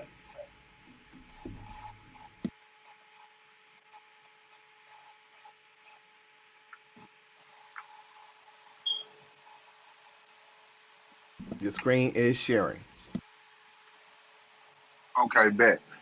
Okay, family, let's go, man. This is a worldwide protest, right? Where all black people, just not black Americans, but all black people throughout the world decide to hold their vote. Inspired by what? For circumstance, for chance. Diddy, someone who's very influential, has a lot of money, and has a following. When he says we need to hold our vote because I don't believe any of them. This is the mentality that the whole black world has at this point in time, telling them we have no faith in what you're calling your voting systems, specifically in places where it's white majority, and also Ice Cube, who is influential, powerful, has money, and both of these guys, Diddy and Cube, are very involved in politics. Cube tweeted May 24th, 2020, hold the black vote hostage until one of them comes with a black agenda that we're satisfied with. It's not our job to fix the country's mess until we fix our mess, right? Now, Joy on MSNBC also retweeted it and added "See to God," and it says it has to come to a point where we stop putting the burden on black voters to show up for Democrats and start putting the burden on Democrats to show up for black voters. This is a restless attitude. This is not just sitting at home saying, I don't care about elections. This is participating in the system until we get to the polls and we encourage people to hold your vote. That's it. At this time, I would like to introduce the fact that our white counterparts who have a history of joining our protests will also join in the protest. This is the impact of all black people holding their vote. So in an example, I take you to the Columbus Dispatch. I will also take you to the NPR, Black Protest Leaders to White Allies. It's our turn to lead our own fight. This is accountability. This is responsibility. This is representation. We're deciding to be accountable and represent ourselves until the system holds itself accountable and represents us in the way that we deem suffice. Now, an example of that is the Black Lives Matter movement, who came from just a tweet to a global protest in many countries with non-black people participating also. So let's break this down. We go to America, where we have very influential people, Supreme Court justices, the Vice President Kamala Harris, Obama, agreeing to hold their vote in a protest. We also have the influential likes of LeBron James, Steph Curry, Dwight Howard. All of these influential black basketball players are in unison. This is major with also the hip hop artists and other And that is influential not the people White House. in America. Then let's go to Africa, where all of their disputes will be put aside for a bigger cause. We're all coming under the umbrella of black to hold or vote globally to let people know that we are not playing any longer.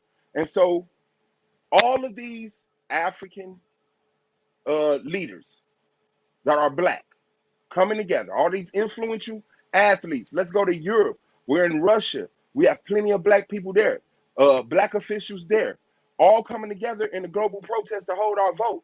This is way more impact than just the United States, the blacks of America voting. The list of black politicians in the UK, along with, it was too many to put up there, along with their sports and artists and you know more other influential people, people that's not so famous but are fortune holders that influence politicians with their money. Let's go to Asia. Now, we all know that China has had a beautiful relationship with black people.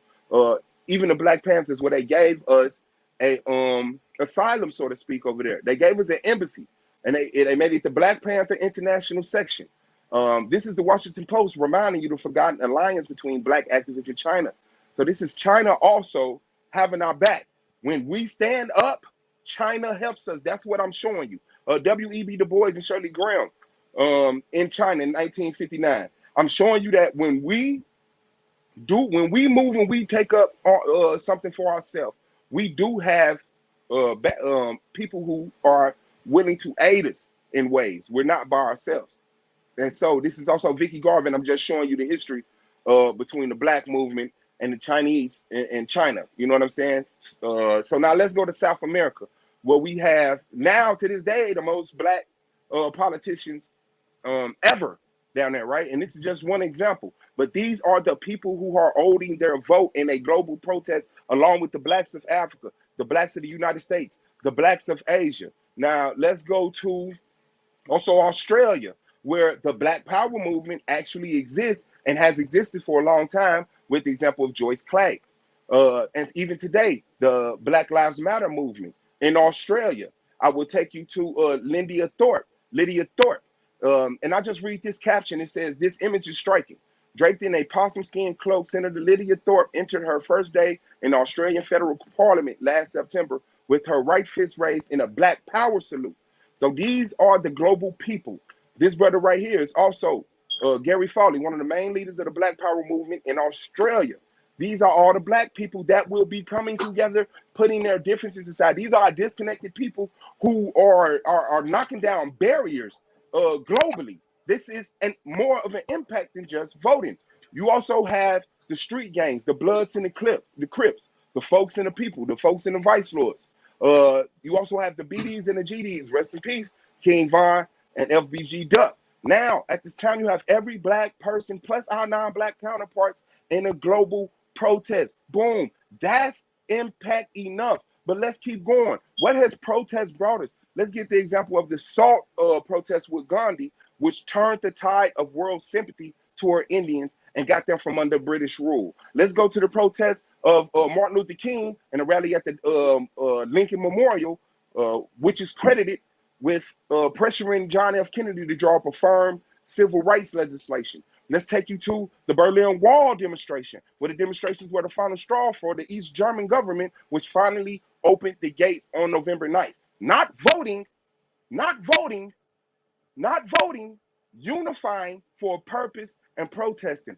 Also, I'll take you to the women's right. This protest can remind us how even peaceful acts have the power to change the system. And that's what we're trying to do. We're not just trying to remove one person with their inconveniences. We're trying to change a system. And so I'll also take you to the orange demonstration, where a revolt was called, reversing the revolts of an election, putting the opposition candidate whose party colors are orange in the office instead of the person who actually won the vote.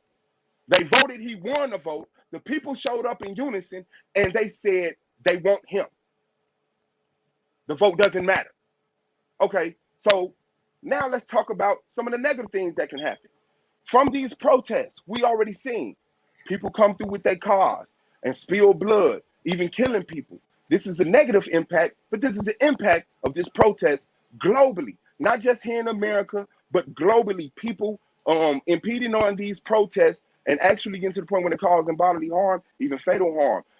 Even the protest members who sometimes do, unexplained things to me, but out of this frustration. But having these numbers give them that power, make them feel immortal. And so also I would go into the internal problems, the impact that will be happening when we're trying to keep this together, because, we do have issues, but even though it's not big enough to take over this, it might show sometimes, it might piece his head every now and then. This is an impact, whether it's negative or positive. Also, the infiltration of groups like Antifa and the calling out of groups like Antifa that infiltrate us. These conflicts are impact that are caused by all black people holding their vote. Also, let's get down to a minuscule point. How many mixed couples will break up? How many couples, period? How many couples will break up? White couples, Mexican couple, whoever feel whatever side of the politics is on the other.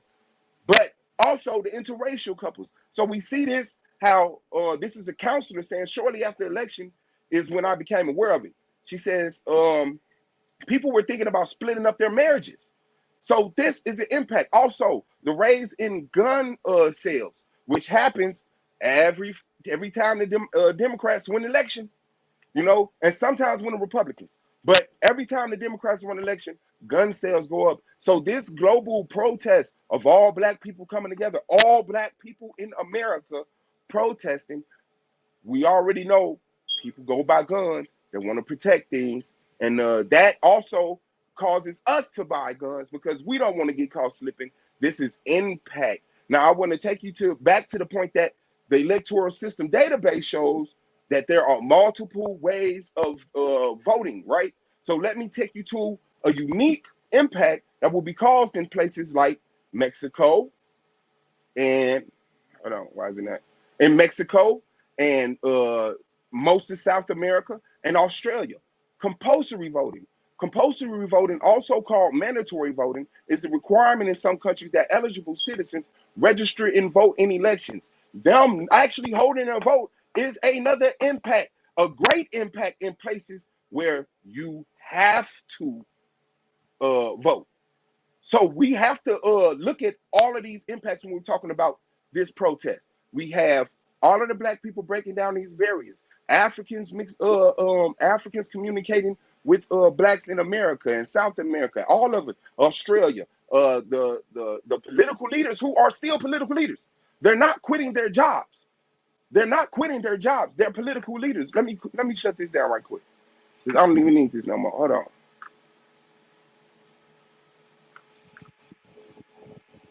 Okay, there we go. The political leaders, the Supreme Court Justice, and Kamala Harris, these people do not have to step down. They're just participating in the voting system and saying, when it's time to vote, we're going to hold our vote until something happens, because we haven't been satisfied with the we show up major numbers. Oh, this is the most black people ever voted, and there's no change. Matter of fact, some of the worstest things happened up under the presidency when we turned out to do those things. Every time the black people get hyped to come out and vote, we end up disappointed. That is the mentality for holding our vote. So once we hold our vote, we got gun sales going through the roof on both sides. We have attacks on the protesters defending back, protesters marching on buildings and marching up streets, which is a consequence, which holds power. So that destroys the premise right there, but I'll get to that in a rebuttal round. We got the disadvantage, the unique disadvantages that come with black people holding their vote. That is an impact. We also have the compulsory voting, where people are in areas where it's mandatory to vote. And if they don't vote, there are consequences. We have the internal conflict, which goes right there. And then to the positive side, we have the legislation that will be made. Remember, a lot of the times where voting took place, they were on the heels of a protest. Voting did not get the bus situation handled. Protest influence that vote. The power from that protest, the representation in that protest, the accountability in that protest made them bring legislation. That also happened with the Orange Revolt. That also got India up under British rule just from protesting, not from voting. I cannot remember the last time we voted and something great happened. You know what I'm saying? We get little tidbits here and there, and even if 100% of them voted, it would not have the impact of 100% of black people voting. Black power.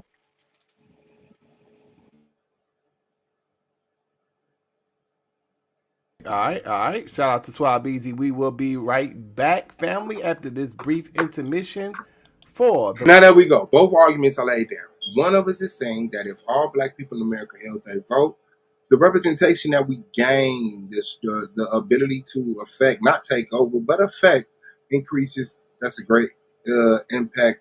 And holding your vote in America would just undermine you as a citizen completely.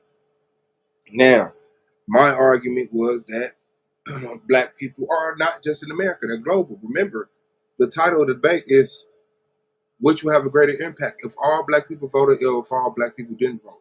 And like I said, he doesn't sit down, he just runs. What's the title? I'm gone. Nah, I ain't talking about shit. He boasts on that. He has boasted on that. And so my argument was, well, black people are global, right? So he has an argument of a localized election to is localized election localized to one nation. I said all black people all across the globe saying fuck whatever election system we have, political system we have. I'm holding my vote, including the judges and politicians.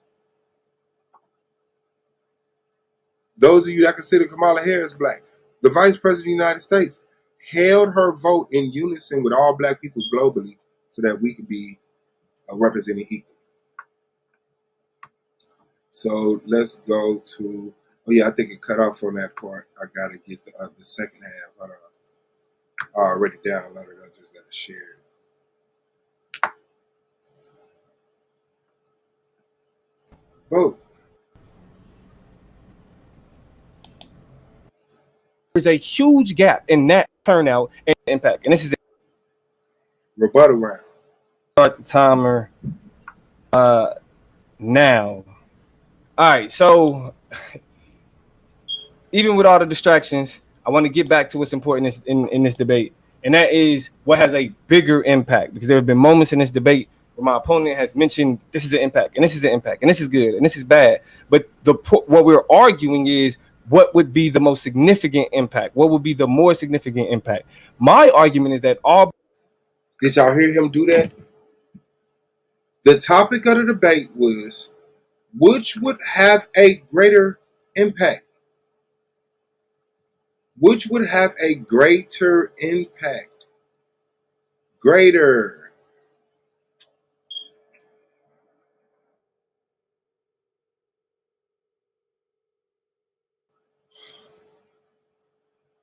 You took you to movies and everything. Of an extent, amount, or intensity considerably above the normal average. Okay? He said which one is the more significant?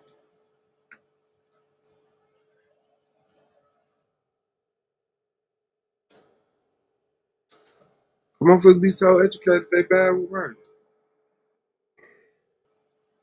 Sufficiently great or important to be worthy of attention or work.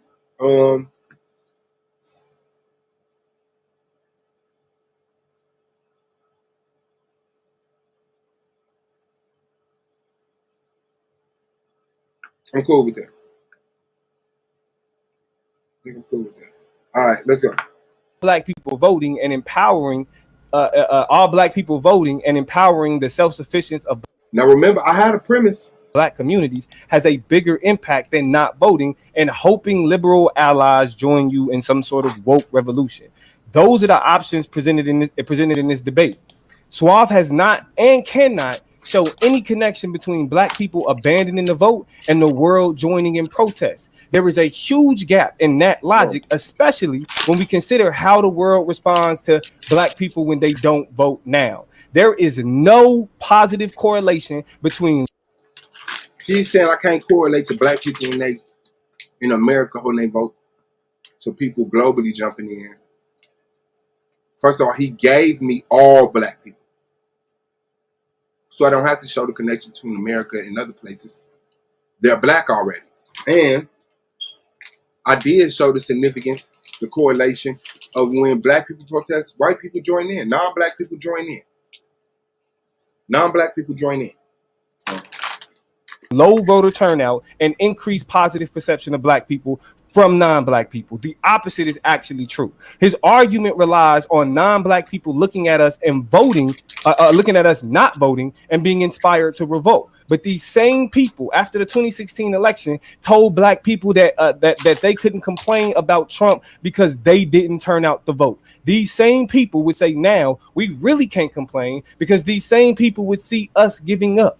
And that is because these same people, when they are dissatisfied with the government, when they feel like the government is against them, they do the opposite. They vote more. They remove the people that they don't rock with in an attempt to empower the people that they do. When he says that not voting will have a bigger impact, the variable that he relies on doesn't produce that outcome he's claiming. He is trying to convince you that yellow and blue makes purple, and I'm going to expose that nonsense in this rebuttal. Now, the fact that Suave's position is dependent upon people outside of the black community working on behalf of the sole interest of black people proves that his position has no impact. The people that he is saying that we should be looking to help us because we didn't vote have had thousands of reasons to want to change the world outside of voting. They kill our children on camera.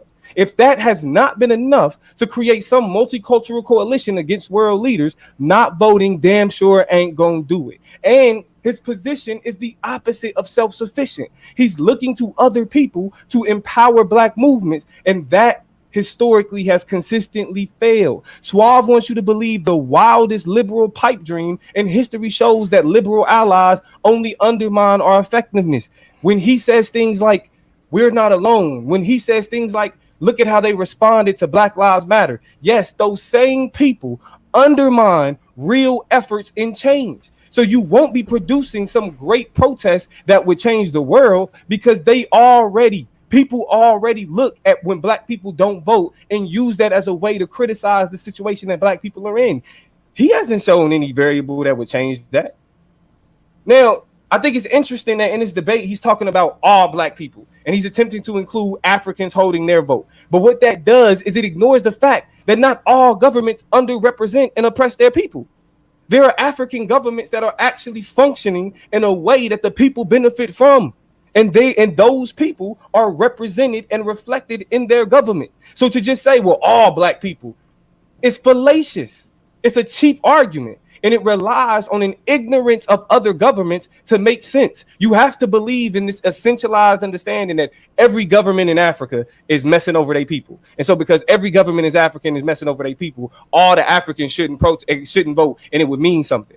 That makes no sense. The conversation of voting in America is uniquely different from the conversation of voting from around the world. So attempting to just lump people in it to say, see, that has a bigger impact exposes a misunderstanding of how votes function. Remember, I already pointed out that it's a question of locality, your region, your vote impacts where you are. It is a lie to believe that when we are casting ballots, we're doing something outside of impacting what's like the place that we're casting the ballot. That national narrative distracts us from local ballots being effective.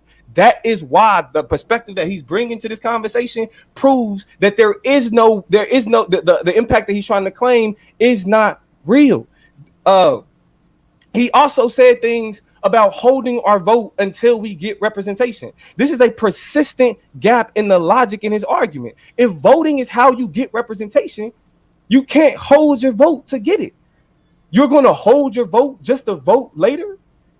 If all black people are moving in unison, why not vote now? In his premise, he admits that people would still vote at a later time. That makes no sense. You have to call into question what he's saying are impacts because he's providing no link from holding our vote to whatever we're supposed to accomplish. Because what is holding our vote supposed to accomplish? He says, he uses rhetoric like people will get the message. People will understand. The world already treats black people terrible. If black people don't vote, that's not going to create a perspective of vote of black people that's outside of the perspective that they already have. Given the world that we live in today, all black people voting would be a signal that they gave up. The world would perceive us as giving up. That's what would happen. He's creating a completely false, perception of what he wishes would happen, but it's steeped in a lack of understanding of government and how it actually functions. Because he's brought up a bunch of different impacts. He said it could cause this, and not voting can cause this, and not voting can cause that. Okay, which one is the most impact? Which one are you saying is the most impactful? Which one is the most relevant? Which one has the most kick? None. There is none. The only link that he's providing is he's trying to say, well, because black people are all doing something in unison. Guess what? My position is black people doing things in unison as well. That means that from the perspective of this debate, if all black people doing something in unison creates a global impact, that means that my position would also create a global impact and have the benefit of actually challenging representation. Because if he's explaining to you what he thinks impacts are, but what is the purpose of it? And if you weed through the things that he said, the purpose is to send a message. We are beyond sending messages. Black people need to work on being self-sufficient. We've lived in a world where no black vote has been counted. We've lived in a world where black people don't have a voice and are completely disenfranchised. We know what that world looks like. We have not seen a world where black people fully empower their areas where they are. And if all black people voted again in majority black cities, would create beacons of political power that would create influence for black people that we have not seen. That is the clear narrative as to how representation and accountability provides a people access to power. Like I said, this debate is about seizing power or succumbing to power. He's trying to tell you to be inactive because it didn't create some impact that he can't describe how it is, outside of just saying a bunch of black people do these things. There's no connection between these things. If I would have came up here and said, if all black people voted, Jesus would come down and then he would take us all to the, to the land, it would be the same thing as what Suave said. What I've provided you in this debate is a clear understanding of how voting functions and why it functions the way that it does. The process of it is to regulate power in localities and where you are. That is the function of it. You can't get representation without engaging in the process to get representation. He says that, well, if we don't vote, it'll help our representation. How? Because again, if you go back to his premise, him moving towards actually voting at some point, him not precluding or completely excluding the idea of voting happening at any point means that at some point people got to cast a ballot. And if after all black people don't vote, and at some point people still have to cast a ballot, that would mean that all black people voting would have more of an impact. The message that he's trying to send is to the people that we should be trying to get out of office. He said Kamala Harris could come down and join the protest. No, if we have a problem with Kamala Harris, we want to vote her out of office. That's why there's a misunderstanding of what's happening here. All black people voting creates the conditions for self-sufficient, fully empowered black communities. And with the resources of our governments behind us, that would give us the ability to produce outcomes that we have not yet seen. It would give us access to things that we have not yet had access to. And then any type of resistance, any type of pushback would be protected by the black political power that has been combined, coalesced in these black areas that become beneficial. Shout out to Domo. We're gonna pass this thing now over to Suave BZ. Suave Boss, you have 10 minutes for your rebuttal, brother. Cameras are on. Whenever you're ready. Check, can you hear me? Yes, we can hear you loud and Yes, we clear, can brother. hear you loud. Let me put my AirPod in real quick. Hold on. Make sure it's charged. Mic check. Yes, we can hear you, brother.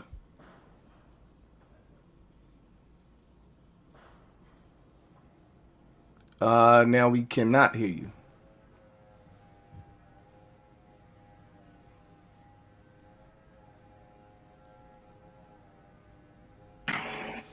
There you go. I think that's it. Okay. You hear me? Yes, we can hear you now, brother. Okay, let's go. This debate is not about positive, significant impact. It's about impact. And it is about all black people. It is not fallacious to say all black people. So now let's get to his premise. His premise did not show anything to lead you to believe that all black people just voting will lead to any of the things that he assumed all black people voting would lead to. He did not show you all black people voting on one accord. He did not show you all black people having a set agenda, just all black people voting, a mixed vote. And then he talks about in areas where blacks can coalesce their numbers. So you're saying all black people move to one city or something like that? Now we already have seen, he said that we haven't seen black people gain power politically by majority rule, but we absolutely have, especially in Georgia. But all black people voting, let's check this out. Let's see how much impact this has. And I got the list of top 20 cities, right? Detroit, Gary, Indiana, shout out to Gary, Chester, Pennsylvania, Miami Gardens. All these places are like 70, 80% black people, right? All the way down to Williamson, Flint, Savannah, Augusta, Cleveland, which falls into the 50%. What's the name? And that's it. That's the end of the party. That's the end of the party. Anywhere else, we're a minority, and you would have to show you getting other people because we are the minority here. So you would have to actually have crossover votes to actually impact anything significantly. So even you failed at doing that. But just keeping it right there, these numbers alone will not change the dynamic of America or our representation. All black people holding their vote would not just cause all black people to lose their jobs. White people vote for black people also. I would also like to take you into the fact that because he made a lot of fallacious, and I'm trying not to rebut his rebuttal, but I say this: he laid out what voting affects. It affected three things: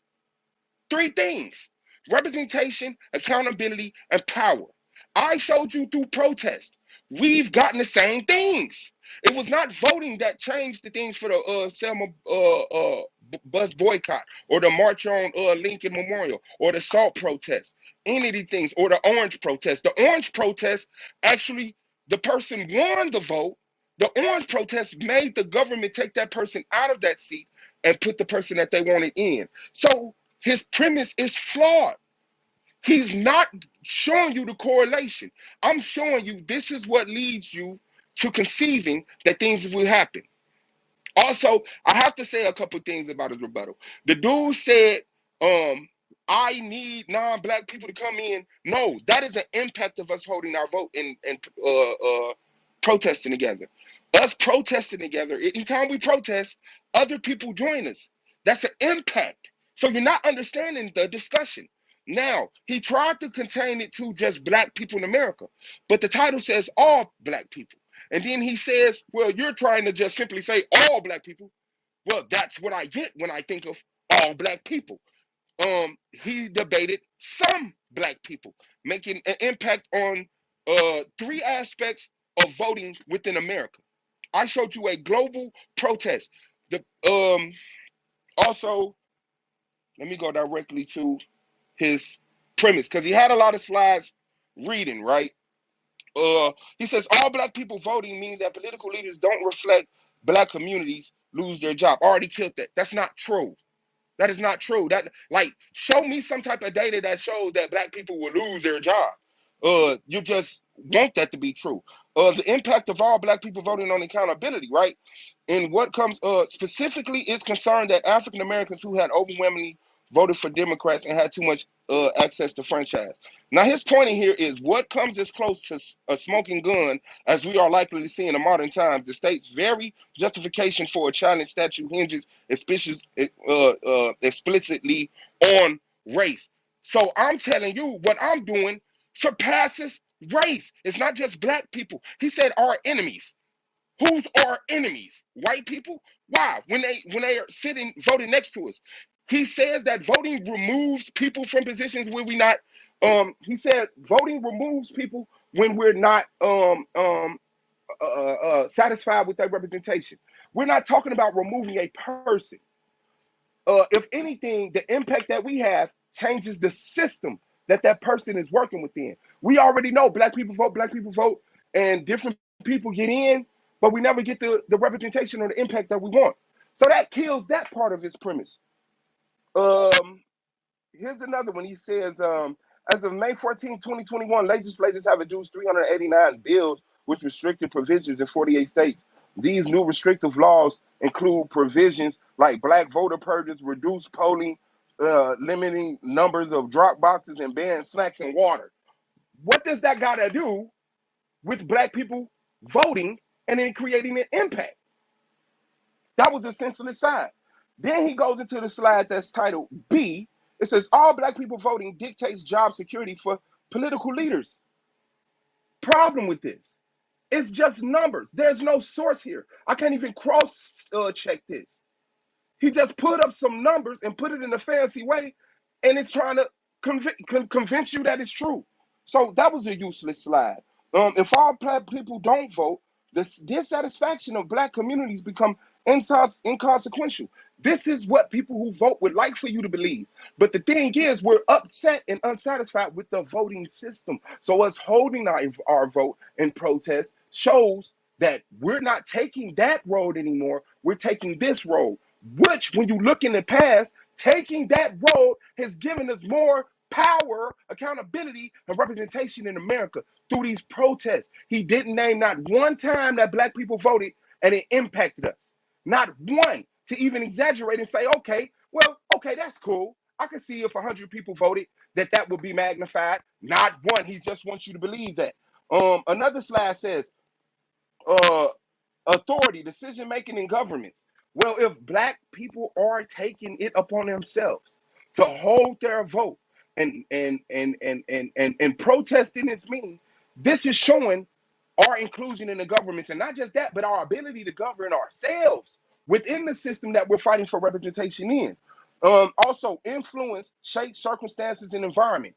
These protests that I showed you, that you can give credibility of the global black protest that we're talking about, changed systems. It brought influence. All of these powerful black people, from politics to fortune holders to rappers to athletes globally, that's a hell of an influence.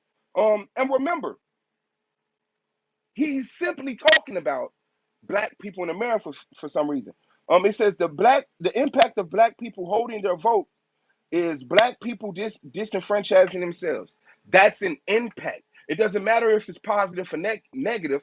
Put that in my box. Thank you for arguing my point, sir.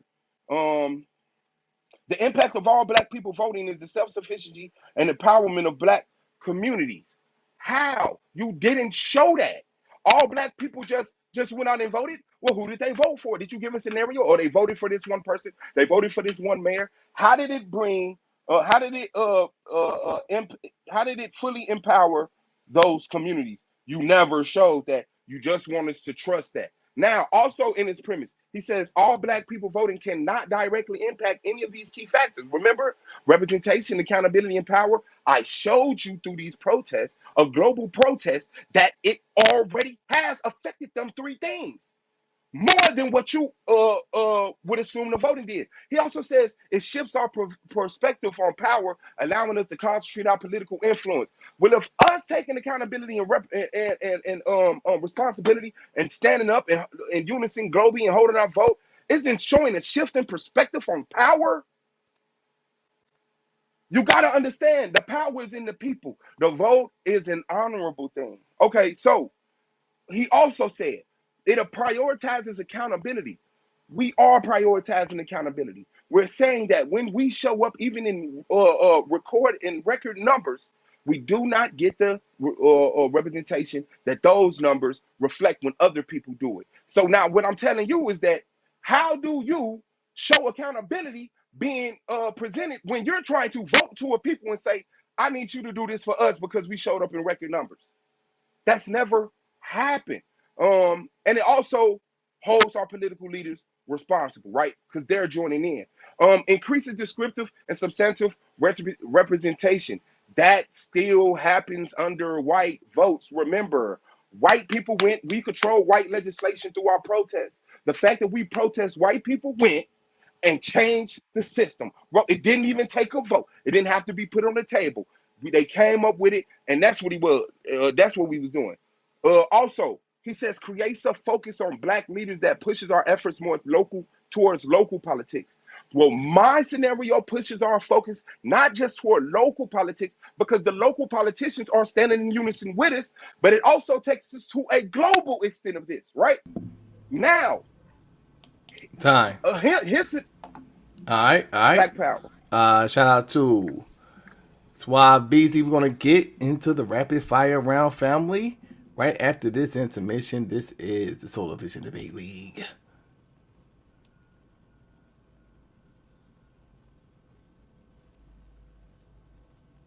Through history. So we agree that on Domo, you have 10 minutes to interrogate Suave Boss. Whenever you're ready, brother. All right. Cameras are on. All right. Hold on. All right. Let's get it. All right. Suave. Yo. Does voting gain representation? It depends. It's supposed to, but it doesn't always. It's so we agree that voting is supposed to get you representation. Yes, that's the common sense Okay. answer I would give. Yeah. Does not voting get you representation? Yes. How? Because holding your vote, we've seen through history that things. No. Hold on. I'm asking how, like, because for example, if you were to say, how does voting get representation? Because we both agree that that's the process. Then that means that if you cast a ballot, you're voting for a candidate that is to represent you. That's that process right there. How does that same representation take place if you don't cast a ballot? Because if we don't cast a ballot, that is a global disruption of what they would like for it to be. So it's not as coalescing. There's a global disruption. Yes, it's a global protest. What so causes that global disruption? The fact that black people are holding their vote. That's a direct impact. The fact that black people just the fact that black people hold their vote causes a global disruption. Yes, you. What about society points to that impact? What can we point at that happens today to say that if black people don't vote, then it's causing things to happen? The disruption that we see at the protests, like Black Lives Matter, where people come out and protest against them, and then escalates. Okay. And it escalates to certain things. And then what's the end result of that? The end result of that is legislation being wrote up for by who? By the government. By the government. Who's in that government? People. How did those people get there? Most of them was voted. They was voted for. So you're telling me that the people in the government are going to make decisions, the people that are voted for. How then does representation take place if the people in government are people that are voted for? Okay, because the chain that we're going down is you don't vote. Not voting causes all this unrest. This unrest causes legislation to take place.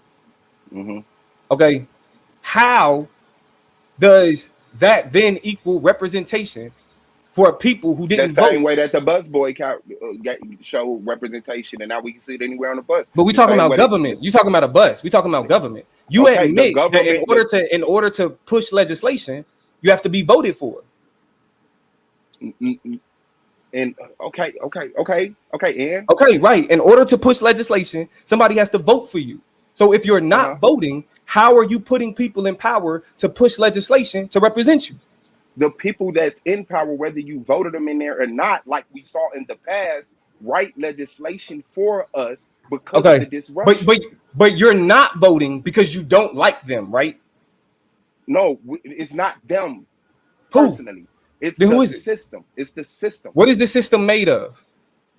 The system is made up of laws and legislations. And no. Who writes those laws and legislation?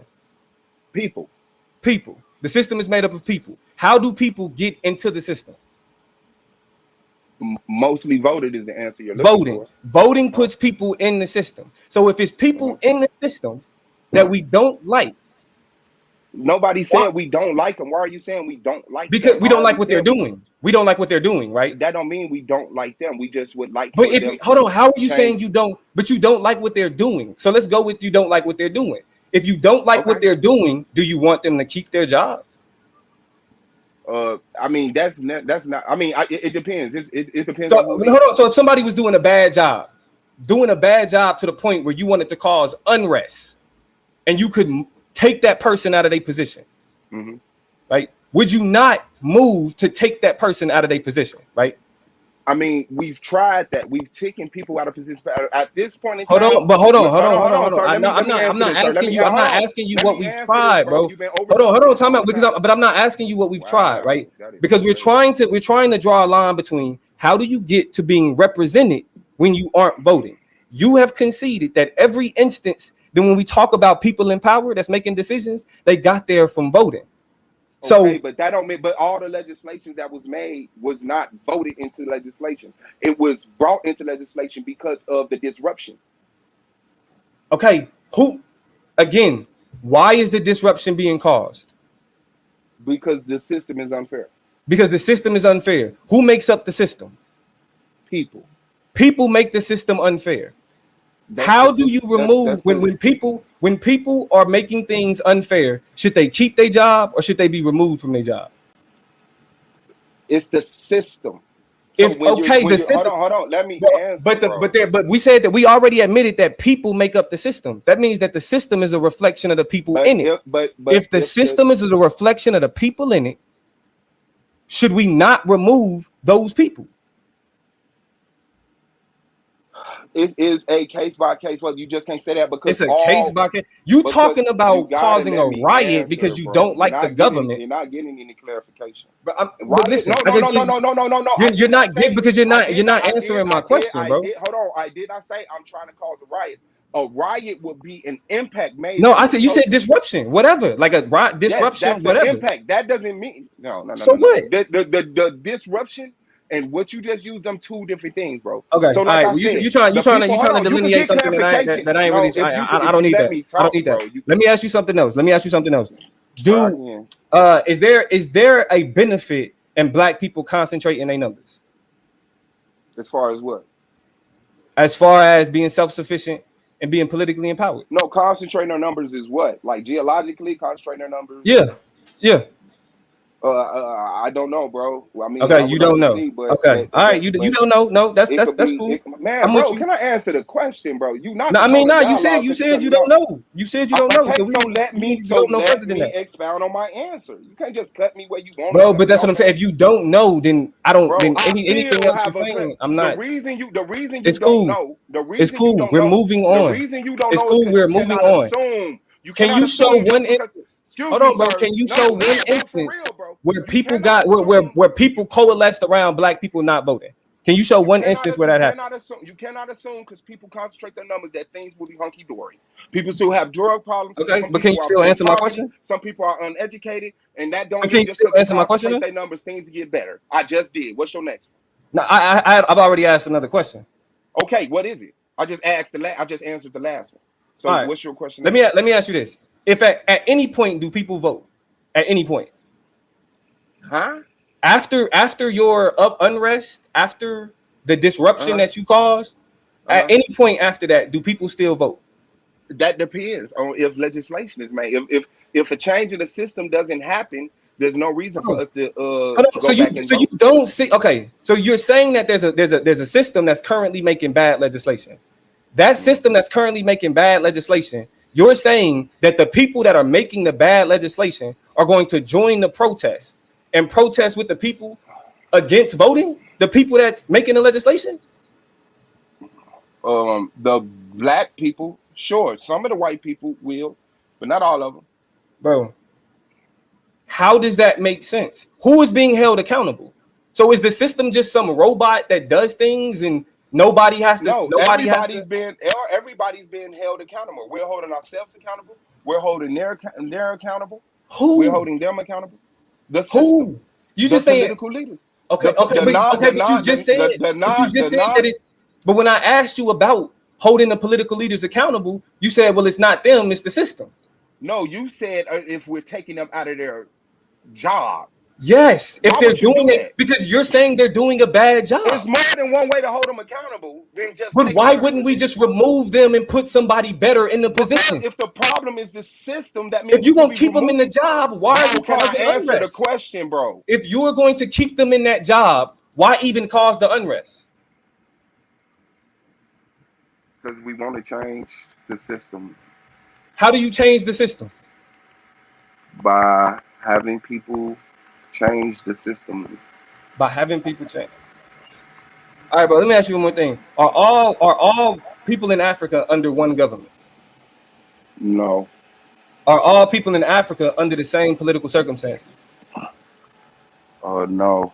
So why would all people in Africa move the exact same way in political circumstances? Because they're tired of black people getting shot in the street by police. So they would protest their government for black people because black people are shot in the streets. They will protest they will protest their government in a unification for a protest with other people governments. Yes. All right. That is. How can I fight back? He not letting me talk. All right, so shout out to Domo. It is on you, Suave. You got your 10 minutes to do your thing, brother. Whenever you're ready. Okay, for sure. Are the black people in America the only black people on earth? Nah, it's other people that are considered black. So why didn't you include all black people in your premise? Because it's nonsensical. You admitted that all black people aren't under the same political circumstances. Okay. Can you give me one example when voting has changed the system for black people? What I showed is that, for example, when you have a black district attorney, black district attorneys actually reduce the incarceration rates and reduce the disparities. Okay, so some people go to jail less. What I'm asking you is has there ever like been, yes, that's a change. That's an impact. Okay, you say that, but what I'm asking you is that has there ever been a vote that changed the system for black people?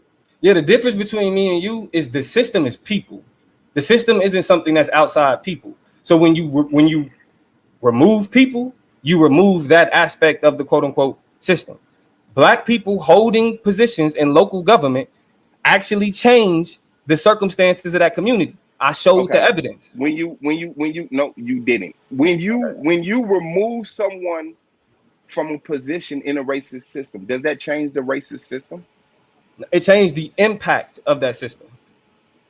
Does it change the racist system? Is the question. It changes the impact of that system. So you're avoiding my because question. for example, if you have hold on. Hypothetically, if you have a government full of non-racist people, then the system ain't racist. Hold on, sir. Who are our enemies? People who work against the interests of black people. people who work against the interests of black people. Do black people work against the interests of black people? At times, yes. So also our enemies are black also, right? I mean, they can be. Okay. Who are our leaders? You said our leaders. Who are our leaders? People that hold political decisions, people that hold political positions that make decisions on behalf of a population. They're the black leader. The blacks have a leader. No, I specifically use the word black political leaders. That speaks to people who hold government positions that make decisions on behalf of a populace. Okay, could you just quickly name one of our black political leaders? Raphael Warnock. I don't know that person. Okay, now you also said that I was relying on other people to cause an impact. Yeah. When black people protest, Mm-hmm. do other people join them? Yeah. Okay. Why do they join them? I mean, they all got their own reasons why they join. Okay, is it not because the black people protested? No. It's not. It's not. It's So not the just black because they people, protested. No. Oh, I know, but is it because when black people protest, does it sway white people to protest with them? In certain circumstances, not when it comes to voting, though. But yes, right? In certain Okay, so that's circumstances, not a but not when fallacy. it comes to Okay, but voting. so now you see that that's an impact of black people voting. Okay, can you show me how all black people voting could affect the presidential elections? Like I said, my focus in this debate is the importance of local communities, and Local communities. the greatest Okay. impact. The greatest impact that happens is on the local level, where there's a direct impact on, again, the incarceration, just the overall quality of life of black people. Okay, and how many communities do you see us being able to take control of? Well, that's why I pointed out majority black communities, because if all black people voted, there would be a difference in the impact given their population. What people Okay. would see is that Thank you. I again, kinda feel like black you're rambling cities just to get will away from the become question. beacons. Okay. Will become The beacons move of political bombing- influence the move that will bombing cause in- black the people to move- coalesce their numbers. That's why they would do that. Okay, the move bombing in Philadelphia. Yeah. Who was the mayor at that time of Philadelphia? Was it a black man or a white man? I'm not sure. It was a black man. Okay. So Are so you're making a black man please responsible for stop, blowing please the people up. please stop. That's So crazy. now, Not the people that's doing it. That's crazy. when you have your scenario of voting, are all black people voting for one person or the same set of people? No. But voting actually takes place in different municipalities. So it would be impossible for like all black people to vote on all of one person, because it's so many different positions that people vote for. Okay. Have protests led to legislation? At times. So yes. Yep. So you don't have to vote to get legislation done, right? Yes, you do have to vote to get legislation done. Because if you don't vote, then the people that are in power will more than likely not represent your interests. So the reason why these people pass legislation, because they don't want to lose those people as voters. That's why. But if a group of people aren't voting, if a group of people who aren't voting, they're not going to pass legislation on the behalf of people who aren't voting. It don't work like that. So now they want our vote. So we've taken 100% of our vote. Would that affect them to write legislation to get our vote back active? What is that? When you say we've taken 100% of our vote, they don't care about you. If you take 100% of your vote, they don't care about you. Bro, answer my question. No, if you take it, I'm answering it. No, they don't care about you. No legislation. Let me restate my question. You just said that they write legislation to get your vote, to keep your vote. If we took our vote, wouldn't that move them to write legislation to get us back voting? No. Okay. No. They would actually focus on the people who do vote. I got your answer. Can you tell me what does a self-sufficient black controlled city look like? Are you saying that the control of the city stops at the local level, Or No, is I'm there saying a that the biggest federal? impact on black communities happens with local government. So the things that we have Okay, the biggest so issues can you? with, Go like for ahead. So I example, didn't the ask you criminal that. justice So system, when you, so happens at when the you local see, level. when you see, and when you see the description of a fully black, self-sufficient black city, do you have to then make change to and impact federal government and higher And so in the higher conversation, politics? and so what I pointed out is that that national political conversation is political theater. You want to focus on the bullshit, the nonsense. That's political theater. Okay. And I explained why that was. The focus that has the biggest impact is the people, the elected officials in your city, in your location. Okay. Okay. So now you cannot. All black people voting in the way that you set it up doesn't even affect anything outside of a few cities locally. The No, rest of America, we're no, still getting shot dead in the street by police. You're taking people out of positions, but bro. not changing the system. Not Therefore, voting police are doesn't still. solve that. We're talking about Therefore, who creates police. the circumstances to Therefore, challenge it. Nothing bro. that you Therefore, hold said on. Excuse me, solves sir. what we're Excuse me, talking sir. about right now. Excuse me, sir. You're This ain't your asking for round for that. You're out legislation, of place. but You're not losing. talking about When you're voting. doing that, you're That's losing. crazy. When you're doing what you're doing, That's you're crazy. losing. So, like I said. That's crazy. So, like I said, now you're not even affecting the level of politics that stop black people from When getting you killed by lie like police. that, you From lose. getting, bro, you're not affecting the system that controls what we're even protesting for on either side. Black That's a people stop lie. being shot dead.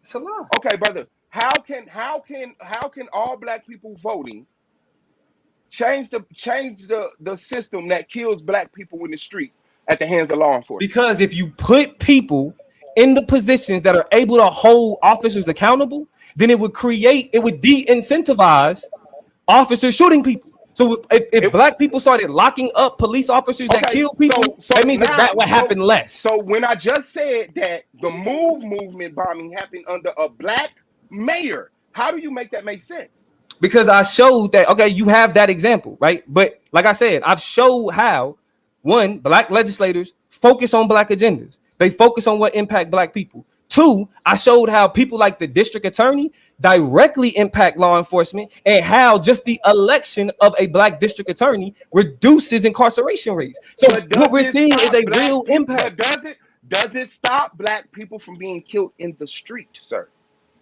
It creates the conditions for that. We Yes. have black. It creates the conditions for that. It Yes. creates the conditions from that. It creates the conditions for that. And then what? And then what would change the actual system that kills these black people? Wouldn't it be protest? It's no, the people in the system. The people, you admitted that there are people that make up the system. If you change the people in the system, But the system you produce a that don't different know. outcome. Okay, does changing the people in the system change the system? Yes. So just because you remove somebody from office, that means legislation, black people have a different condition here, a different relationship. Black people in other countries have a different relationship because one person or That's a not few even a people logical question. That's not how politics works. That's not how politics work. One person removes, it don't work like that. Has there ever been a point? All right. Shout out to Suave BZ.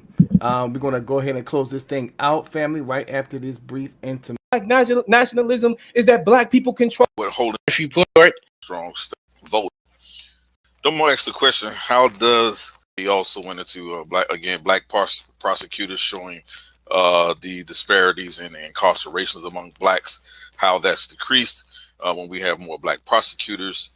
Then he also talked about unrepresented in the city and local councils.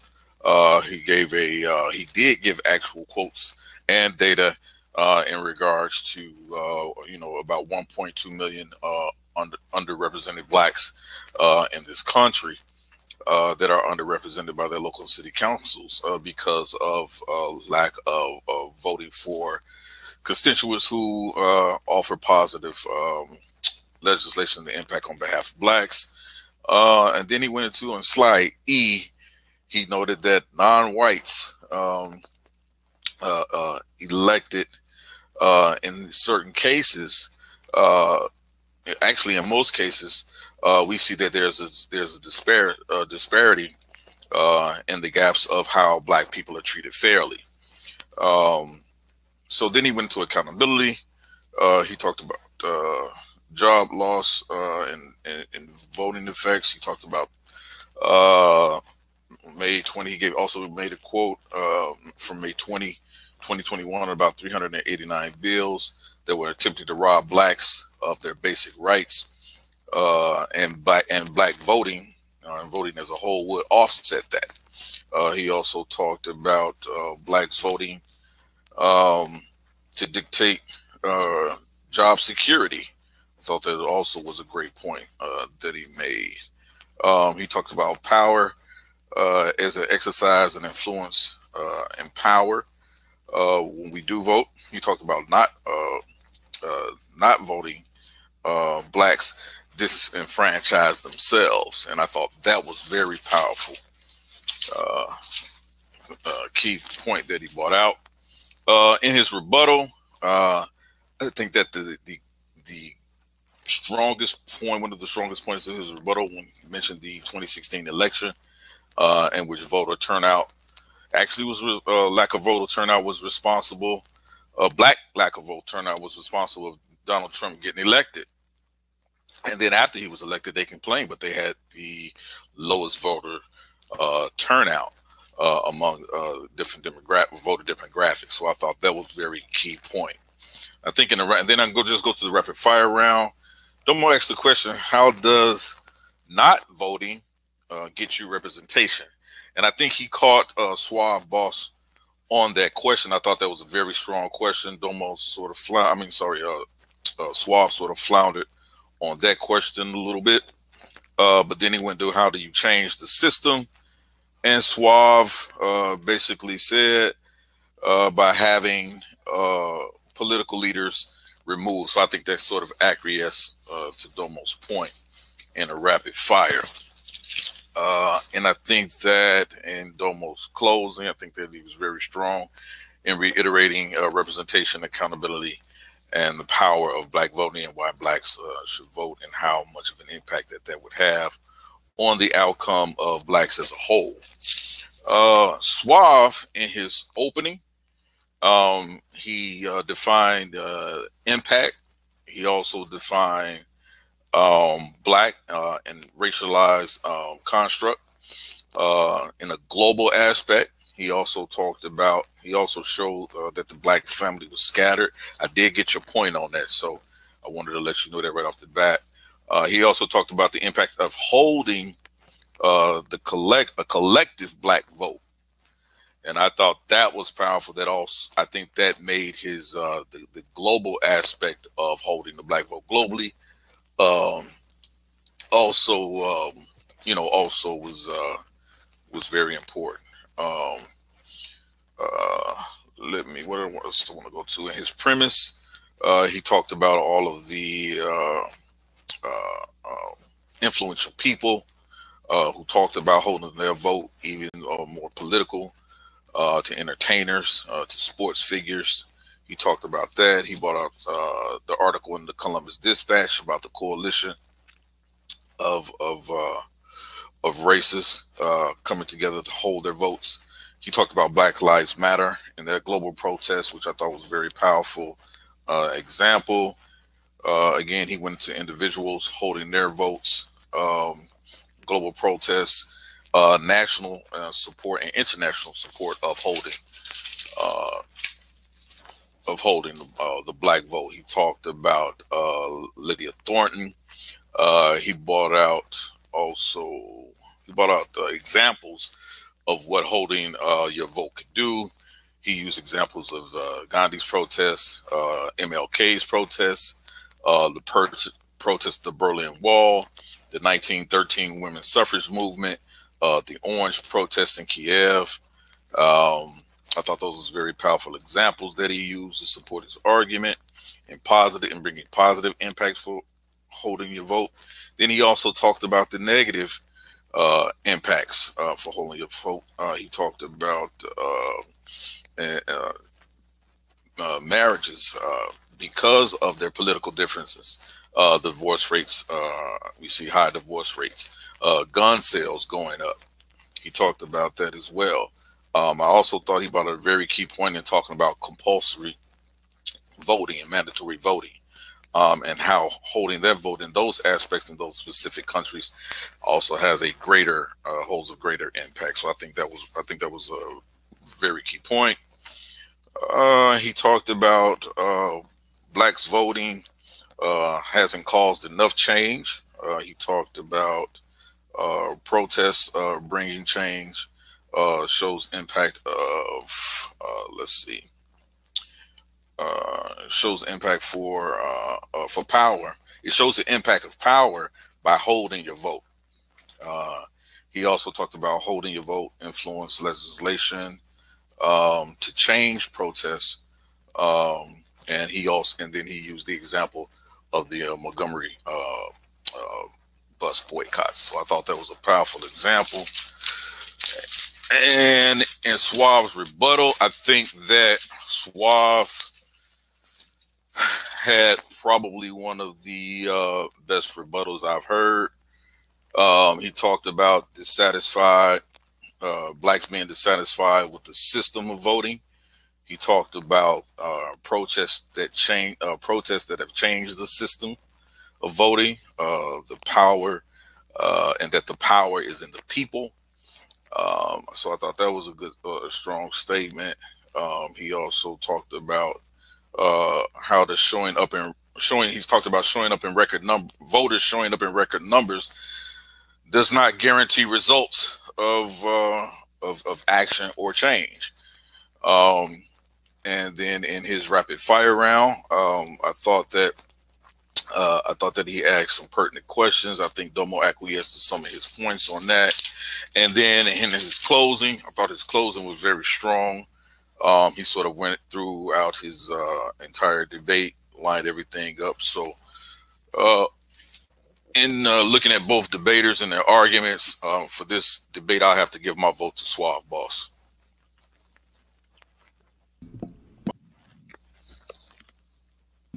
Okay, thanks a lot. It is on you, Melvin. All right. Can you guys hear me clearly? Yes, we hear you loud and clear, brother. All right, appreciate it.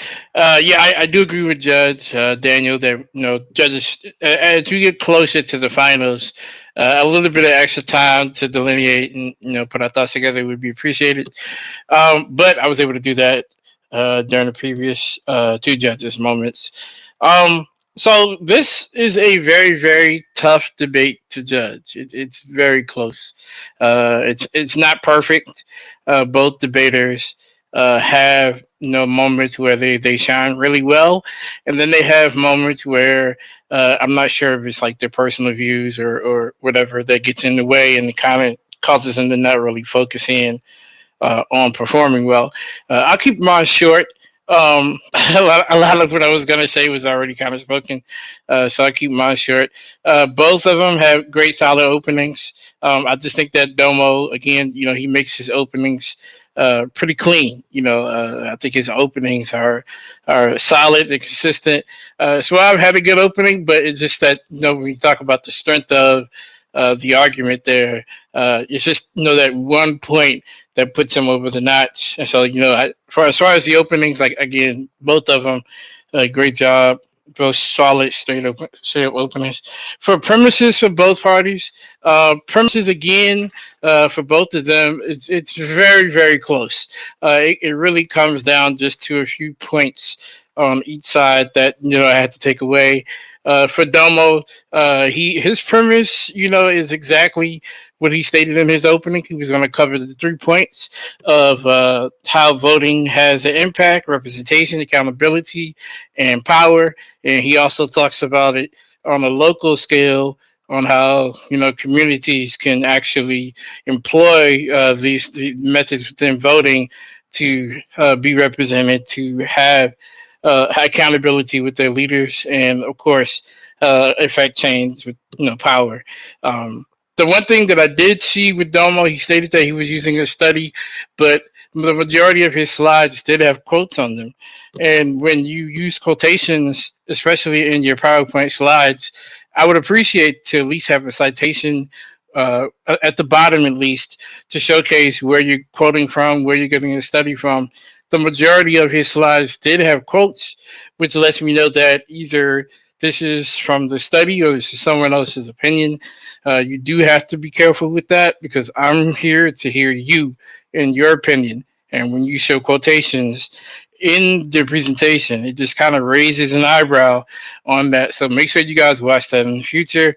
For Suave's premise, I think he did a great job stating that his premise was from a global perspective. You see that the argument here isn't just whether voting is effective and non-voting is effective, but or how on who it affects. You have local versus global, and I think Suave did a good job showcasing how not voting or holding your vote can be effective on a global scale, especially outside of America, involving Black people as well. The only thing that I felt like Suave could have improved in was just his overall presentation. You have a lot of pictures like that for me, just me on me, it seems like you probably didn't take the time to organize and put it together into a presentation that says, hey, I took my time with this to organize this so you guys could actually follow everything that I'm saying. So again, just very small points that I took off of both of them. But again, solid, strong premise rounds for both. My rebuttals for Domo, he turned up in the rebuttal round. You know, it was kind of waiting for that moment in the rebuttal round, and he turned up, and he addressed a lot of things that Suave, did not necessarily address. He also stated things like Suave is not showing how people are going to be self-sufficient by holding their vote. He also, again, reinstated that he's talking about voting on a local scale, on how how it's impactful locally within your neighborhood. And I think that's a great point to continue to do because you're letting your opponent and the judges know that I'm going back to my premise. My premise is on a local scale, not globally, not publicly for the entire world, but locally. And he also pinpointed where Suave showed compulsory voting and mandatory voting that occurs, as well as voting occurring later after things such as protesting. It's good points that he made there. For rebuttal round for Suave, I think this is, and I'm going to echo Yara, I think this is the best rebuttal round of the playoffs so far to date. Suave really turned up again in the rebuttal round, and he let Domo have it. He did not let off. He addressed nearly every point that Domo had presented. He showed examples of voting failing. He showed how holding the vote shows independence. And I think he did a great job also showing how protesting allowed even non-black counterparts to change things that had they not protested, they probably would have had that result or that effect. So again, great rebuttal round for both. I have to give that rebuttal round to Suave, but again, it's just by a few points of a difference. This is a very, very tough, very, very close debate. Rapid fire round. This is where you see the geniusness of both parties. Again, very close in the rapid fire round. Great questions from both. Yes, there was a little bit of over talking, but it wasn't enough to take away from the argument and the position that each party had.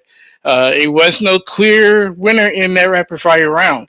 They both had points. They both admitted to points, but it wasn't like, okay, this person completely submitted to the other person's offense. So I had to say very tied up round for the rapid fire. Closing for both of them is perfect. I really have no comments on further in the closing. So I had to go to my scoring rubric and say, okay, who performed better overall in this debate? And whose information is I scored well in this debate, and I have to give this debate to Domo. So that's the winner. All right. Domo is the winner, 2 votes to 1. Shout out to both debates. You can tell by how the judges broke down, their decision that it was very tight all the way through.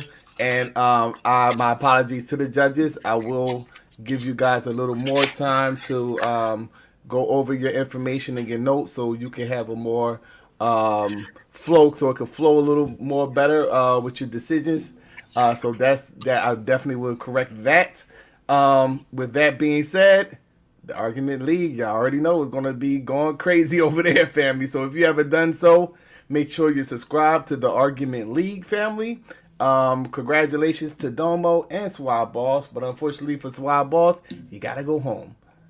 Domo's moving on to debate Taz. So that will be the conference finals for side A. With that being said, we're going to get up out of here, family. This is the Solar Vision Debate League.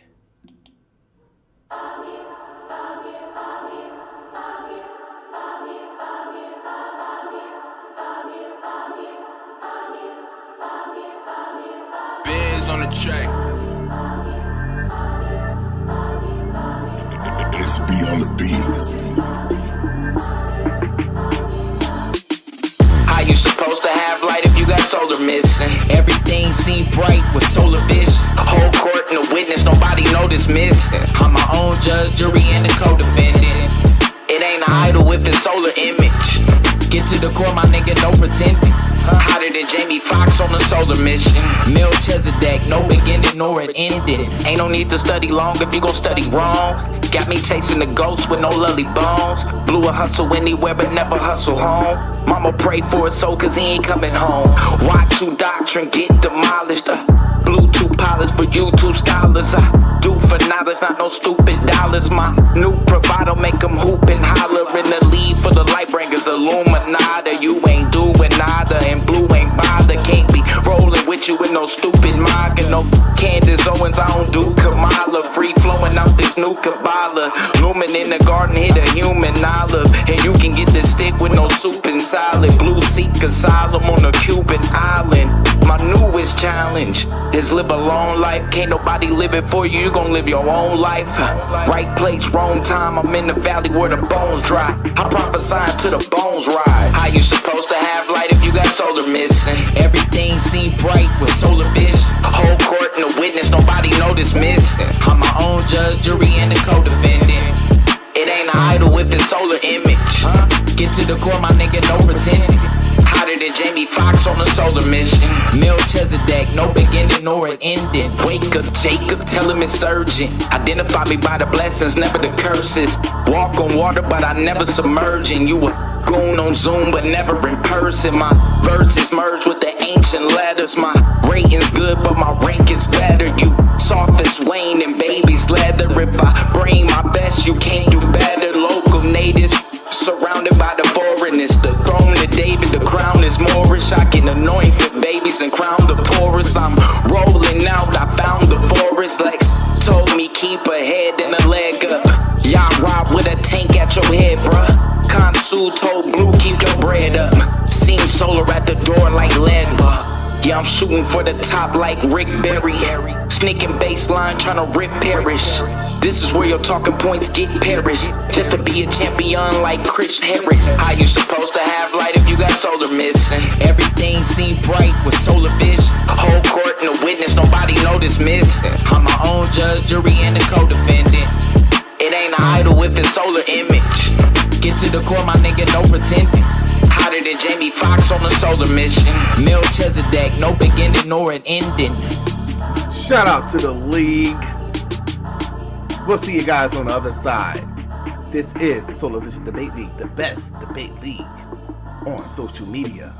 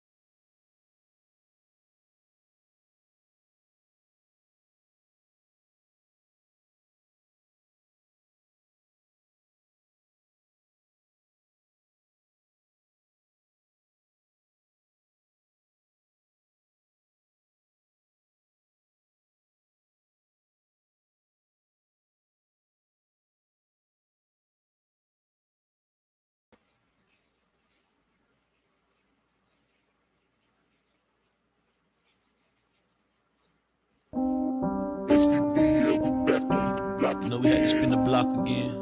Then when the season actually starts, got these niggas rescheduling debates. You know what I'm saying? Bringing forth half-ass PowerPoints on their debates. I'm like, well, I thought you was ready. In the preseason, in the off time, you was like, let's debate. Yeah. So that's why you're supposed to be preparing now. It's a long season. This is why I always tell y'all. Let's debate. This where the best of the best collide and go edit on the internet. We coming for each other neck. You want me to show some respect to your scholarship? Let's debate. I hope you ready for war. You doing all that talking, but don't want no smoke. What did you come in here for? You know what we got going on, or you really with it? Let's debate. Solar vision is the only vision in the universal telescope. Everyone else gotta go. Intelligence level, it ain't even close. Let's debate. I ain't scared of none of y'all. I ain't backing up for none of y'all. Going in on every one of y'all. PowerPoint for Draco. I'm about to let 100 off. Let's debate. This where the stars shine bright. It's time to decide where your side of the line is. This is our life, so please be reminded. Everything you say, we will rewind it. Highlight your soundbite when we find it. Hindsight, your eyesight is not blinded. My life and timeline, a real diamond. To go find you someone to co-sign. It's on site, you low life with no light. And I don't write to go with your neck bow tight. And there's no light with every day they go by. And I don't mind being the guy that you don't like. In high demand, I supply the web. I'm a fly guy, no spider web. You see a flight of stairs, there's an idol there. They won't work for life, but they'll hire death. But I'd rather listen to my higher self. Meditate and take me to a higher realm. If the education board diagram give me funny feelings in my diaphragm. And the medication full of fire ants. Council culture, counsel your entire count. Lead by example, they responding to me, reading every letter like an eye exam. My descendants sing entire hymns. My ideals cry from the highest tier. Drug addicts weeping, that's the highest tier. But there's a need for knowledge, that's when I appear. And they do not teach this in college. They make us an offer and see we compete with the scholars. But we are not bothered by mammon. It's all in the fan. Just imagine the famine affecting your family. Global pandemic infecting your family. Satellite image can't pick up humanity. Newer technology, purpose abolish the growing the flowers organically. This where the scientists intersect with the Zionist intellect and the dialect. Like upgrade biotech, and we ain't even read your bio yet. You way up there nose bleeding. You done make it to the postseason. I beat you, it wasn't close neither. Now I'm back to hunt you like your old demon. Your entire premise worn out like old sneakers, blown out like old speakers, thrown out like old leaders. Pay attention what the soul teaches. Now that the price of gold cheaper, but the gold deeper this season, folks. Get your information together now. Start your PowerPoints on some of the topics that you want to debate right now. Because you're trying to jump right back in the ring. It's a marathon, family. It's a marathon, not a sprint. Let go. Shucklebuck, everybody shucklebuck, shuckle. Solar mind gon' make you shucklebuck, shucklebuck, everybody shucklebuck, everybody. Solar mind gon' make you shucklebuck, everybody shucklebuck, solar mind gon' make you shucklebuck, everybody shucklebuck,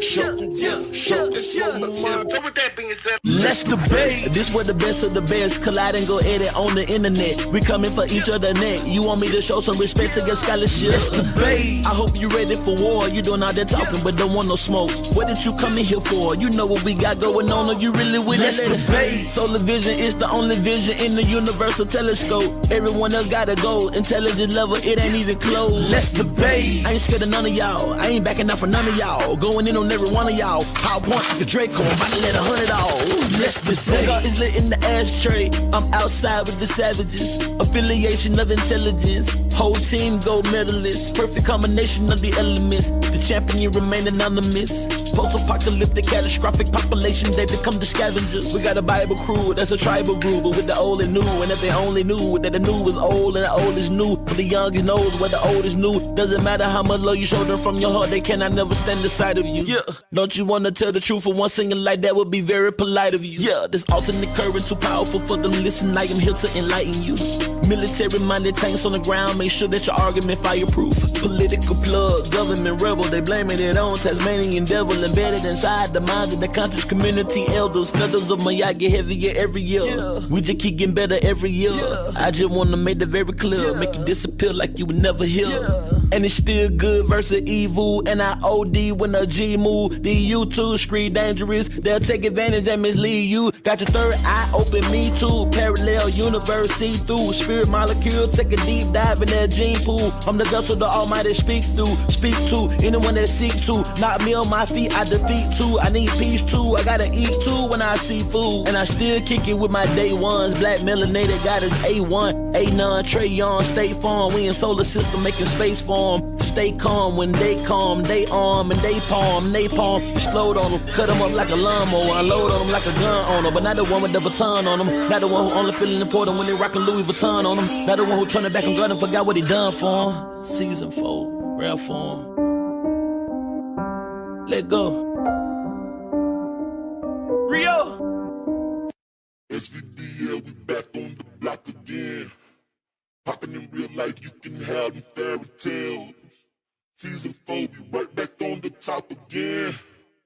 Number 1 debate league, and that ain't hard to tell.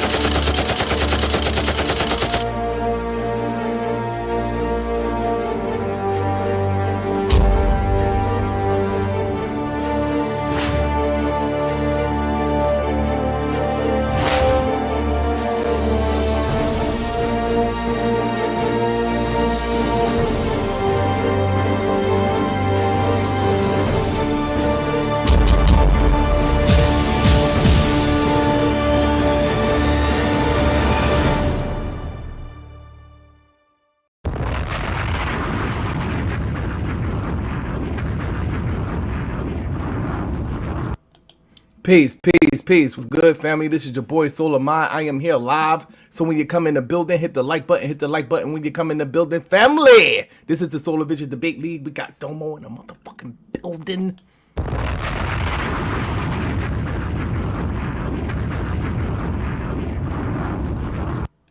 And we got the reigning people's champ in the building. Goes by the name of Suave. Yup.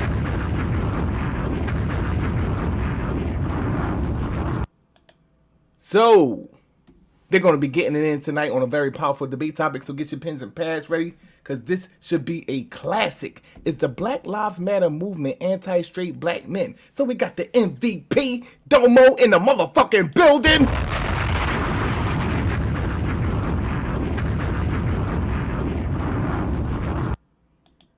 And the people's champ, Suave Beezy.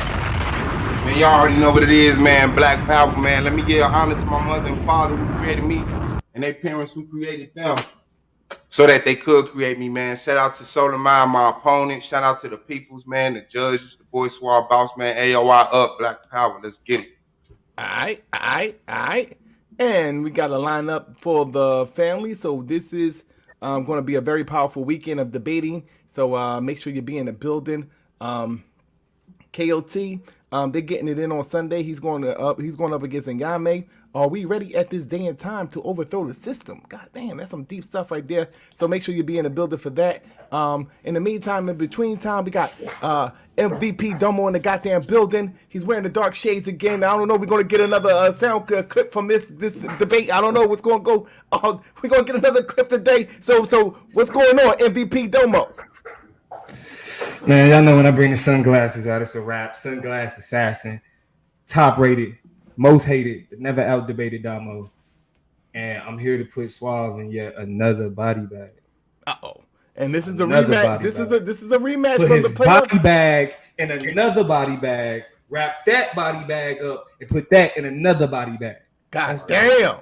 All right, so remember, people, this is a rematch from the playoff debate, so it's a little tension there, So we're gonna definitely get into this very powerful topic. This is the money debate at the same time to let y'all guys know that this is the money debate, and I'll just go briefly over some of the things that's going to be addressed in this money debate, so y'all could be clear on how the formatting is for this debate. Money is on the line.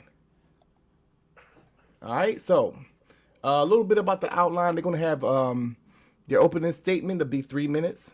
So unlike the regular format as 5 minutes, they're cutting it down to 3 minutes. And shout out to Daniel Hayru. He's the one who constructed this format. So the money is already in the bank and it's waiting for the winner. The money is already in the bank. Daniel Hayru sent me the money. So whoever wins is going to get cash that money. And if y'all want to add to the pot, I'm gonna throw the link inside of the description, and y'all could put some more money on that. So anything that y'all send to my Cash App is gonna go to the pot for the winner. All right. So Break it up. So Break that'll it be up. the Solar Mind. Somebody put my joint up in there for the viewers. And so whatever goes into that account, definitely is gonna go to the winner. All right. You know what I'm saying? So whoa, something to y'all. Class, college educated, guilt ridden suburbanite whites. These people who topple statues and destroy public and private property care about minorities as much as their racial predecessors. Now let me go into my premise. Black Lives Matter is anti-straight blackness. I am taking the affirmative in this position to prove that within that anti-straight blackness, Black Lives Matter is anti-black men. My premise is that within the principles and the things that Black Lives Matter is fighting for, stances that are anti-straight black men.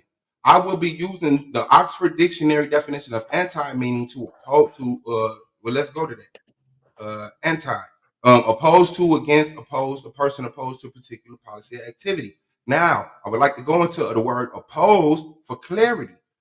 Eager to prevent or put an end to disproving of or disagreeing with, contrasting or conflicting with. Brother, did you go to the next slide?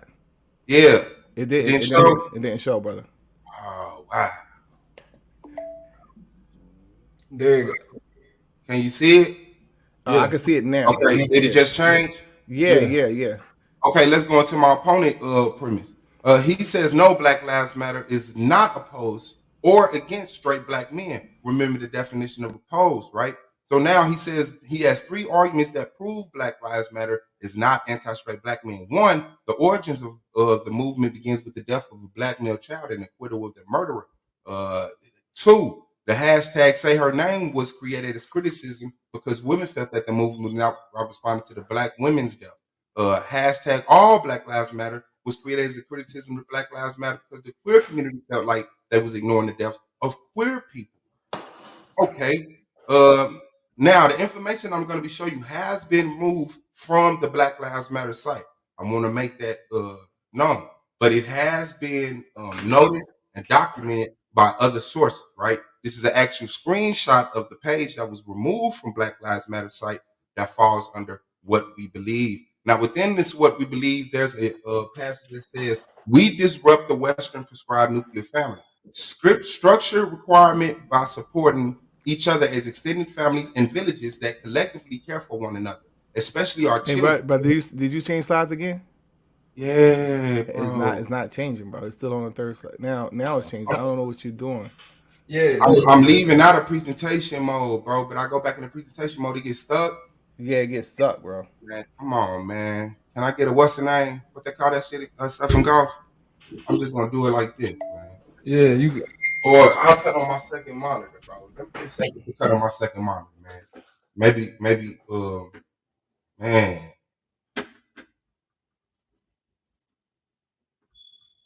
So you was in presentation mode and it wasn't. Yeah, I was in presentation mode, and y'all saying it's not changing.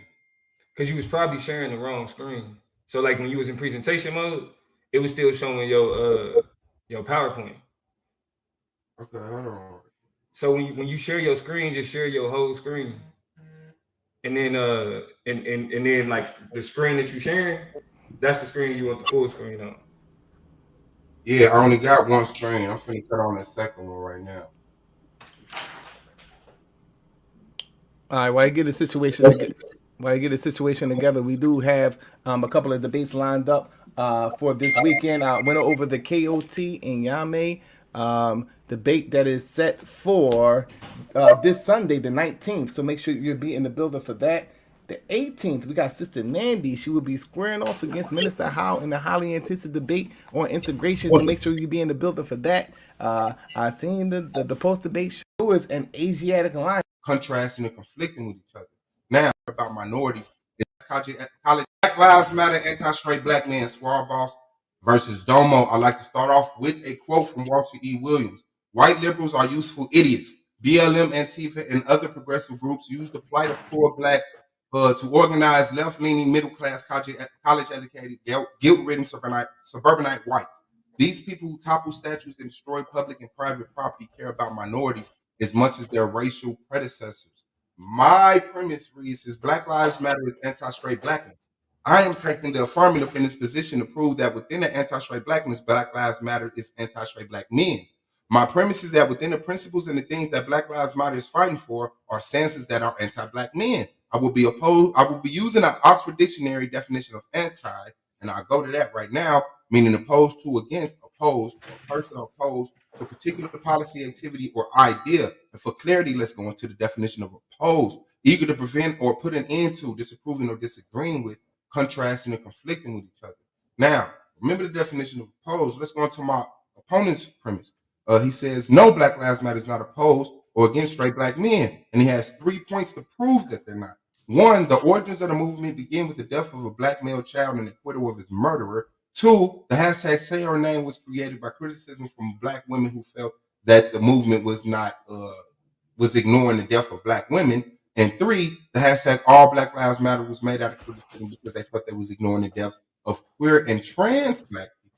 So now, the information, some of this information I'm going to be showing you has been removed from the Black Lives Matter site, but it has been documented and recorded by other entities. And this is an actual screenshot from the site that was taken down under what we believe. So now let's see what they believe. In this excerpt, it says, we disrupt the Western prescribed nuclear family structure requirement by supporting each other as extended families and villages that collectively care for one another, especially our children. To the degree that the mothers, parents, and children are comfortable, we foster a queer affirming network. When we gather, we do so with the intention of freeing ourselves from the tight grip of heteronormative thinking, or rather the belief that all of the world are heterosexual unless they disclose otherwise.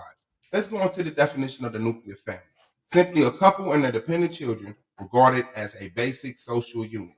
Now, this is one thing, right? The destruction of the nuclear family, but it has multiple purposes. One is the obvious LGBTQ agenda, and two is that the Marxist program. The Black Lives Matter co-founder describes herself as a trained Marxist. Not just her, but her co-founder saying we are trained Marxists. So I will be going into this and other information to prove to you Black Lives Matter is anti-straight black men and is rhetoric for the LGBT community and the Marxist principles. This the boy Suave, boss man. I'm about to go. Black Power. All right, Black Power. We're gonna keep this thing rocking and rolling, families. Pass this rock over to Domo. He has 3 minutes for his. Bring him in, share his screen. For his opening statement. Okay. Yes, sir. Yes, sir. It's on you, Domo, whenever you're ready. All right, you can start the timer now. All right, we're about to get into it. Is Black Lives Matter anti-black straight male? Okay, this conversation is going to be centered around proving that no, Black Lives Matter is not opposed to or against straight black men. As my opponent pointed out, as he reiterated my premise, the movement started as a response and challenge to police brutality against black people, specifically against black males. As we start this debate, I want y'all to sit with the irony of this. We're going to talk about how the idea, the phrase Black Lives Matter came to be and what was the impetus of it, right? We're going to see that the catalyst, what started the conversation, is situated around black men. We're going to have that conversation, right? That's why my first argument is going to be the movement began after the death of a black male child. Almost every major Black Lives Matter rally since has centered around the death and violence towards black men. We're going to look at the conversations associated with Black Lives Matter. We're going to look at the ideological foundation of Black Lives Matter. And what we'll see is that a lot of the phrases, a lot of the language, a lot of the talking points that are utilized to demean and talk bad about Black Lives Matter has nothing to do with what they actually stand for. When we actually take a look at the ideological foundation of Black Lives Matter, which is black feminism, you'll see that the idea that they exclude specifically black men is ridiculous. We're going to talk a lot about black feminism and what that means for who's included in the conversation, who's accepted in the conversation, and why that's important. The second argument I'll be making in this debate is that the hashtag Say Her Name was created as a criticism of Black Lives Matter. The movement was accused of not responding to the death of Black women the same way that they were responding to Black men. So we're going to see here that there's no way that this movement can be accused of not centering or having any type of focus on Black men and excluding Black men, because we see that Black men have been the center focus and Black women aren't allowed to fit within the police brutality paradigm, which sparked the hashtag Say Her Name. And the last argument would be that all Black Lives Matter was created as a criticism to Black Lives Matter because the queer community accused the movement of ignoring the deaths of queer and trans Black people. You cannot say that this movement is actually pushing people out when the people that you're saying that they're advocating for is saying that they're not getting that. There's one disclaimer I want to throw out here.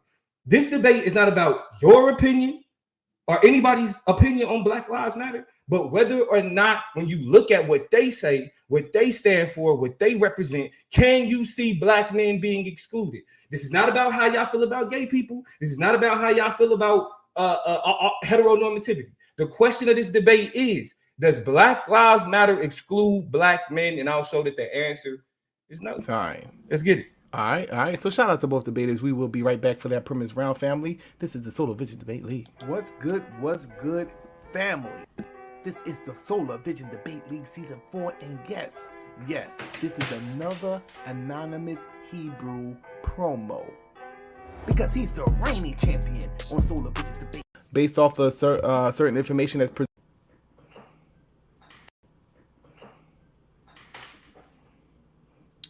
It's on you, Suave, busy whenever you're ready. Unmute your mic if it's muted. Yeah, unmute your mic, brother. Okay, that's what it is. Mic check, I'm good. Yeah, you good. You see my screen? Yep. And it's changing. Yep. Yeah, it's changing. Okay, bet. Let's get to it. Yes, this is my premise. Black Lives Matter is anti-straight Black men in its Marxist principles, in its LGBT community principles, specifically the transgender, right? Just to get straight to the meat of it, right? They say in this excerpt from their page that they disrupt the Western prescribed nuclear family, and that nuclear family is just a couple of and their children, right? A man and woman and their children. Now, they also go on to say to the degree that mothers, parents, and children are comfortable leaving out the father blatantly. And then they go on to say we foster a queer affirming network. Well, what is that? Foster, encourage to promote to develop, right? Affirm, state as fact. Somebody got to mute. State as fact, assert strongly and publicly. Publicly, a queer affirming network, which means if you're not a queer affirming, you're left out of the network, discriminating against you. They go on to say that they're against heteronormative thinking, heteronormative denoting or relating to a worldview that promotes heterosexuality as the normal or preferred sexual orientation. What's wrong with that? They're against that. We know what sexual orientation is. Another excerpt from the What We Believe page says, we are guided by the fact that Black Lives Matter, regardless of actual or perceived sexual identity, or gender expression. That doesn't conflict with the straight Black men directly. They say we make space for transgender brothers and sisters to participate and lead. We are self-reflexive and we do the work required to dismantle the cisgender privilege. Cisgender, denoting or relating to a person whose sense of personal identity and gender corresponds with their birth sex. You're born with a penis, you're a boy. You're born with a vagina, you're a girl. That doesn't conflict with straight Black men, the fact that they're against that. Now, they're for the transgender, which is denoting or relating to a person whose sense of personal identity and gender does not correspond with their birth sex. That conflicts with the straight Black men unless you're ready to sleep with a man who's had his penis cut off and fake breast implants. The Hill reports Black Lives Matter agenda is about more than race. Well, if it's about more than race, then it's not really about race. The Heritage Foundation says the agenda of Black Lives Matter is far different from its slogan. Why? Because as ABC News says, from the start, Black Lives Matter has been about the LGBTQ's lives. Well, the LGBTQ movement is pushing for non-discriminatory practices against the gay, bisexuals, transgender, and queer people. How can you not discriminate against transgender people when they are telling you, I identify as a woman even though I was born a man, or I identify as a man even though I was born as a woman, and you need to respect that. I'm not even going to go into the NAMBLA. Yes, let's go. Question. What about being trans for like one person being trans? means that being trans means you're anti-black man? Repeat the question. What about being trans is inherently anti-black male? Because inherently black male or straight black male? We talking about what is it? What about being trans is inherently anti-black straight male? Straight black male. The fact that within that they want you to look at the transgender race as what they identify as a straight man, to say you're straight, but I will identify this man as a woman and sleep with them as if there's a woman, conflicts with you being straight directly. And I'm not even going to get into the name of the conversation where we now have people identifying themselves as being in love with children naturally born that way, right? Now, the picture of Marx in the background is rightly added because Black Lives Matter co-founder described herself as a trained Marxist. And once again, not just her, but her co-founders. Walter E. Williams goes in on the News Herald and says, did you know that Karl Marx was a racist and an anti-Semite? He uses an excerpt from a letter from Marx to Frederick Engels to prove it. Well, Marx uses the word nigger repeatedly, speaking about the Negro people. That's racist. And away from the racist program, the Marx program also has an economic conflict with the black man, right? Why Marxist organizations like Black Lives Matter seek to dismantle the Western nuclear family, and the demise were 7/27/2020, right? But then it said, but where does this hostility toward the family originate? Why are they standing on destroying that nuclear family? Because from the book from Frederick Engels, The Origin of the Family, Private Property and State, he says he traces back to the savage primitive family where unrestricted sexual intercourse existed within a tribe, so that every woman belonged to every man, and every man belonged to every woman. Is this a stemming issue of why we have a commitment issue in the black community? Under such conditions, Engels explained, it is uncertain who the father is of the child, but certain who the mother is. Is this reflected to the black community right now? Engels explained, women as mothers receive high tribute of respect and different amount of complete woman's rule. Now, another quote from that book says, procuring the means of existence had always been a man's business. The tool of production were manufactured and owned by him. Do black men have a problem owning the means of production? Is Marxism the reason why? This transition marked the easy passage from collective property to private ownership over property, particularly property and productive resources. Why black men aren't owning land and the resources to produce is a problem. Such transformation, Eagles noted, brought in a revolution family. Question. Brought a revolution. Yes, let's go. Can you explain specifically Marxism and its impact on black people? Yes, Marxism is against private property owning, right? Which black people have this social type of communism type of mind state, but we're in a capitalistic society. So not indulging or capitalizing off of capitalism is what's impeding us right now. That's why we're not owning anything. We're not making any means of production. This goes back to a social, more communal type of ordeal that we're living in right now, which is just not reality for us to live in that mind state when we're in a capitalistic society.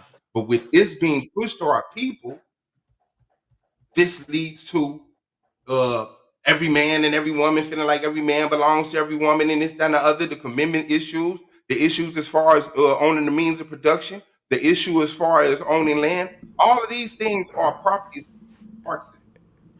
Okay, so you have about 40 seconds to finish up, brother. Okay, part of the revolution involved in the shift of power dynamics in the household. All the surplus and opportunity from production fell to the share of the man. The woman sharing this fruition, but she could not claim the ownership. Engels wrote, "We need a revolution. Impending revolution will reduce the whole care of inheritance to a minimum by changing the lease of overwhelming part of permanent inheritable wealth, the means of production, into social property. This is a lack of respect and a lack of will to obtain permanent inheritable wealth. This conflicts with the straight black man making their principles anti-us, making them anti-us through their Marxist principles and their LGBT principles. Black power." All right. Shout out to Suave. We're gonna pass this rock now over to Domo.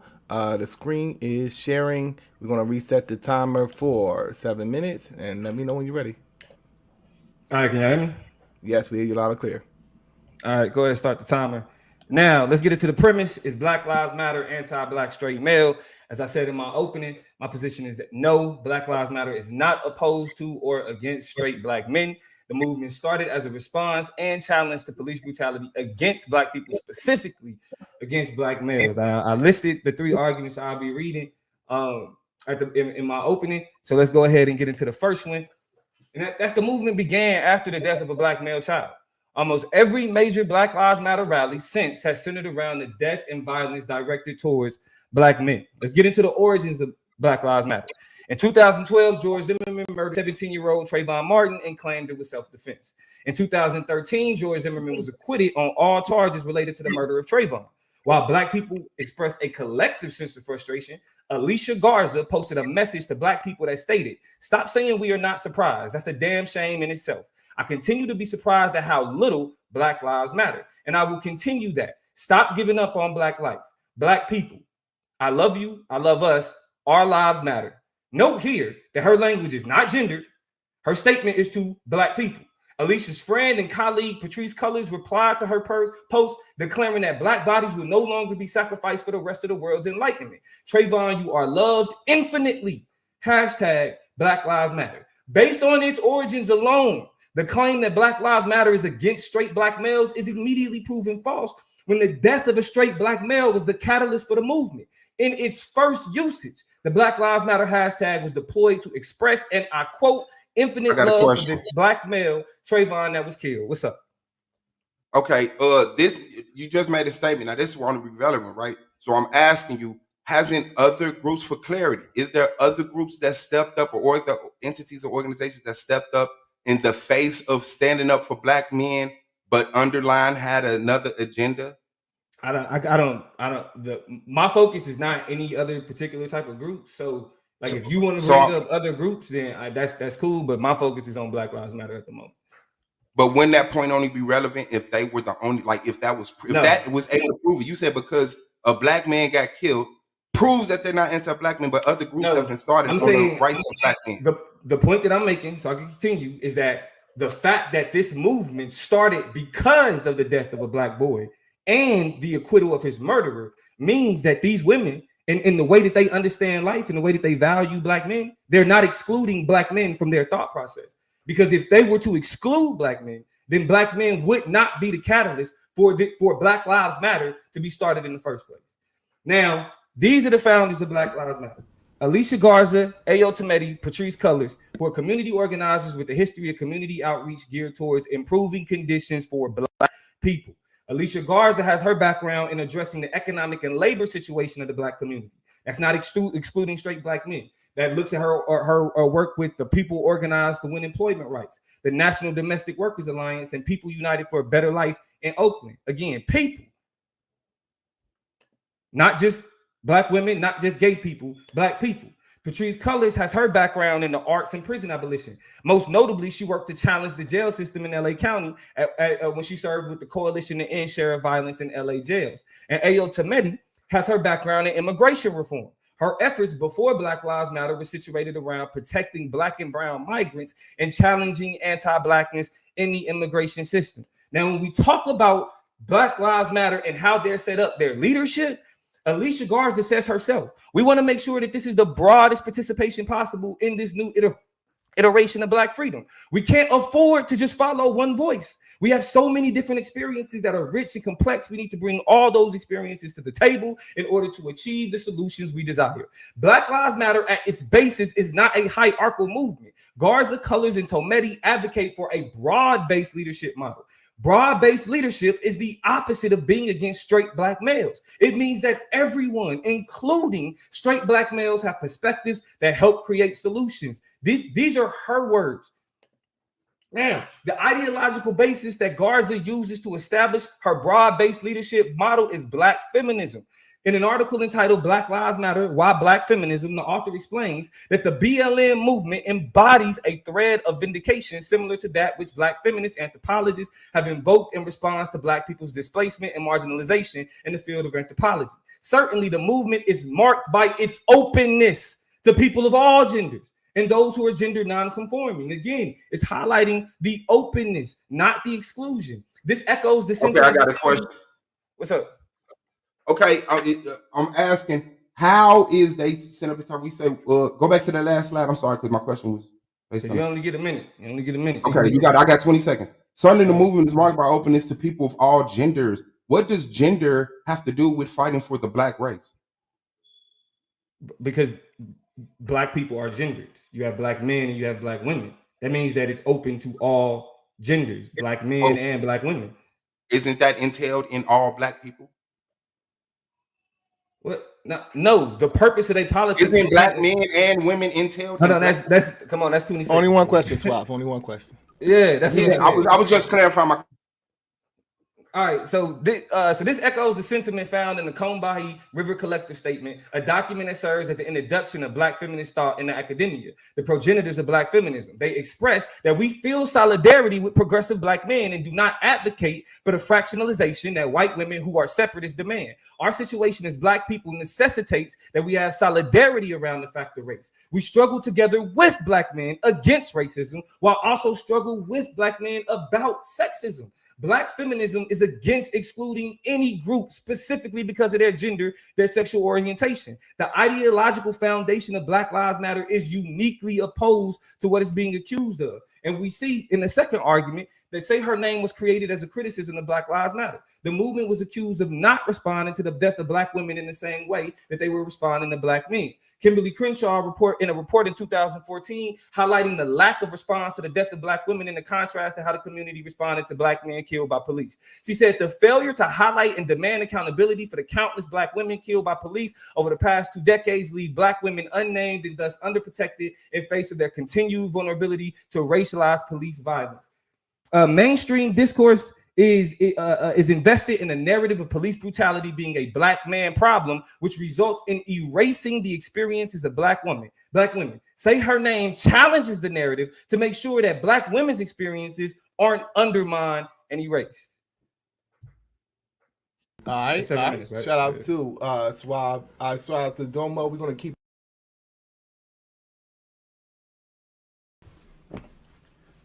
We'll be right back. We can't hear you. You took yourself out. Family.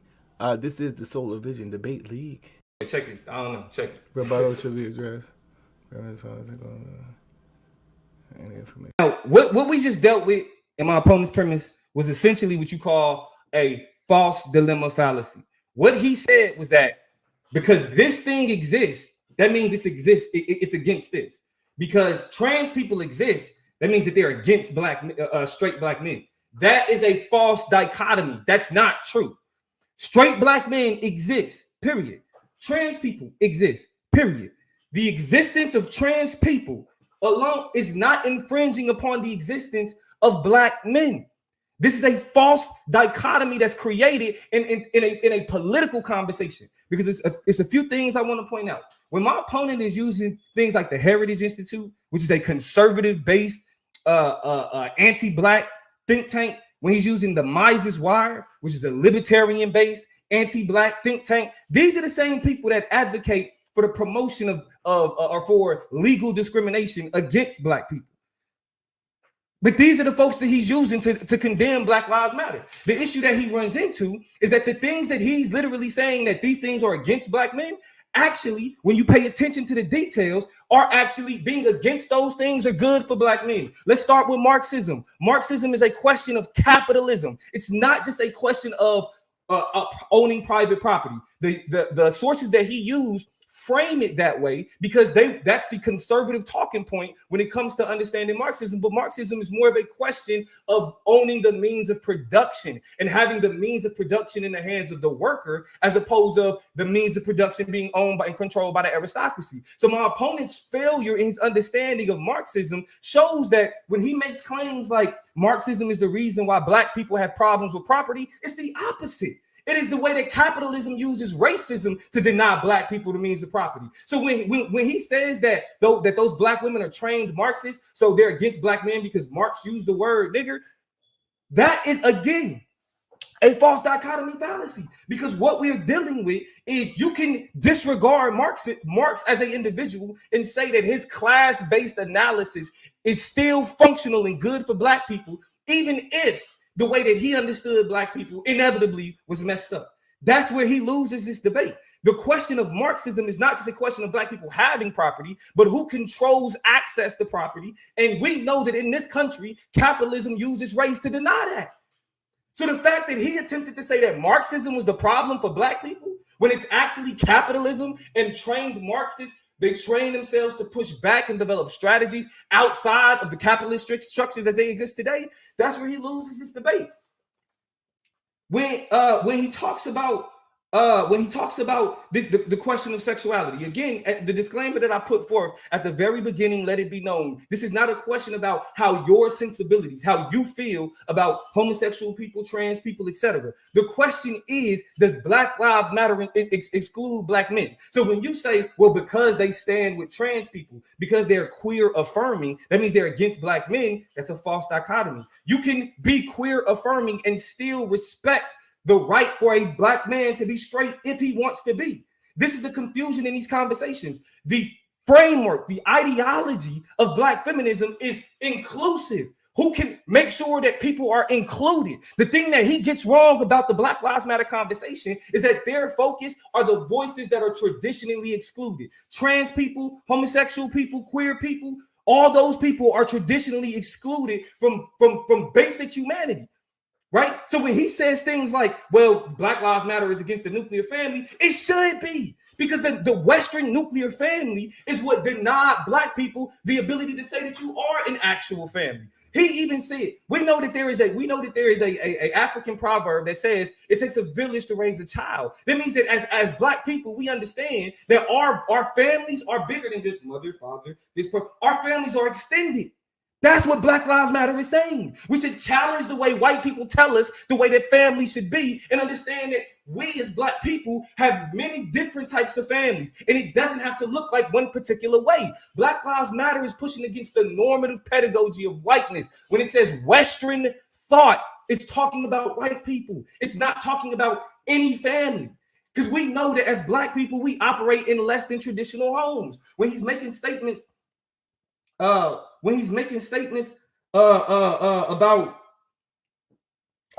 what they removed from the site. Yes, they removed it from the site because unfortunately, black people don't understand inclusivity. We get caught, like, for example, Black Lives Matter and with this foundation being in black feminism, its basis is pushing back on capitalism and patriarchy.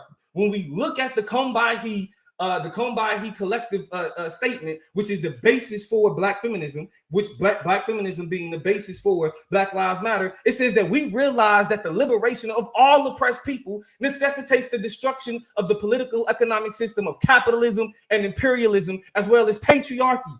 That's what Black Lives Matter is against. So when they say they train Marxists, they're against capitalism. When they say that they're against Western thought and the way that Western that they create understandings of people, that's when they say that they're against imperialism. When they say that they are against the ways that Western thought forms how we understand relationships, gender roles, sexuality, and family, that's what it means to be against patriarchy. We just lost Bell Hooks recently. In her book, Real Cool, she speaks to the fact that that patriarchy is as big as a threat to black men than it is to black women, or excuse me, it's not as big as a threat, but it is a threat to black men uniquely, because what happens is it is the patriarchal white normative understanding of masculinity that denied black men our ability to be considered men. That's why as black men, when we strive to be men, we attempt to mimic whiteness, because of how we understand patriarchy. What needs to be understood is that Black Lives Matter at its foundation, because you see how he said he grouped Black Lives Matter with white liberals, but we saw that Black Lives Matter was started by 3 black women.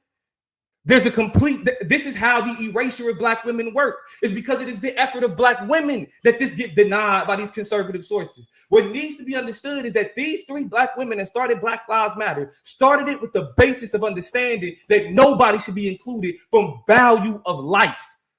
That's the purpose. Black feminism focuses on including all people. So it's fallacious to then say that black men are included, especially again when we see Eric Gardner, Mike Brown, Tamir Rice be the face of these movements.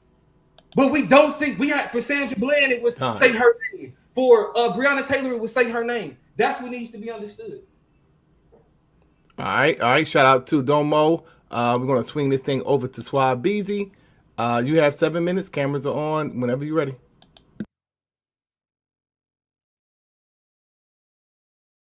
Unmute your mic, brother. Okay, thank you. Black Power. First of all, the brother started off by saying no Black Lives Matter is not opposed to or against rape. That's a claim. The movement started as a response and challenge to police brutality against black people, specifically against black males. Because someone claims an organization that's in the name of that, does that prove that they're actually standing for that point? No. That proves nothing. You have to have hope and trust for that. The movement began after the death of a black male child.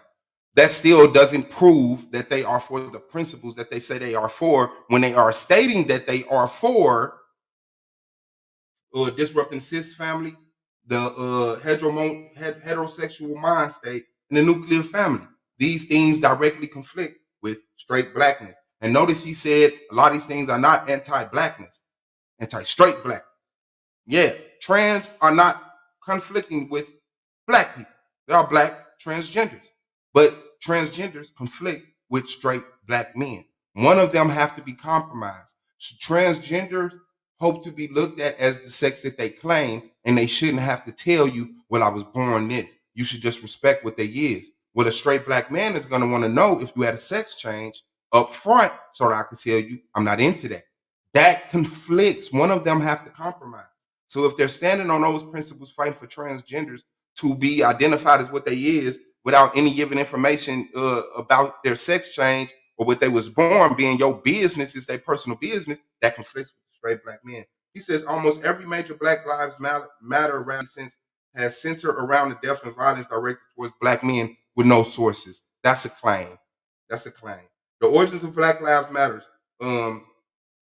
Sure, if you want to trace it back to the Zimmerman incident, this, that, and the other, that is what they stood on, making an organization, still doesn't prove that the LGBTQ Marxism principles is anti-straight blackness. He says the founders of Black Lives Matter, community organizers in history, community outreach toward improving conditions for black people. That's a claim. Once again, it's not evidence.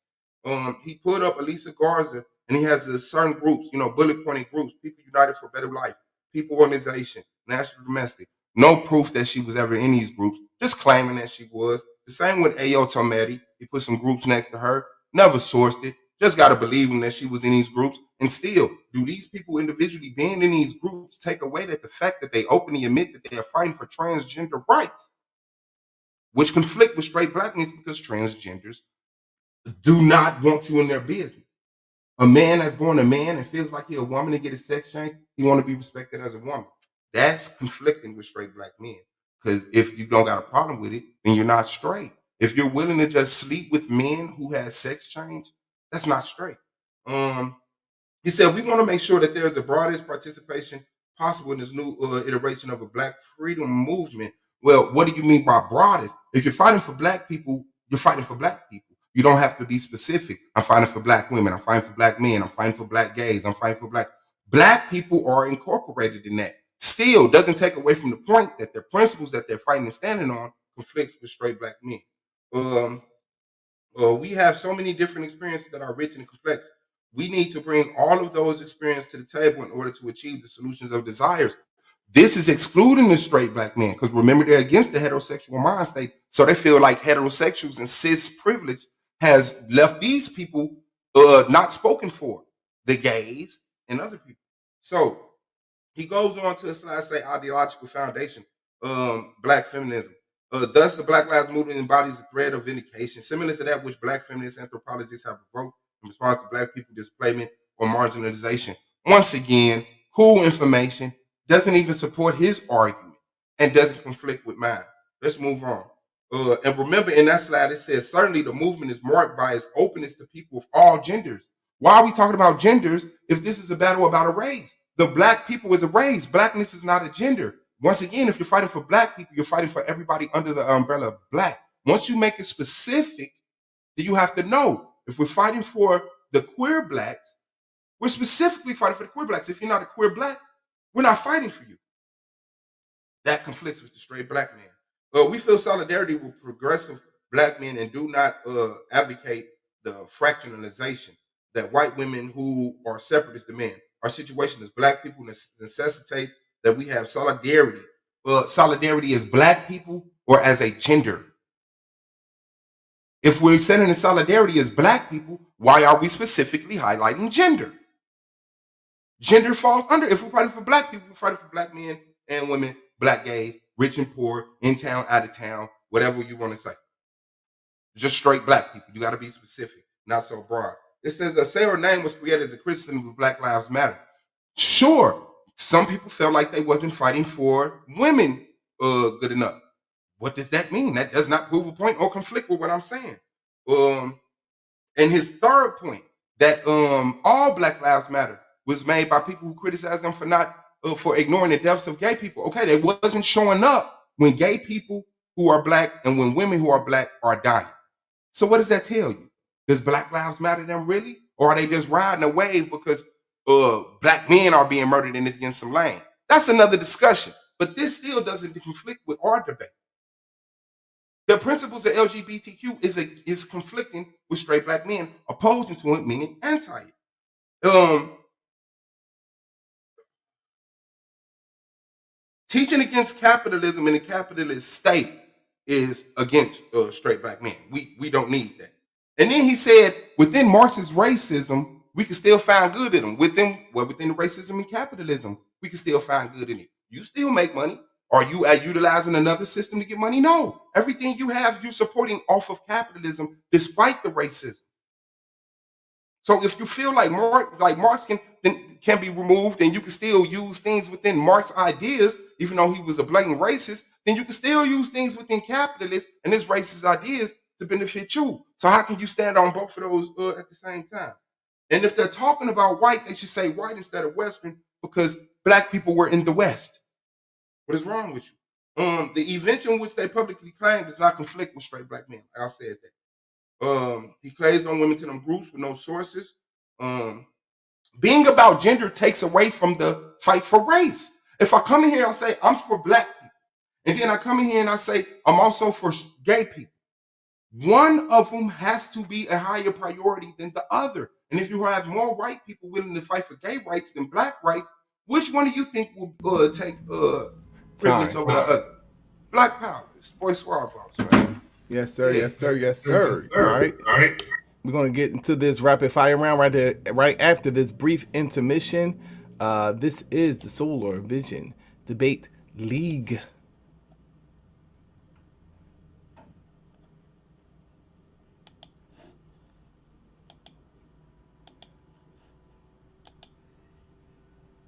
World that this man is not only. If this thing now over to Suave Boss. All right. So Suave Boss, it is on you. You have 10 minutes with the 2-minute overlay. So we're gonna put the 12 minutes on the clock. And whenever you're ready, brother, you can begin your interrogation. Adamo, is a straight black man a black man that refers to only sleep with naturally born women? I mean, yeah. Okay. Are transgender people fighting for the right and within them rights to not be discriminated as far as being identified as what they prefer to be identified as? Is that what that is? They fighting to not be discriminated against, yeah. Yes. So is a straight man who says, I can't sleep with you because you're not a natural born woman, is he discriminating against that person? I wouldn't say so.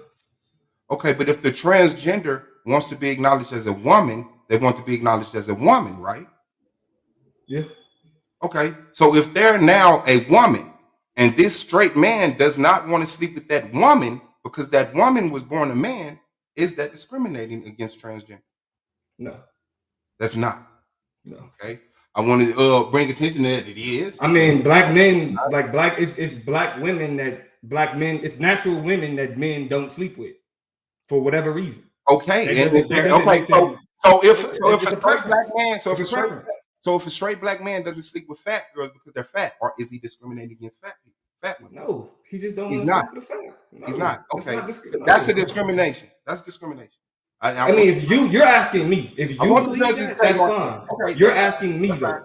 Okay. That's my question. Does the fact that this group was started on the claims that they're fighting for black people conflict with the fact that their LGBTQ stance is anti-blackness? Does that conflict with that?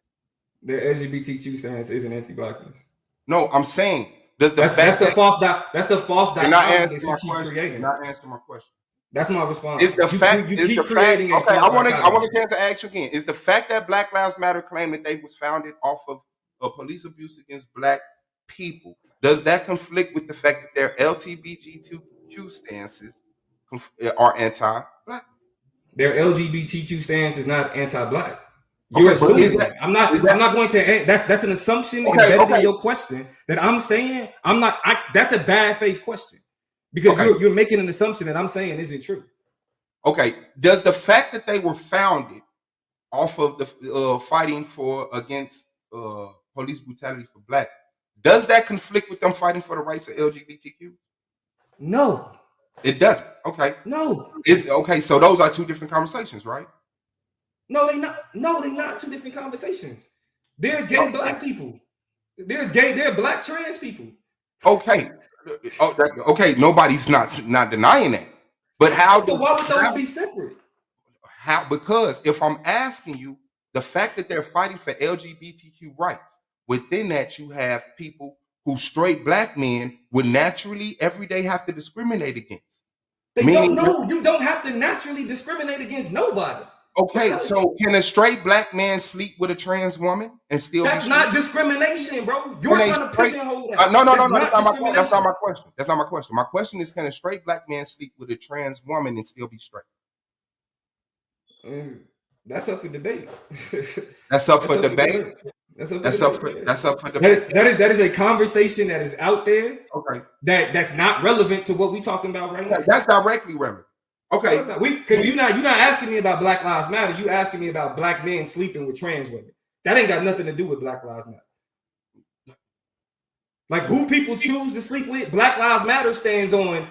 People should be able to sleep with who they want to sleep with and not be treated like treated bad, treated like second-class citizens, denied rights, denied resources. So within that, if the straight black man only want to sleep with natural women, but it takes for him to discriminate against people who identify themselves as women, but born men, I cannot sleep with people who identify as women as born men. But one man's personal preference is not a systematic institutional. We're talking about a collective. We're not talking about one man. You're asking. You said if a man sleeps with a trans person, that's one man. That's a sample. That's a sample of the magnitude which we're discussing. It's not. You're trying to make it. We're discussing all straight black men. So within that, all these straight black men would have to go against. I'm a straight black man, bro. I don't want to make it personal about you. Hold on. Stop. Let's do this. The whole group of straight black men would not feel okay sleeping with women if they You can't speak for the whole group of straight black men. Yes, I can. We're identifying them as straight. We're identifying them as straight. We're identifying them as straight. I'm not just grabbing random black men and calling them all straight. We specifically talking about. I get that you have some hangups. You already get off. But this debate is about Black Lives Matter and what they stand for. You already admitted when I asked you the question: is a straight black man a man who only sleeps with naturally born women? You said yes. So now, if we have a collective, right? Because that's my perception. Hold on, excuse me. I'm not asking you a question. That's not a question. A different perception. I'm setting up. But I'm responding. I'm letting you know that. So as you continue, know that that's what I'm saying. Okay, so you already admitted that straight black men only want to sleep with naturally born women. If transgender, that's what I'm saying. Can I get to the question, please? Can I get to the question? If transgender people do not want to be discriminated against, and asking them are you a transgender? Not treating them like a woman because they were born a man is discrimination, is it not? No. So not treating a transgender woman like she's a woman because she was born a man is not discrimination. Bro, listen. Is that discrimination? You're equating treating her like a human being that she wants to be treated like with sleeping with her. I can call her a woman. I can call a trans woman a woman. I could be nice to her. I could treat her like a human being and not sleep with her. And that's not discrimination. They're not fighting for the rights to be treated like a human being. That's exactly what they fighting for. They're fighting for. No, you're wrong. They're fighting for the How rights you to be telling me identified. what they fighting for? It specifically said they're fighting for the rights to be identified by the gender that they say they are. Not to be treated like a human, but to be treated like a specific gender. As a human being. No, bro. As a human being. We're not talking about aliens, but we're not talking about treating them like a human being. We're talking about treating men who identify as women. Bro, but this is the point. This is the point. Gender is a social construct. That means, bro, so is race. If you say so what, so is race, which they're fighting for. So is race, which they're fighting for. Yes, and they're fighting to challenge how we perceive these things. They're fighting to challenge how we understand race. They're fighting to challenge how we understand sexuality. They're fighting the race. They're fighting to change how we understand the way that straight because black white men people dictated. White people Why dictate are they fighting the way that straight black men see sexuality? They not, bro. What are you talking about? The way straight black men don't identify men born as men. They're not, as bro, women. And that's why, like the standpoint that you're coming from is completely ignorant of the Black Lives Matter position. They're saying that be what you want to be. Trans women are told you can't be a woman, right? Yes. Gay people, queer people are told you shouldn't have sex with the people. That's not the discussion. You are not a woman. Trans woman, you are not a woman. Right. And this is what they fight against. You like what you're doing right now. And that's why they're anti-straight blackness. That's not Thank you. This is what they're fighting against. You're dead. No, you put your opinion, your colonized opinion. You don't represent black men. You don't represent black. You don't represent all black men. I'm a black man, and I'm saying if she want to be called a woman, I'll call her a woman. You're not a. I'll call her a woman. How's she against me? I'm saying I'll call you a woman. I ain't got no issue with that. I'm not gonna tell you what you're gonna be. Will you date her as a woman? That's what I'm saying. This is childish. Will you date her as a woman? Will you date her as a woman? No, that's okay. That's not my preference. That's not my preference. That don't mean I'm against her. That don't mean I'm against her. I can call her a woman and not say that I need to be with her sexually. That's your childish behind. I didn't say that. I can say you are a woman. How would that man? You want to rock? I am not gonna get in the way of you living your life. How would that trans man feel about that? How would that trans woman feel about that? How would that trans woman feel about you saying, "I'll call you a woman, but I'm not gonna sleep with you because you not. I could call you a woman, but you're not a woman. You was born a man." How would that trans woman feel about that? Because okay, now listen, understand the logic though. Because now that's answer the question. I'm answering the question. I'm answering the question. The rules say allow me to answer the question. The rules actually say when the question is asked, they should be answered. Go ahead. I'm just saying, in the rules, it says I should be allowed to answer my complex questions. I should be allowed to answer without interruption. Yes, but it's not a complex question. How would a transgender woman who's fighting for transgender rights feel about you not identifying as a woman when it comes to sleeping with or dating? Okay, now that's her making a demand on me. That goes beyond literally social decency. When you say because you don't have sex with me, but that's not the demand. That's not what Black Lives Matter stands for. That's the demand. They're fighting for trans rights. They're fighting when you say I'm not gonna call you a woman. They're saying that's fucked up. Do trans people? Okay, thank you. Okay, thank you. Because you're not. That's all they're saying. Allow me to. If she want to be called a woman, they're saying just allow her to be a woman. Not calling her face. No, they don't want her to be You're not a woman. You're not a woman. They don't want her to just be called a woman. They want her to live. Yes, they do. They want her to live as a woman. Live as a woman. Right, live her life as a woman. Her life. Okay. And it's not your business if she was born a man. And that's anti-straight black man. That's childish. If she's telling you you can't, it's rude for you to ask me if I'm trans. You should respect just the fact that I identify as a woman. I want to point out this entire rapid fire has been about whether or not I was sleeping with a trans. Point it out and not answer my question. This is not. Yeah, talk to the judge. Ignore my questions and talk to the judge. You ain't asking me nothing. You're not even letting me answer the question. I just asked you. Did you literally just yell? Sir, I'm trying to ask you a question. And then you sit back. I'm trying to ask you a question.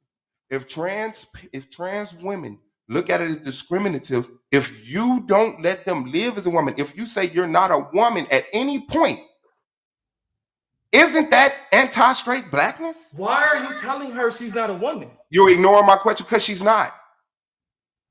You're ignoring my question. Are you ignoring my question though? No, I'm not. I'm answering your question. Okay, well, can you answer my question? Because the fact of the matter is, you're now infringing on her. You see how if she's demanding sex with me, that's an infringement on me. Because if I don't want to, I didn't say she demanded sex. I didn't say that. Let me answer. I didn't say that you said. You're not answering my question. I want you to know. I'm not answering it the way you want me to. No, I'm gonna answer how I want to answer. All right, but you can shut up. I'll shut up, and you can move on to the next. Okay, bet. Well, I ask you this: do trans people want to be identified, want to live as how they identified and not how they were born necessarily? Yeah. Okay. So if that's what trans people are doing, aren't straight people always going to be conflicted with the fact that I can't listen to the question? No. You don't even know the question. Aren't straight people going to be conflicted with the fact that people want to kill straight people? Time. All right. Shout out to Brother Suave. BZ Domo is on you. You have 12 minutes. All right, let's get it. Yeah, let's get it. All right, you say we don't need to identify any particular group of black people because when we say black people, we talking about all black people, right? Yeah.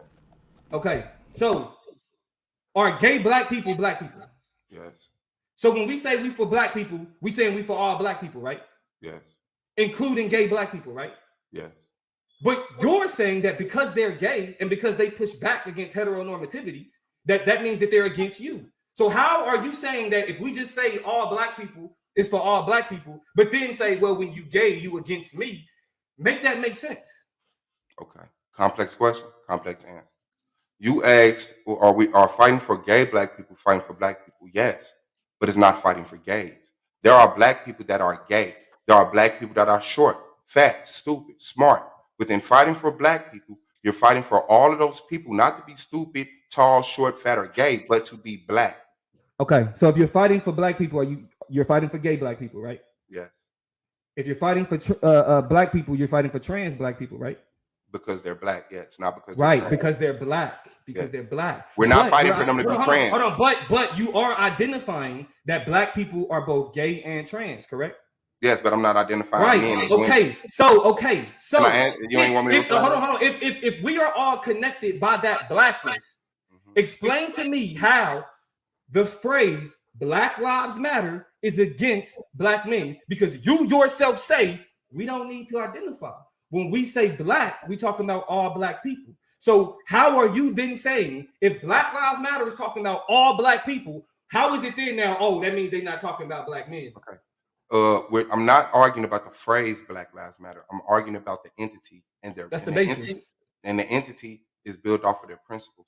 So if you're talking about principles is black people. And I answer the question, sir. Yeah, so and I'm informing the principles of black people. Nobody asked you to inform me. So I don't care. I can't interrupt. And you asked me a question. Now you can. So I'm saying it includes black people. That's not what you just said. You just forgot your point. The fact that we're fighting for black people and there may be gay or trans people within those that aren't meaning we're fighting for those black people to be gay or trans. We're fighting for them to be respected as blacks. Now the phrase, hold on, the question, bro. I'm in the question, bro. Hold on, respected as black how? The phrase Black Lives Matter is not anti. Respected as black how? What does it mean to respect somebody's black? What does that mean? To respect them as a human. To respect them as a human. What does it mean to respect somebody as a human? To not discriminate against them because they're a different type of race. Not discriminate against them because they are a different type of race. So we're seeing here that letting somebody have their blackness is allowing them to be a human and not treating them differently because of differences they may have, correct? Not because of their black. There's other things that you can discriminating them, but you can't discriminate them because they're black. Within blackness, they're wait. So how are you connecting the gay from the black? Because it's one person. If it's a gay black person, you're trying both, to. No, My argument.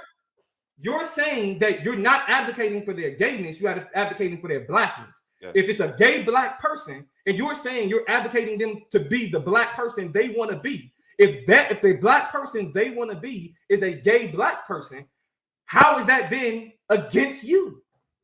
Because I'm a black person who's straight. Does that put you above a gay black person? That put me in conflict with the gay person. Why? Because you just said when we say black, there is no conflict. When we're fighting for black people, I didn't say, what did I say there was no conflict to? You just made that up. All right, we can move on. Talk to me about Marxism. Why is Marxism bad for black people? Because it sets the identity that it fights against the collective of like private property, that communal property. And where do you get that from? From the book from the brother Eagle wrote. Are you familiar with any of his political background? Slightly some, yes, but that's not. It's non sequitur in the fact that I don't need to do that. How is it non sequitur when questions of Marxism and capitalism are political arguments? You're saying because when you pointed out Marx using the term nigger, that mattered. When you pointed that out, that mattered. Mm-hmm. Yeah. So explain how in this moment the political thinking, the background behind the capitalist that's arguing against Marxism, explain why that's not relevant. Because if the background on what you said, you connected it to something else. But what I'm telling you is I don't have, what I said was irrelevant. I don't have to be that well in knowledge on Marxism to know that A, he was racism, and B, he's teaching about communism. So you don't understand Marxism. That's what bro, yes, I do. Yes, I do. That's not what I just said. Can I finish my statement, sir? No, we moving on. We moving on. Yeah, we moving on. Where when we look at the foundation of Black Lives Matter, when they talk about specifically being a broad-based leadership model, which means that it's open to many different types of people, holding leadership and empowering many different types of people. Where in a broad-based leadership model are black men excluded? Not black men, straight black men. Where in a broad-based leadership model are straight black men excluded? In the fact that you're broadening the fight from just black people to gender specific black people. Are black people gendered? Are black people gendered? No, black people is a race. Bro, okay. Are there black men? Yes. Are there black women? Yes. So when you talk about black people, you're talking about black men and black women, correct? Yes. So black people are gendered, correct? They're gendered within black people. Yes, there are gendered. Yes, there are genders. So which means when you say that means when you say black, you could be referring to black man or black woman, correct? No, I'm referring to all black. Bro, so how are you separating the fact that black people have genders? Are there any black people that don't have genders? What I'm saying is if I'm fighting for black people, I'm fighting for you despite your gender. Okay, despite your gender. Okay. To be black. Okay. So if you're fighting for a black person and they happen to be gay, you're fighting for them besides the fact that they're gay, right? I'm fighting for them because they're black. I'm fighting for them because they're black. I'm not fighting for them to be represented as gays. I'm fighting for them to be represented as black. Black what though? Black people. So when you fight for them to be black, does that then mean that they're no longer gay? No. They're still gay, right? When you fight for them as a black person, they're still black and gay, right? If a cop kills a black person, I don't care if they're gay or not. I want to fight. Right? I want to fight. Okay, I want to fight for them to not get killed. Because the basis. Hey. Okay. I want to fight for them to not get killed, not for them to be gay. No, hold on. So when we talk about that broad-based model, that Alicia Garza discusses for Black Lives Matter, she gets it from the Combahee River Collective, which is the basis for Black feminism, where they said the solidarity with Black men, we do not advocate fractionalization, that white women who are separatist demand. Our situation as black people necessitate that we have solidarity. This is the ideological basis for Black Lives Matter. How does that ideological basis then exclude you when you just said that the basis of our solidarity is black? Because you say the basis of solidarity, but we just talked about it being broad. So that's a conflicting what's the name. And like I said, when we talking about the solidarity, we talking about solidarity as blackness. We're not saying right. And so hold on, let me finish the question, bro. This is only one question. Can I answer one? Bro. I mean, yeah, go ahead. Hurry up. When you say I'm fighting for you to be black, the solidarity is that the fact that you're black. I'm not saying this person can die because they're gay. I'm not saying that these people should be gay in the manner in which they want to be gay, but they shouldn't die because they're gay because they're black. Okay. Now, in Black Lives Matter, Why Black Feminism, it states that the movement is marked by its openness to people of all genders. Are black men genders? A gender? No, black man is a race. Black man is a race and a gender. It's a gender of a race and a gender. So when it says it's open to all genders, right? All genders, that includes black men, correct? Yeah, but I'm not. Debate is not about if Black Lives Matter conflict. If fighting for black people conflict. Bro, sir, the debate is not if Black Lives Matter fighting for black people conflict with them fighting for gay people. It's if them fighting for gay people conflict with straight men principles and what they. But the movement is Black Lives Matter, and that's not the discussion. That is the discussion. That's what we talking about. It literally starts with the basis of understanding that we as black people are connected by our blackness, but it's our sexuality and our gender that alter what we experience. No, it's not. No, we're talking about it's our race. It's our race that alters our experience, despite our sexuality. We are being hunted because we are black. No, there is no despite. Are you black outside of being a black man? Is no despite. Are you black outside of being a black man? I don't understand that question. When I say you're black, I'm saying you're a black heterosexual man. No, it doesn't matter what I am sexually. You're just saying a black person. Bro, how does this automatically not matter? When everything, like this entire conversation is about identity categories and how these different identity categories interact, on top of the question of race. Straight black men. We're talking about straight black men. So, okay, how the movement interacts with straight black men, correct? Mm-hmm. Sure. Right. Now, I'm showing the ideological foundation of the movement. It's literally saying that it's open. That's what they claim. But then they also claim that they're fighting. Bro, then they also claim that they're now. Hold on. They also claim that they're fighting to disrupt the cisgender. Are they fighting? That's not what they said, bro. That's not what they said. That's not what they said, bro. I got it right here. I mean, and you're gonna read it correctly, but what you just said ain't what they said. Okay, so let me read it then. I'm not asking you to read nothing. I'm not asking you to read nothing. You're not about to waste my time reading. You're not about to waste my time reading. What I'm saying to you, if they're fighting to disrupt hold on. They're disrupting the black nuclear family. Don't do it. Don't do it. Hey, I want y'all to see how he ranting. If they're fighting to disrupt, I want y'all to see how he ranting. They're fighting to disrupt the black cisgender. They didn't say the white nuclear family. Hey, bro, you panicking, bro. It's not a good look for you. They're attacking black people. It's not a good look for black people. It's not a good look for you. It's not a good look for you. The question that I'm asking is within the ideological foundation, are you literally saying that your argument to their ideological foundation is simply that's what they say? That's your argument. Yes, because they also say okay, bet. Moving on. You're dead. Time. All right, shout out to both debaters. We're going to go ahead and close this thing out right after this brief intermission, family. This is the Soul of It Debate League.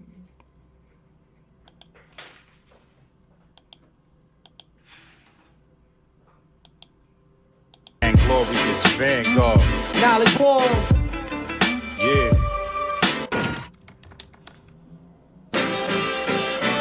Yeah. Glorious Vanguard. Knowledge born. Yeah. United front. What you want. To the Knowledge Radio. We in here. What you got? Dot. Work hard as a slave to one day be your savior. The wave unwavering. This is a labor of love, rise with a purpose every day, invigorated. If we were on TV, we'd be 10 times syndicated. If we waited for validation, a paycheck or accolades, we'd be starved, already lost or ran away. But when your square's solid and your circle too, you don't need a place for silence. The concept is conquered through media, not areas of people activity. A mix that don't lose ethnicity, tightness that don't lose elasticity. Explicitly, this isn't where we give the novice regard. Nah, this is where knowledge is born.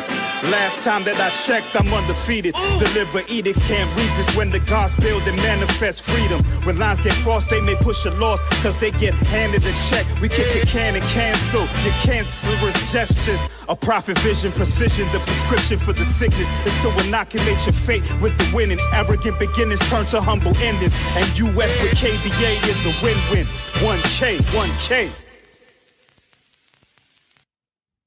This is the Solar Vision Debate League, and we're closing this thing out, family. We're going to start out with Brother Domo. Am I correct? With Domo starting it out? Yeah. Okay, so we're going to have a 3-minute closing. Let's go ahead and set the timer for 3 minutes and pass this thing over to Domo. It is on you, brother. Whenever you're ready, you have 3 minutes to close, brother. All right, we could go ahead. Hold on real quick. Let me make sure I got my timer right. Make sure I got my timer right. Let's go ahead and put the nail in this one. All right, we can start the timer now. This debate is simple. It's not about your sensibilities with gay people. It's not about your sensibilities with trans folk. It's not about how you feel about heteronormativity or whether or not Go to SVDL, the bracket on. The bracket is on.